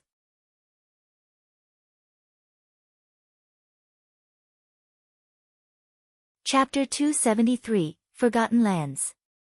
After entering the basement of the Purple Sun Mansion, Shifeng took a look around, finding nothing special about the place. The entire room was empty. There was none of the cold wind from before, neither was there the oppressive feeling that could shock even one's soul. There's nothing here. Were my senses playing tricks on me? When Fire Dance discovered no monsters in the basement, she promptly put away her daggers, sheathing the weapons back into their scabbards. I don't know, but it is indeed true that there is no danger here, Shifeng said, shaking his head. As players experienced more and more battles in God's domain, their sensitivity towards danger would also gradually improve. It was especially true for an expert of God's domain. Moreover, this ability of players to perceive danger was usually not wrong. Let's take a closer look around, Shifeng said. If they could not resolve this mysterious situation whereby the mansion's inhabitants were spirited away, should something actually happen, it would be a tragedy if the incident scared away the NPCs that came to commission quests with the guild. If players were the ones to get caught up in this mystery, they would at worst die once, losing a level and some skill proficiency. However, it would be different if an NPC were to get entangled in this matter. If they died, then it would be a true death for them, the main god system would not revive them. Hence, it was imperative for Shifeng to resolve this mystery as soon as possible. Otherwise, this prime real estate would be worthless. After the trio searched for more than 10 minutes, they found no problems with the place. Not to mention a monster, they couldn't even find a mouse in this place.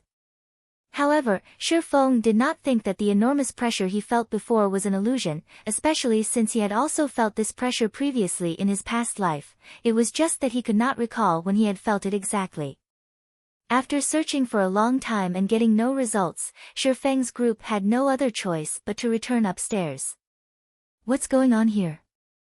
The moment the group arrived upstairs, Aqua Rose immediately called out in shock when she saw the scene before her. Aqua Rose wasn't the only person who was shocked, even Shifeng was taken aback by what he saw. They had simply returned to the hall on the first floor, yet, the scene here was completely different from before. No longer was it the empty, dilapidated hall they had seen. Instead, the sight that greeted the three after they exited the staircase was an intricate labyrinthine corridor. It was as if they had arrived at an entirely different place. It was definitely not the former Purple Sun mansion they had been in. At this moment, a notification sounded from the system. System, players have discovered the Forgotten Lands. All communications to the outside world are temporarily disabled. So it turns out to be something like this. Shifeng suddenly came to a realization. He finally knew why the previous owners of the mansion had all disappeared one after another. It turned out that all of them had been transported to this location. Guild leader, I can't use my return scroll, Fire Dance said, her eyebrows wrinkled. This is just like the time in the trial of God. It seems that this place isn't ordinary at all. Shifeng began observing his surroundings. Shifeng had encountered numerous such situations in his previous life. It was just like the lost lands he had encountered shortly after entering God's domain in this life. He had even obtained the abyssal blade from that place. Although the Forgotten Lands was different from the Lost Lands, both still had their similarities. Most likely, players trapped in this place would be released after they completed a certain quest.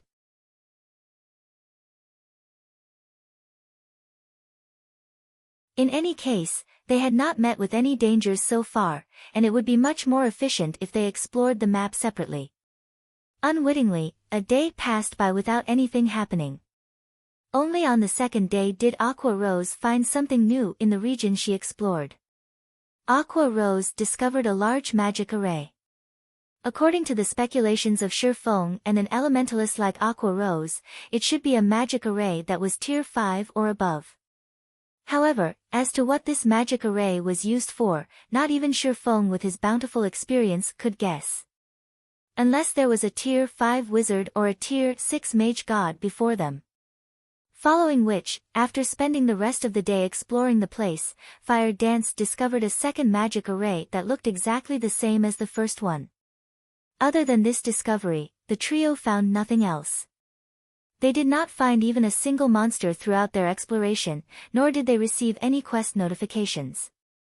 Aqua Rose entertained the thought of simply giving up on this pointless endeavor. It would be more worthwhile for her to just kill herself and return to the city. In this godforsaken place, they could not level up, neither was there any quest for them to complete.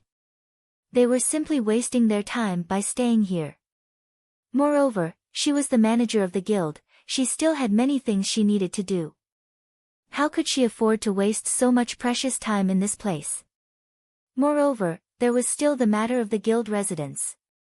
However, Shifeng discouraged Aqua Rose from taking such an action.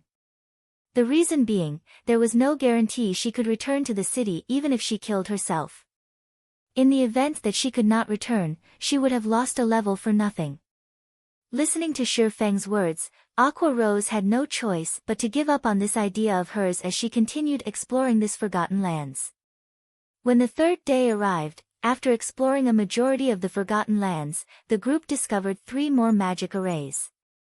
In total, they had discovered 5 of such Tier 5 magic arrays. Soon after, the 3 of them met up and shared their map information with each other. The moment their map information sharing was completed, a notification sounded from the system. System, unique quest, miracles unsealed, activated. Quest details, remove the seal on the forgotten lands. Quest rewards, unknown. Remove the seal on the forgotten lands? The quest doesn't even tell us how to do so. What are we even supposed to do here? Fire Dance glared at the notification screen in anger. They had been exploring this place for 3 days now, yet, the only thing they got in return was this quest that provided them with no hints at all. The game was simply too despicable. It should be around here, Shifeng said, pointing on the map. To be precise, he was pointing at an area central to the 5 magic arrays. Magic arrays require mana to operate, and normally use mana crystals as a source for mana. However, although the magic arrays were functioning properly when we discovered them, there was no sign of any mana crystals on site powering them. Moreover, these 5 magic arrays seem to be an integrated structure, so there should be a place where they draw their mana from. We've already explored the outskirts of the Forgotten Lands, and the only area we have yet to explore is the central region. There is a high possibility the power source for these magic arrays are situated in the central region. If we destroy the mana crystal there, we should be able to complete this quest. Guild leader, I never expected you to know so much about magic arrays. For a second there, I even thought you were an elementalist or a cursemancer, and not a swordsman at all, Aqua Rose said teasingly. I just studied the topic by accident. There are plenty of books on magic arrays inside the library of White River City, after all. If you manage to read all the books inside the White River City library, you will definitely be more amazing than I am, Shifeng laughed. The library? I would like to go there, but I'll need a permit to do so. Guild leader, since you're the one who mentioned it, you have to take responsibility. Aqua Rose also knew the importance of the library. If an elementalist wished to learn more powerful spells, the best way to do so was at the library. Unfortunately, she lacked the permit to enter the library. The only choice she had now was to steadily raise her reputation in White River City. Okay, I'll get you a permit to the library after we leave this place. Shifeng shook his head and laughed again. As a demon hunter, he could obtain a permit to the library any time he wanted. Moreover, now that he was a Viscount of White River City, as one of the true nobles of the city, he could easily obtain a handful of library emblems. Following which, the 3 of them ran towards the central region of the Forgotten Lands. 4 hours later, the trio arrived outside the central region. If they wished to enter the place, they needed to go through a very long crystalline pathway. However, there was a giant 3-headed wolf made out of blue crystals blocking the entrance of the pathway. So there is a monster here after all. Fire Dance's eyes glowed with interest when she saw this 3-headed wolf. After several days of no combat, her hands were already itching for action.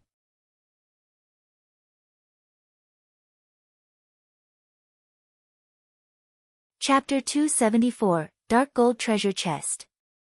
The presence of a monster doesn't necessarily mean it's a good thing, Shifeng said, a bitter smile on his face as he looked at the 3-headed wolf guarding the entrance of the crystal pathway. Crystal Warwolf, Lord rank. Level 25. HP 300,000/300,000. Compared to a dungeon boss, a field boss of the same rank was much more powerful. Moreover, in order to counter Zerg tactics, God's domain had set it so that field bosses would have their combat power and HP increased in proportion to the number of players participating in the battle. Generally, the optimum number of players required to raid a Lord-ranked field boss was around 10 to 20, unless of course it was a special boss. However, judging from the appearance of the crystal werewolf before them, Shifeng felt that it should not be a special boss. In other words, at least 10 players were needed to raid this boss. To make matters worse, the crystal werewolf was a level 25 monster, while nobody in Shifeng's group had even reached level 20, the resulting level suppression would be dire. Of those present, aside from Shifeng, who had the abyssal blade, which allowed him to fully ignore this level suppression, only Aqua Rose possessed a piece of equipment with the ignore levels attribute. Even so, her equipment only allowed her to ignore up to 3 levels. Aqua Rose herself was only at level 17 right now, and a level suppression of 5 levels would not be easy for her to deal with. As for Fire Dance, there was nothing to say. Of course, every cloud had a silver lining. Since the boss guarding the crystal pathway was very strong, it meant that the things beyond the pathway was equally important. Moreover, Shifeng also discovered a treasure chest sitting beside the pathway. This treasure chest was a dark gold treasure chest, and Shifeng's heart burned with a fiery passion as he looked at it. The loot he could get from this dark gold treasure chest would be much better than the loot from the boss before him. We won't be able to defeat a level 20 lord with just the 3 of us alone, we'll need to call for reinforcements. Aqua Rose's eyes glowed with excitement when she looked at the crystal werewolf before her. It was extremely difficult for players to meet with a field boss. They would definitely make a huge profit after killing it. Not to mention, there was also the treasure chest the crystal werewolf was guarding.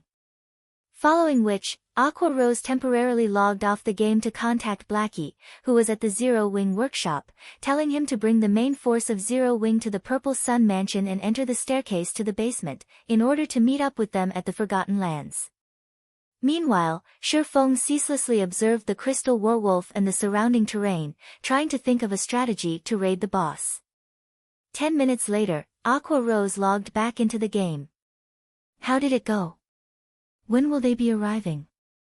Shifeng asked. They're already at the Purple Sun Mansion. However, no matter what they tried, they can't seem to find the entrance to this map, Aqua Rose said, slight disappointment showing on her face. If so, the appearance of the entrance should be random, Shifeng said, lapsing into silent contemplation. After a while, he shifted his sights to the crystal werewolf and added, it seems we can only depend on ourselves to defeat this boss. Hearing Shifeng's conclusion, both Aqua Rose and Fire Dance immediately thought that Shifeng had gone insane. He was actually suggesting they deal with this crystal werewolf before them. They had neither an MT nor a healer in the party right now. With just 3 damage dealers, how were they supposed to deal with a level 25 Lord-ranked boss that had a height of over 10 meters? Although both girls knew of Shifeng's unrivaled strength, a Lord-ranked boss was still not something that could be defeated with just 3 players. We are only giving it a try. In any case, we can't just stay stuck in this place forever, right? Moreover, even if we do die, it is a good chance to check whether or not we can actually leave this place after dying. We'll be killing 2 birds with 1 stone, Shifeng joked. Guild leader, you decide what we should do, then, Fire Dance said with high spirits. Aqua Rose sighed helplessly. Alright, then. I'll join in as well. We can't just fight this crystal werewolf head-on, the only choice we have is to kite it. I'll act as bait. Aqua Rose, you'll be the main damage dealer. Fire Dance, you'll be responsible for restricting its movements as much as possible. After some consideration, Shifeng settled on this strategy. Although he could no longer equip the Heavenly Dragon's Breath, his agility was still over 200 points. Moreover, his equipment also provided additional movement speed. His movement speed was definitely faster than a level 25 lord. Combining those with his keen reactions, out of the 3 players in the party, he was definitely the most suited to be the bait. Following which, Shifeng gave Fire Dance plenty of basic frost grenades and intermediate frost grenades, letting her use them as she saw fit. Fire Dance never thought Shifeng would possess such good items. With the frost grenades, Shifeng would have a much higher chance of success at kiting the boss. After the 3 of them were in position, Shifeng retrieved the blazing meteor from his waist. Standing at a distance of 40 yards from the crystal werewolf, Shifeng aimed the throwing weapon at the boss and threw it. Shio! The blazing meteor streaked through the air and pierced the crystal werewolf's eye, causing -651 damage to it. Compared to a one-handed sword, Shifeng's damage with the throwing weapon was much higher. AO! The crystal werewolf let out an agonized wail. With bloodshot eyes, the crystal werewolf glared at the direction where the throwing weapon came from. As a result of its actions, however, the blazing meteor, which was still lodged in its eye, damaged the visual organ even further, causing an additional burst of -1,300 damage. The crystal werewolf was utterly angered now, and using its powerful hind legs, it leaped and charged at Shifeng. Immediately, Shifeng turned around and ran. Everything was just like Shifeng had guessed, his speed was just a tad faster than the crystal werewolf's. However, in order to avoid having Aqua Rose's and Fire Dance's aggro on the boss exceed his, which would in turn lead to the crystal werewolf attacking the 2 girls, Shifeng needed to constantly send attacks at the boss to strengthen his aggro on it. As a result, the crystal werewolf would oftentimes catch up and attack him. The crystal werewolf's attacks were extremely powerful. A single swipe from its paws could easily shatter the floor, resulting in fist-sized rubble flying everywhere. Fortunately, Shifeng always managed to nimbly evade the crystal werewolf's razor-sharp claws at the very last second, before pulling away from the boss and attacking it once more. Shifeng's attacks were only meant as a provocation. Aqua Rose was the true damage dealer this time around. After the Demon's Castle raid, Aqua Rose had 2 dark gold ranked items on her person. Of the 2, one was even a dark gold ranked staff of the finest quality. Aqua Rose's damage right now was already considerably high. If not for Blackie outshining her with the epic ranked Mavis's Guard, Aqua Rose would definitely have the highest single output damage in the guild. As Shifeng ran around the perimeter with the crystal werewolf chasing after him, Aqua Rose stood in the center and blasted frost arrows and frost spears on the crystal werewolf's body. Not only could these spells reduce movement speed, each of these spells also dealt over -500 damage to the boss. If not due to the level suppression of 5 levels, her spells would definitely deal over -800 damage. Fortunately, unlike Shifeng who could only attack intermittently, Aqua Rose could attack continuously and deal a constant stream of damage to the boss. On the other side, Fire Dance kept inflicting the bleeding debuff and using poisons that reduced movement speed on the boss. With the 2 movement speed reduction effects stacked together, the crystal werewolf slowed down significantly. Also, whenever the crystal werewolf got too close to Shifeng, Fire Dance would immediately throw a frost grenade at the boss, freezing it. However, as the crystal werewolf was a lord-ranked boss, the freezing effect of the frost grenades was greatly diminished, lasting no more than 3 seconds, sometimes it lasted for only 1 short second. However, when experts exchanged moves, it took only an instant to reach a conclusion, so 1 second was more than enough for Shifeng to pull a great distance away from the boss. Although the 3 of them dealt only a small amount of damage, the HP of the crystal werewolf continuously rose and fell. After more than a dozen minutes passed, the crystal werewolf had only 30% of its 300,000 HP remaining. By simple estimates, the boss would die in less than 10 minutes. Ayo! The crystal werewolf went berserk. Just like a deflated balloon, its towering body, which was over 10 meters in height, suddenly shrank. Within moments, the boss became much smaller than it was before. Not good. This is the type of berserk that discards power for speed. Shi Feng had encountered plenty of such bosses in the past. Hence, the moment he witnessed the crystal werewolf's transformation, he immediately recognized the boss for what it was.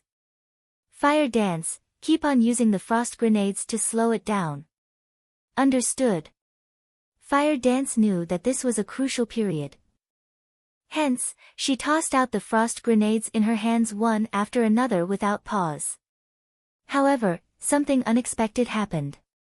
Aside from the frost grenades dealing much less damage than before, both their movement speed reduction and freezing effects were completely useless against the boss. In the blink of an eye, the shrunken crystal werewolf appeared before Shi Feng. It brandished its claws. Its 3 heads bared the fangs in its mouths, and it bit down at him. Although Shi Feng managed to deftly evade the 3 jaws clamping down on him, he failed to evade one of the paws that quickly followed. Suddenly, Shi Feng's entire person was sent flying for more than 10 yards, and a frightening damage of more than -2,100 appeared above his head. Shi Feng felt as if his chest had caved in when he received the attack. Shi Feng's HP instantly fell to a dangerous level, his previously green HP bar turning into a bright red.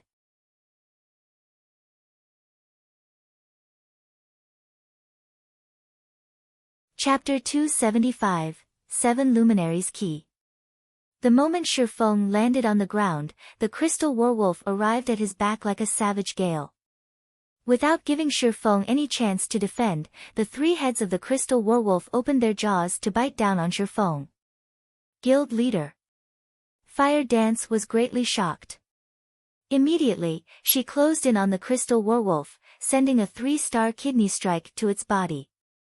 However, even a controlling skill like kidney strike had no effect on the crystal werewolf. Just as the fangs of the crystal werewolf were about to close on Shi Feng's head, Shi Feng managed to cross his swords and execute parry in the nick of time. Boom! The floor beneath Shi Feng instantly cracked from the force. What a strong fellow, Shi Feng laughed bitterly. Although parry allowed players to block the physical damage of an attack, it did not neutralize the force of the impact.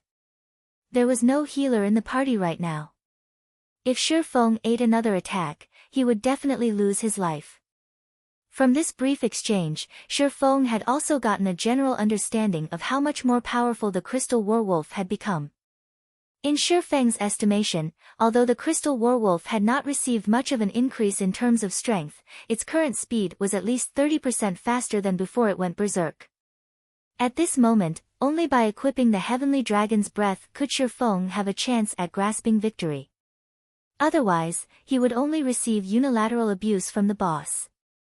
Unfortunately, although reaching 200 points in agility was a simple task, it was not easy for a swordsman like Shi Feng to attain 120 points in intelligence. Moreover, very few plate armor equipment meant for swordsmen had the intelligence attribute on it, those that did would be considered garbage equipment. Seeing that its attack had failed to kill its prey, the crystal werewolf immediately rotated its body, its diamond-like tail whipping at Shi Feng as it did so. As parry was still on cooldown, Shi Feng had no choice but to activate one of his life-saving skills, Defensive Blade. Defensive Blade was currently at level 4, and it protected Shi Feng from 9 ranged attacks or 4 melee attacks. Defensive Blade was a skill that provided complete immunity to any attack, be it damage or the resulting impact. It was one of the must-have basic combat skills for swordsmen. As for why Shi Feng had chosen to use parry first instead of Defensive Blade, it was for the sole purpose of determining the combat power of the berserk crystal werewolf. Only by experiencing the force of the impact could Shi Feng make the best judgment. Meanwhile, the conclusion Shi Feng arrived at was to face the crystal werewolf head-on. If he tried to escape, he would only die faster. Following which, he raised the abyssal blade up in the air. Green electric arcs surrounded the body of the sword as it moved to meet with the snowy, sharp claws of the crystal werewolf. Thundering flash. The green electric arcs pierced the crystal werewolf's body, causing -572, -1,623, and -1,204 damage to it. Although only one out of the 3 arcs achieved a critical hit, the attack also managed to trigger the curse of the Abyssal Blade, inflicting the Doom Curse on the Crystal Werewolf. Immediately, all of the Crystal Werewolf's attributes were reduced by 20%. Suddenly, the Berserk Crystal Werewolf that had had its agility increased by 30% was weakened greatly. However, Shifeng was still not done with his attacks. He activated Phantom Kill right away, his doppelganger appearing beside the Crystal Werewolf. Shortly after, Shifeng's doppelganger started sending a barrage of attacks at the Crystal Werewolf as well. Although the doppelganger only had 50% of Shifeng's attributes, it had fully inherited the skills Shifeng had learned. Yet, despite having greatly reduced the Crystal Werewolf's speed, Shifeng still did not have an easy time evading its attacks. Having no other choice, Shifeng activated Gravity Liberation. Shifeng's body instantly became as light as a feather, and like a spirited monkey, he dodged the originally unavoidable attack. Wind Blade. Immediately, Shifeng's attack speed increased even further. Double Chop. Earth Splitter. Thunder Flame Explosion. Skills blasted on the Crystal Werewolf one after another, each dealing over -1000 damage. Although the Crystal Werewolf's attacks became stronger and its speed much faster after going berserk, these improvements came at the price of its defense being weakened. Combined with the 20% damage amplification effect of Thundering Flash, the damage the Crystal Werewolf received became a lot higher than before. Fire Dance's and Aqua Rose's attacks also landed at this point, so the Crystal Werewolf's HP fell sharply. By the time the 30-second duration of Gravity Liberation was almost over, the Crystal Werewolf only had 10% of its HP remaining. Just as the effect of Gravity Liberation was about to end, Shifeng executed 9 Dragon's Slash. 9 Phantoms of the Abyssal Blade appeared behind Shifeng, and all of them shot towards the Crystal Werewolf. Meanwhile, just as an attack from the Crystal Werewolf was about to land on Shifeng, Shifeng swapped positions with his doppelganger. Upon being relocated, the doppelganger immediately used Parry and Defensive Blade to repel the Crystal Werewolf's attacks. Each Phantom of the Abyssal Blade had high attack power, and each of them could deal over -150 damage every time they struck at the Crystal Werewolf. In total, the 9 Phantoms dealt over -1300 damage to the Crystal Werewolf every second. Meanwhile, there were 28 seconds before the effect of 9 Dragon's Slash ended. After having used up both of its life-saving skills, Parry and Defensive Blade, the doppelganger received a direct hit from the Crystal Werewolf's claws. Alas, the doppelganger only had 50% of Shifeng's attributes, so it died on the spot. However, the doppelganger had earned a lot of time for Shifeng. With the doppelganger gone, the Crystal Werewolf shifted its attention back to Shifeng's actual body. Shifeng activated Wind Walk again without hesitation. He then whirled around and ran. Fortunately, with his movement speed increased by 30%, Shifeng was still a tad faster than the Crystal Werewolf, which was still under the 20% attribute reduction effect of the Doom Curse. Thus, the kiting strategy began once more. Under Aqua Rose's and Fire Dance's constant barrage, the Crystal Werewolf's HP fell lower and lower. 9%. 8%. 7%. By the time the effect of Shifeng's Windwalk was about to end, the Crystal Werewolf only had 3% of its HP remaining. It should be about time. At this moment, Shifeng stopped running.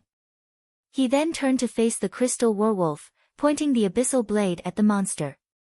Abyssal Bind. 9 snake-like chains suddenly surfaced from the floor, instantly binding the Crystal Werewolf.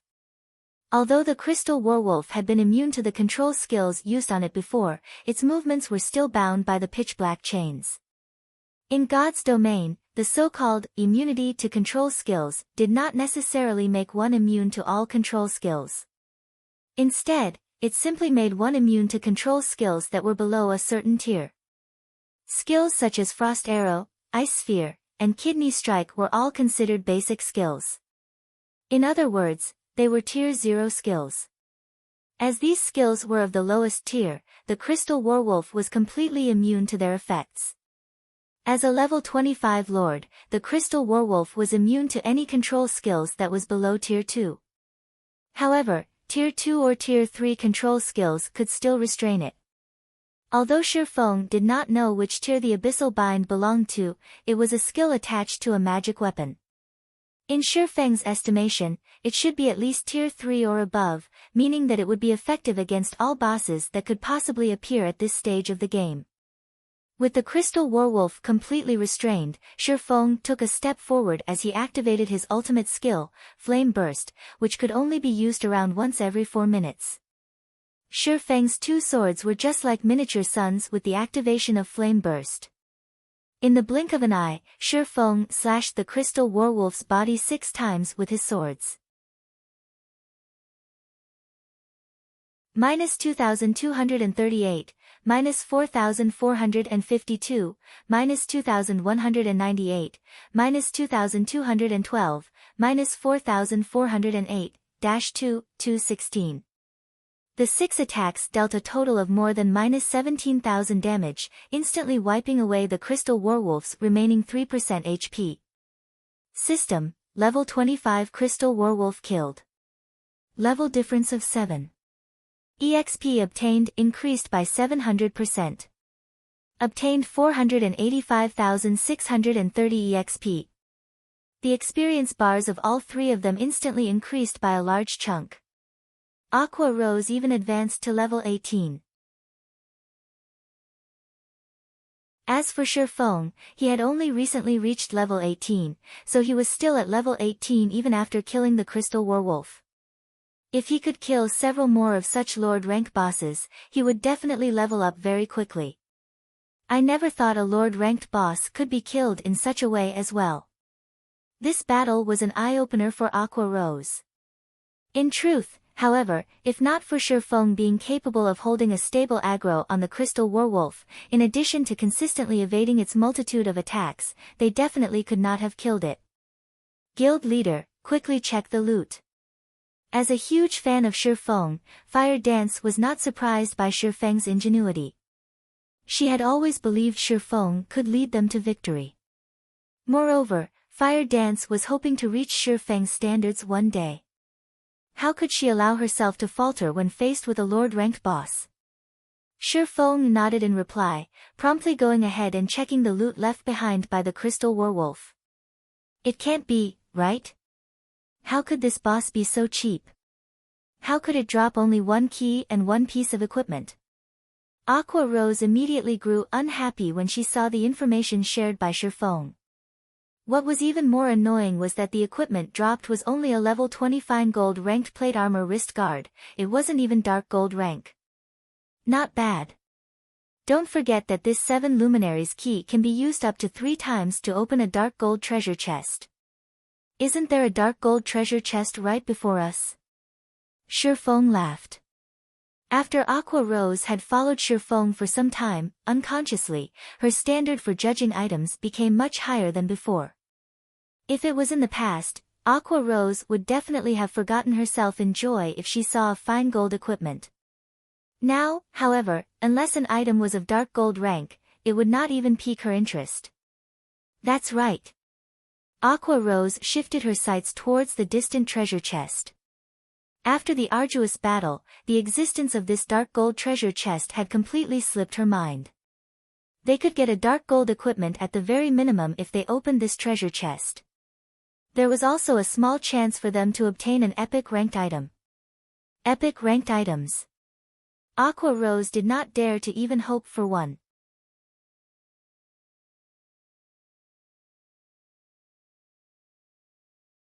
Chapter 276, Dragon Scale Set Equipment. It's locked, as expected. No matter how hard Shifeng tried, he could not open the dark gold treasure chest. Hence, he retrieved the key he had just obtained from his bag. Kachak. The lid of the purple gold-colored treasure chest popped open slightly. Multicolored lights escaped between the gap, the lights illuminating even areas that were several hundred yards away. If this treasure chest had been opened out in the fields, it would definitely cause a huge commotion and attract many players to come and snatch it. Fortunately, there was only Shi Feng's group of 3 in the Forgotten Lands. After the multicolored lights faded away, Shi Feng reached into the treasure chest. However, he quickly discovered there were only very few items inside it. The treasure chest contained a total of 3 items. Of them, 2 were dark gold equipment, while 1 was a forging manual. The 2 dark gold equipment were the crystal armor and the boots of extreme speed. Crystal armor, chest piece, plate armor, dark gold rank. Level 20. Equipment requirement, strength 120, agility 140. Defense plus 140. Strength plus 24, agility plus 21, endurance plus 20. Restricted to swordsmen. Additional passive skill dash. Smart Outbreak, every time user receives damage, strength and agility increased by 2% for 15 seconds. Stacks up to 5 times. Although the basic attributes on this piece of equipment could only be considered at the level of being good, the passive skill that was attached to it was simply amazing. After all, the passive skill could potentially increase a player's strength and agility by 10%. If the wearer of the crystal armor originally had high amounts of strength and agility, the additional attributes provided by Smart Outbreak would be like having equipped an additional piece of equipment at the very least. The only downside to this passive skill was its need for the user to take damage up to 5 times. Although such a condition had made it relatively useless in boss battles, when used in grinding monsters and PK, it would definitely provide the wearer of the crystal armor with unspeakable advantages. Boots of extreme speed, shoes, leather armor, dark gold rank. Level 20. Equipment requirement, strength 90, agility 130. Defense plus 143. Strength plus 20, agility plus 26, endurance plus 18. Movement speed plus 10. Evasion plus 7. Additional passive skill dash. Rapid movement, increases movement speed by 12% and agility by 8%. In regard to assassins and rangers, the most sought-after attribute for these 2 classes was agility, followed by strength. Meanwhile, this pair of boots increased the wearer's agility to the extremes. One could even argue that no other level 20 dark gold ranked shoes could increase agility as much as the boots of extreme speed could. Although these 2 pieces of dark gold equipment were excellent, they were worth barely a fragment of the true value of this dark gold treasure chest. After all, the item that reflected the true value of the dark gold treasure chest was none other than the forging manual. In addition, it was even a fine gold ranked forging manual. Forging manuals were different from forging designs. In the case of forging designs, only one particular piece of equipment could be made using it. In the case of forging manuals, however, an entire set of equipment could be made using it. This forging manual was meant to produce the level 20 dragon scale set equipment. There were a total of 6 pieces in this set, and it could be worn by any class that could use plate armor. Previously, Shi Feng had spent over 100 gold at the Blackwing auction house just to purchase the forging design for the Arclight shield. However, the value of the Arclight shield was far from being comparable to the dragon scale set equipment. After all, the dragon scale set equipment was a fine gold ranked set equipment. Throughout the entire Starmoon Kingdom, not a single guild had managed to obtain a secret silver ranked set equipment up to now. One could simply imagine the value of a fine gold ranked set equipment. If Shi Feng could forge a few sets of the dragon scale set equipment and give them to the plate armor classes in the guild's main force, when these players walked on the streets wearing the dragon scale set equipment, one could simply imagine the shock on the other players' faces when they see the set equipment. The members of other guilds would definitely tremble with fear. Just the thought of such a scene was simply exhilarating. However, it would definitely be extremely difficult to forge the dragon scale set equipment. As it was a set equipment, the difficulty of producing the entire set would be no less than producing a piece of dark gold equipment. Shi Feng was only an advanced forging apprentice right now. Without raising his forging level, producing the dragon scale set equipment would only be a pipe dream. At the very least, he needed to get promoted to an intermediate forger or advanced forger before he had an actual chance of producing the dragon scale set equipment. I have to raise my forging levels after we return. Shi Feng formed a plan in his mind as he looked at the dragon scale forging manual. Shi Feng then handed the boots of extreme speed to Fire Dance. Now that Fire Dance had reached level 19, she was only a short distance away from level 20. As for the crystal armor and dragon scale forging manual, he kept both of them for himself. After resting for a short while, Shi Feng's group of 3 entered the crystal pathway. The crystal pathway was so long that one could not see the end of it in a single glance. Moreover, the elemental mana present in this pathway was extremely dense, so much so that it was even visible in the form of an aurora. It was an absolutely stunning sight to behold. Aside from being visually appealing, the dense mana also gave the 3 of them a buff, increasing the magic damage they could deal by 300%. One could simply imagine how dense the elemental mana was in this pathway. Before they knew it, Shi Feng's group of 3 had walked for more than an hour inside this crystal pathway. When they finally emerged, they were at the base of a huge mountain. When the 3 of them laid eyes on this mountain, they were immediately stunned. This entire mountain can't be made out of 7 luminaries crystal, right? Aqua Rose stared at the crystal mountain, her heart filled with immense shock. Aqua Rose had previously visited the Blackwing auction house, so she had seen 7 luminaries crystal before.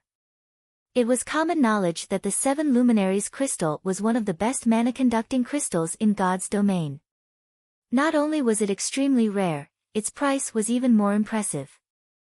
Not even White River City, a city with a population of several million, was qualified to use such a precious commodity. Throughout the entire Starmoon Kingdom, only the palace and Starmoon auction house at the capital city could afford to use a floating platform made out of 7 luminaries crystal. Previously, Aqua Rose had believed that the crystal pathway was actually made out of mana crystals. However, the sight of this large mountain and its surrounding environment overturned her previous assumptions. The reason being, it was simply impossible for mere mana crystals to fill their surroundings with such dense elemental mana, resulting in even the formation of 7 colored mana clouds. It should be. Shi Feng nodded blankly. Shi Feng's mind grew heated at the thought of having so much 7 luminaries crystal.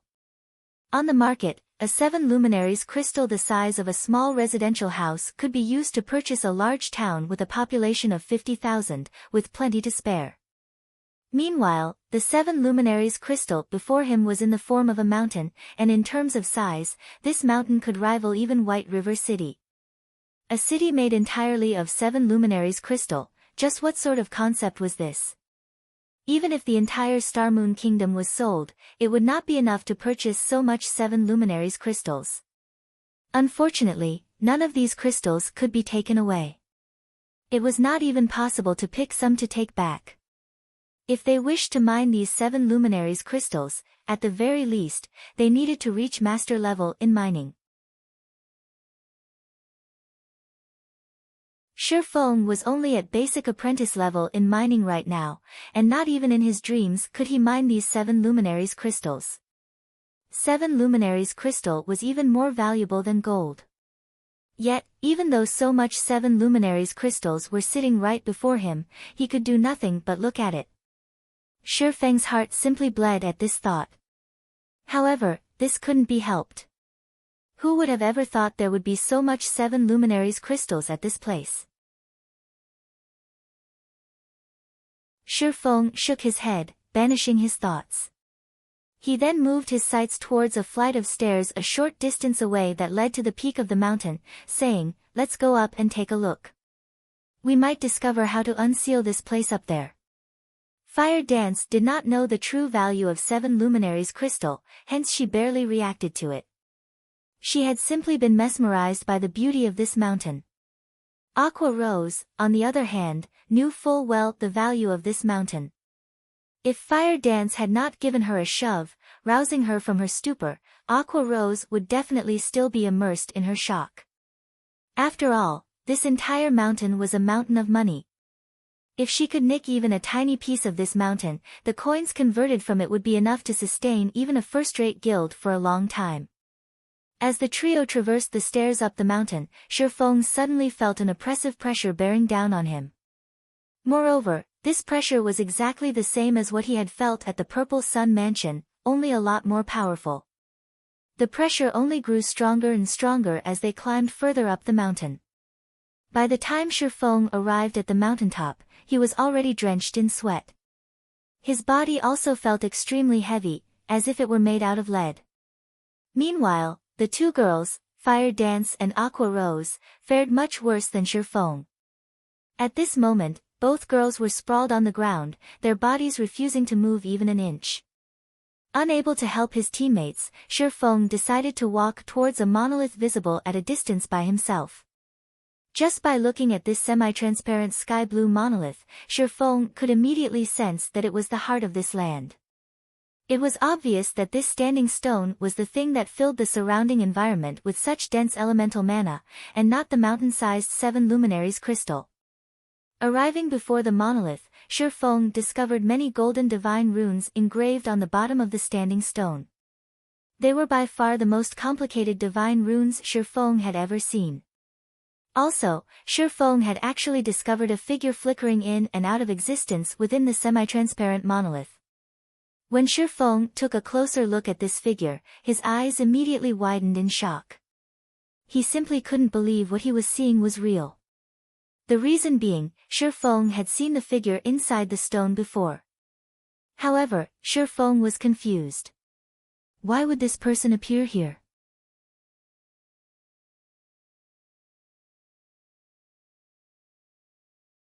Chapter 277, A God's Grave.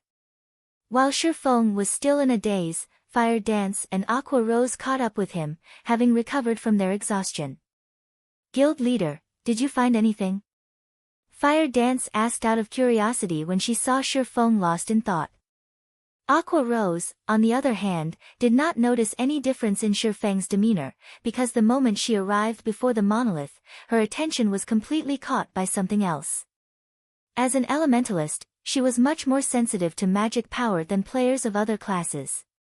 The frightening magic power radiating from the monolith was definitely the purest form of magic power Aqua Rose had ever felt, as if it was the master of all elemental mana. When Aqua Rose noticed the figure inside the monolith, she, too, froze on the spot. How is it possible? Aqua Rose could not believe what she saw. She rubbed her eyes, thinking they were playing tricks on her. Aqua Rose's reaction baffled Fire Dance. What has gotten into the two of you? Fire Dance looked at Aqua Rose, then at Shifeng, confused by their reactions. You'll understand after taking a look inside the monolith, Shifeng said slowly, pointing towards the figure in the monolith. Fire Dance then transferred her gaze to the monolith. How could she be here? Fire Dance asked in shock. Fire Dance knew the figure in the monolith. Moreover, she had met this person only recently. This person was none other than Charlene, the divine official who faced off against the two fallen angels back at the demon's castle. To be precise, the woman within the monolith looked exactly the same as Charlene. Even the saintly aura she emitted was similar to Charlene's. If Fire Dance had to point to a difference between the two women, then it would be the pressure this woman gave off. This was no longer an oppression due to strength. Instead, this pressure was the instinctive reverence for a primordial life form, just like the reverence mortals had towards gods. Could she possibly be a god? Fire Dance suddenly had this thought when she looked at the woman who looked like Charlene. Shifeng's thoughts were running along similar lines to Fire Dance's. However, Shifeng could say with certainty that the woman inside the monolith was definitely a Tier 6 god, because in the past he had personally experienced this overbearing pressure, which could only be exuded by a god. If the woman in the monolith was simply a Tier 6 god, Shifeng would not have found the matter too shocking.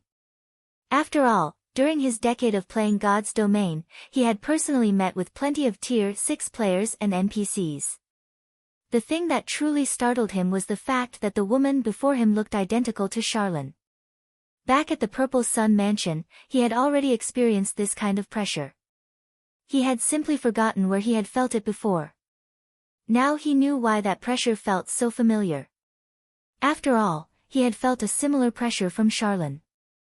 Only, the pressure Charlene gave off was not as powerful as the one he felt at the Purple Sun Mansion, hence he failed to recognize it. Not only did the two women look exactly the same, even the pressure they emitted felt similar. The only real difference between the two were their actual strengths. If Shi Feng was told that the woman before him was Charlene, he would definitely not believe it. After all, Charlene was only a Tier 3 divine official. She was still miles away from becoming a Tier 6 god. Yet, if he was told that Charlene had no connection to this woman before him, then he likewise would not believe it. Although the woman inside the monolith was clearly no longer alive, at the end of the day, she was still a god. As long as her body did not receive any intentional damage, it would not undergo any decay. As of now, Shi Feng finally realized that the Forgotten Lands was merely the grave of a god. However, he was still curious about who had actually created this masterpiece. This great personage had actually made such a complex magic array that utilized a god's body as its power source. The materials used to create the magic array even included the extremely valuable 7 Luminaries crystal. Just what kind of thing was this great personage trying to seal? Even if it was for the purpose of sealing a god, there should not be a need for so much resources. It seems there is a deep connection between Charlene and this place. Shi Feng had long since felt that Charlene's origins were not simple. The fact that she was a Tier 3 NPC was already amazing in and of itself. Charlene was also capable of handing out an epic quest to Shi Feng. Now, there was even a god that looked exactly the same as Charlene. Even Shi Feng could not fathom Charlene's true identity. Unless he went and asked Charlene herself. Shi Feng was extremely curious about this matter. He vowed to himself to visit Charlene, who was at the stargazing tower at Blackwing City, after this entire ordeal was over. Guild leader, what are we supposed to do now? Destroy this monolith? Aqua Rose asked. The mana source of this magic array clearly originated from this monolith. If they wished to release the seal on the Forgotten Lands, their only choice was to destroy the monolith. However, it was unknown what sort of reaction they would incur if they did so. There was a god inside the monolith, after all. Let's give it a try. Shi Feng had taken a look at the monolith's surroundings just now. However, he did not discover any mechanisms that would allow him to undo the magic array. After Shi Feng nodded, Fire Dance immediately took action by slashing at the monolith with her 2 daggers. However, the 2 fine gold-ranked daggers, which could easily cut through metal like a hot knife through butter, simply grazed the surface of the monolith, creating dazzling sparks in the process. There was not even a mark left on the monolith. Hard. Fire Dance's hands went numb from the attack. It felt as if her daggers had hit God's steel. I'll try using magic. Aqua Rose started chanting the incantation for Chain Explosion. With the elemental mana so dense in this place, any spells used here would be greatly enhanced. Originally, Chain Explosion would only summon 5 fireballs, each the size of a washbowl. When Aqua Rose cast the spell now, however, the fireballs grew to the size of a small house. When these fireballs bombarded the monolith, they were like meteors hurtling down from the sky. Sparks flew in all directions as the fireballs crashed into the monolith. After the flames subsided, Aqua Rose was greatly shocked by the result. The monolith remained completely unscathed. On the contrary, it even looked more brilliant and dazzling than before. Shi Feng wrinkled his brows at this sight. If even Aqua Rose's ultimate move could not deal any damage to the monolith, he would most likely end up with a similar result if he tried to attack the monolith. Since we can't destroy the monolith, we'll need to use some other method to destroy the magic array, Shi Feng said. The main god system would not hand out a quest that players had no hope of actually completing. If they couldn't destroy the power source of the magic array nor the magic array itself, then there was only one other thing they could destroy. The connection points. Aqua, help me look for the connection points of this magic array, Shifeng said. I see. Aqua Rose immediately understood Shifeng's intention. Fire Dance, however, remained clueless after the two's brief conversation. As an assassin, she knew next to nothing about magic. Hence, she could only stay by the monolith's side as she watched her two friends hard at work. Meanwhile, Shifeng and Aqua Rose started searching the surroundings of the monolith for the veins that carried magic power to the 5 modules of the magic array. Only by looking for veins could they locate the connection points. Normally, the quickest way to destroy a magic array was to destroy its power core. If that was not viable, then the 2 other remaining options would be to destroy the magic array itself and to destroy the connection points of the magic array. Destroying the magic array itself was an extremely challenging task to pull off. On the other hand, it was a very simple task to destroy the connection points. Unfortunately, locating these connection points was also a very difficult task. A connection point was a node that connected the magic array to its power source. It acted similar to a circuit breaker in real life. Only, instead of being used to prevent an overflow of electric current, the connection point served to limit the amount of mana flowing from the power source to the magic array. If the connection point was damaged, then the mana supply would surge, and consequently, the magic array would destroy itself due to excessive mana input. After searching for some time, Shifeng finally found a connection point. He promptly struck down with the abyssal blade, destroying the connection point. However, this enormous and complex magic array did not possess only a single connection point. They needed to search and destroy all the connection points of the magic array. After several more hours passed, Aqua Rose found another connection point, which she quickly destroyed. Even so, the magic array remained stable. In this way, Shifeng and Aqua Rose spent the entire day destroying more than 20 connection points. Although the destruction of the connection points had a slight effect on the magic array, it was clear that the damage was within the parameters of the magic array's design. Not good. Guild Leader, one of the connection points you previously destroyed is back to normal. Having nothing better to do, Fire Dance had tagged along with Shifeng, hoping to learn how she, too, could search for the connection points. However, during her observations, she suddenly discovered that one of the connection points Shifeng had previously destroyed had actually recovered. What did you say? Shifeng asked in disbelief. Even the connection points could restore themselves. Shifeng started to suspect that this was no longer an ordinary magic array but a magic array that had already cultivated into a demon. Shifeng had seen plenty of Tier 5 magic arrays in the past, he had even seen Tier 6 magic arrays before. However, he had never once heard of a magic array that was capable of repairing itself.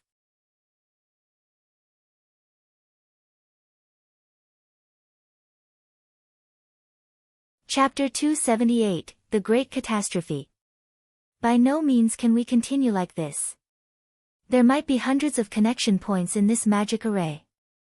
By the time we locate the ones remaining, the other connection points might have repaired themselves already, Shifeng said, his head aching. A magic array that was capable of self-repair was simply unheard of. If they did not have a dozen or so players moving separately to destroy the connection points, it was simply impossible to destroy every single connection point in this magic array. Destroying the connection points suddenly became a much harder task than Shifeng had imagined it to be. Guild Leader, I found something here. Come over and take a look, Aqua Rose said through the party chat. Hearing that there was a new discovery, Shifeng immediately hurried over to Aqua Rose's location. Aqua Rose was currently situated in the middle of this 7 luminaries mountain, inside an extremely obscure cave. If not for the indicator provided by the system map, Shifeng could not have found the cave Aqua Rose was in. After entering the cave, Shifeng immediately observed his surroundings. He discovered that the walls of the cave were covered with engravings of divine runes. The golden glow these divine runes were giving off brightly illuminating the interior of the cave. Looking at the cave's central crystal pillar, Feng noticed a blood-red stone embedded in it. This piece of stone was just like a beating heart, only, instead of bright red liquid, an endless amount of mana passed through it.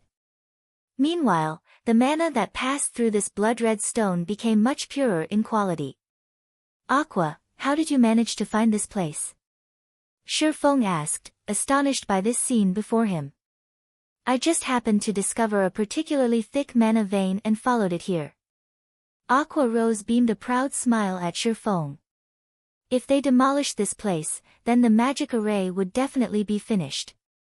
Guild leader, I'll start destroying this place, alright? Aqua Rose could wait no longer. She had been trapped in this godforsaken place for so many days now. During this period of time, she had no option but to keep contact with her subordinates through the phone in order to make arrangements for the daily affairs of the guild. She had also instructed them to prepare for the establishment of their guild residence.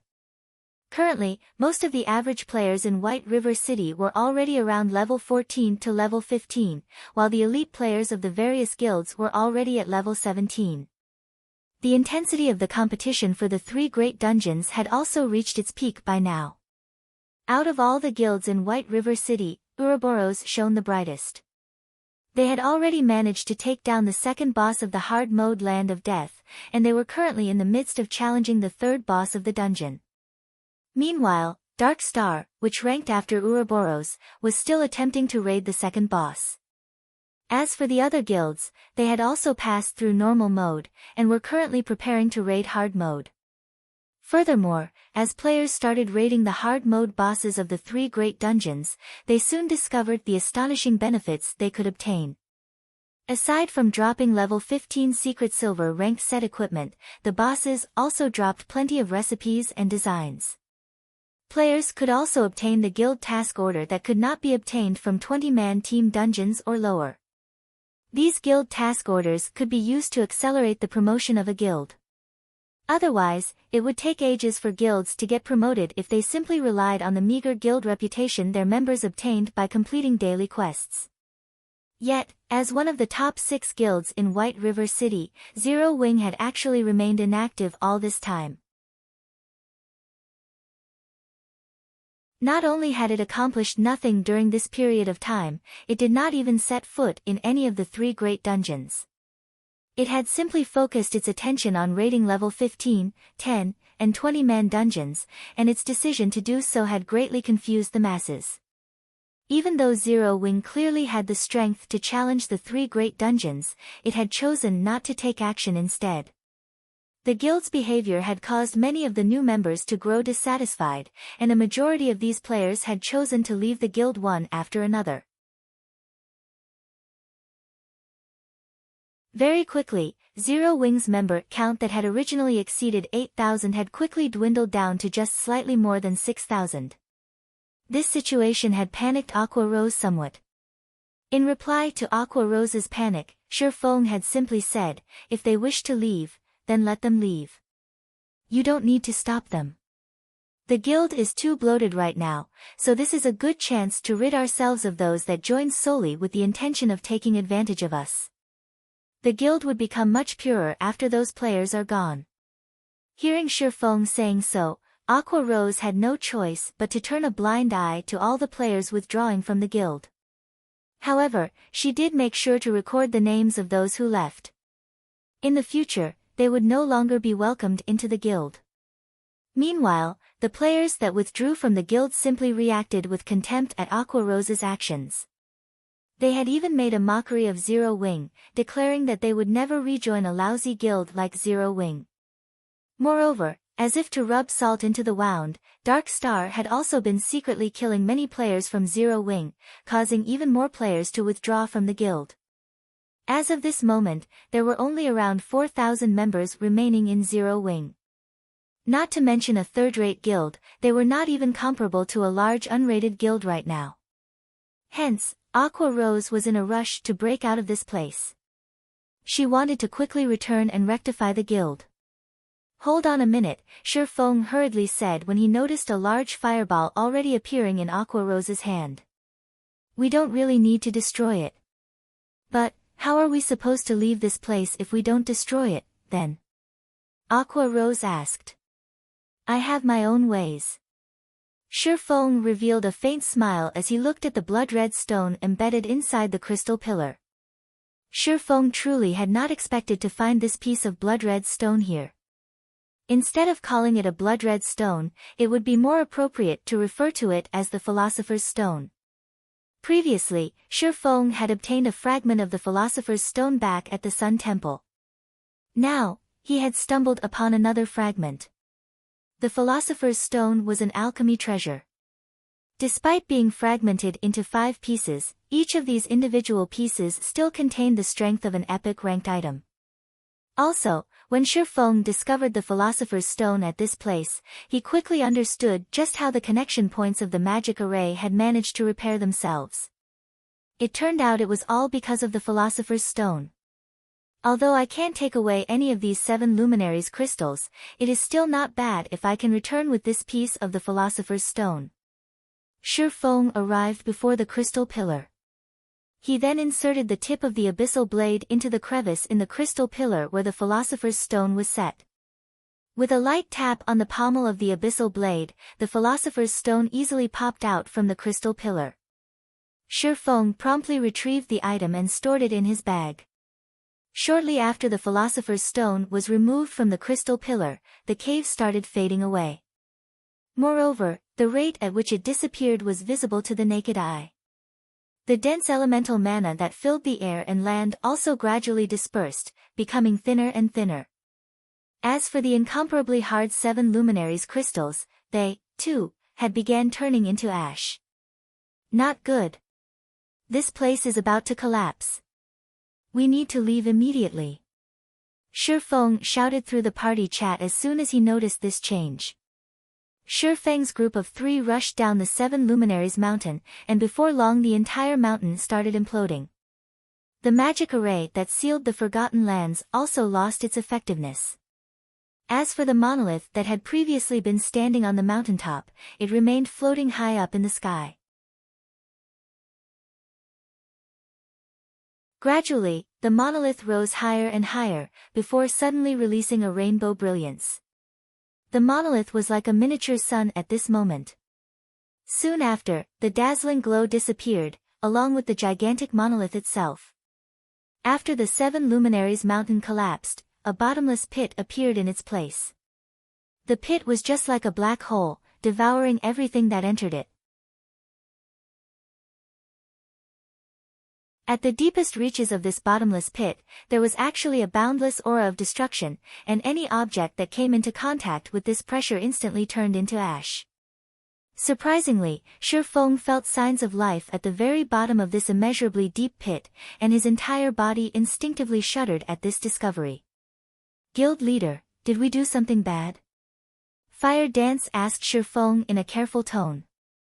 She, too, could feel the immensely frightening pressure that came from the bottomless pit. I don't know, either, Shifeng said, a bitter smile on his face. At this moment, a notification from the system sounded. System, unique quest, Miracles Unsealed, completed. Quest rewards, 1 million EXP, 40 free attribute points, and 40 free mastery points. System, the Endless Abyss has come into existence. Activating new expansion pack, The Great Catastrophe. System, legendary ranked main storyline quest, 7 treasures, activated. Quest details, the Endless Abyss has already opened. You are required to immediately notify the War God's Temple in order to have them reseal the Endless Abyss. After reading these notifications, Shifeng finally had an inkling of what was going on. Inadvertently, they had actually opened the door of taboos. According to Shifeng's memories, the new expansion pack, The Great Catastrophe, had only appeared 3 months after God's Domain's launch in his previous life. Now, however, because of him, The Great Catastrophe had appeared in advance. You're tuning into the Blissful Bookshelf YouTube channel. We're so grateful for your support, and don't forget to subscribe to join us on this incredible journey through captivating stories. Your generosity through donations truly makes a world of difference, as it's the primary source of revenue that allows me to expand and enhance this channel for you. Thank you from the bottom of my heart for being a part of this adventure.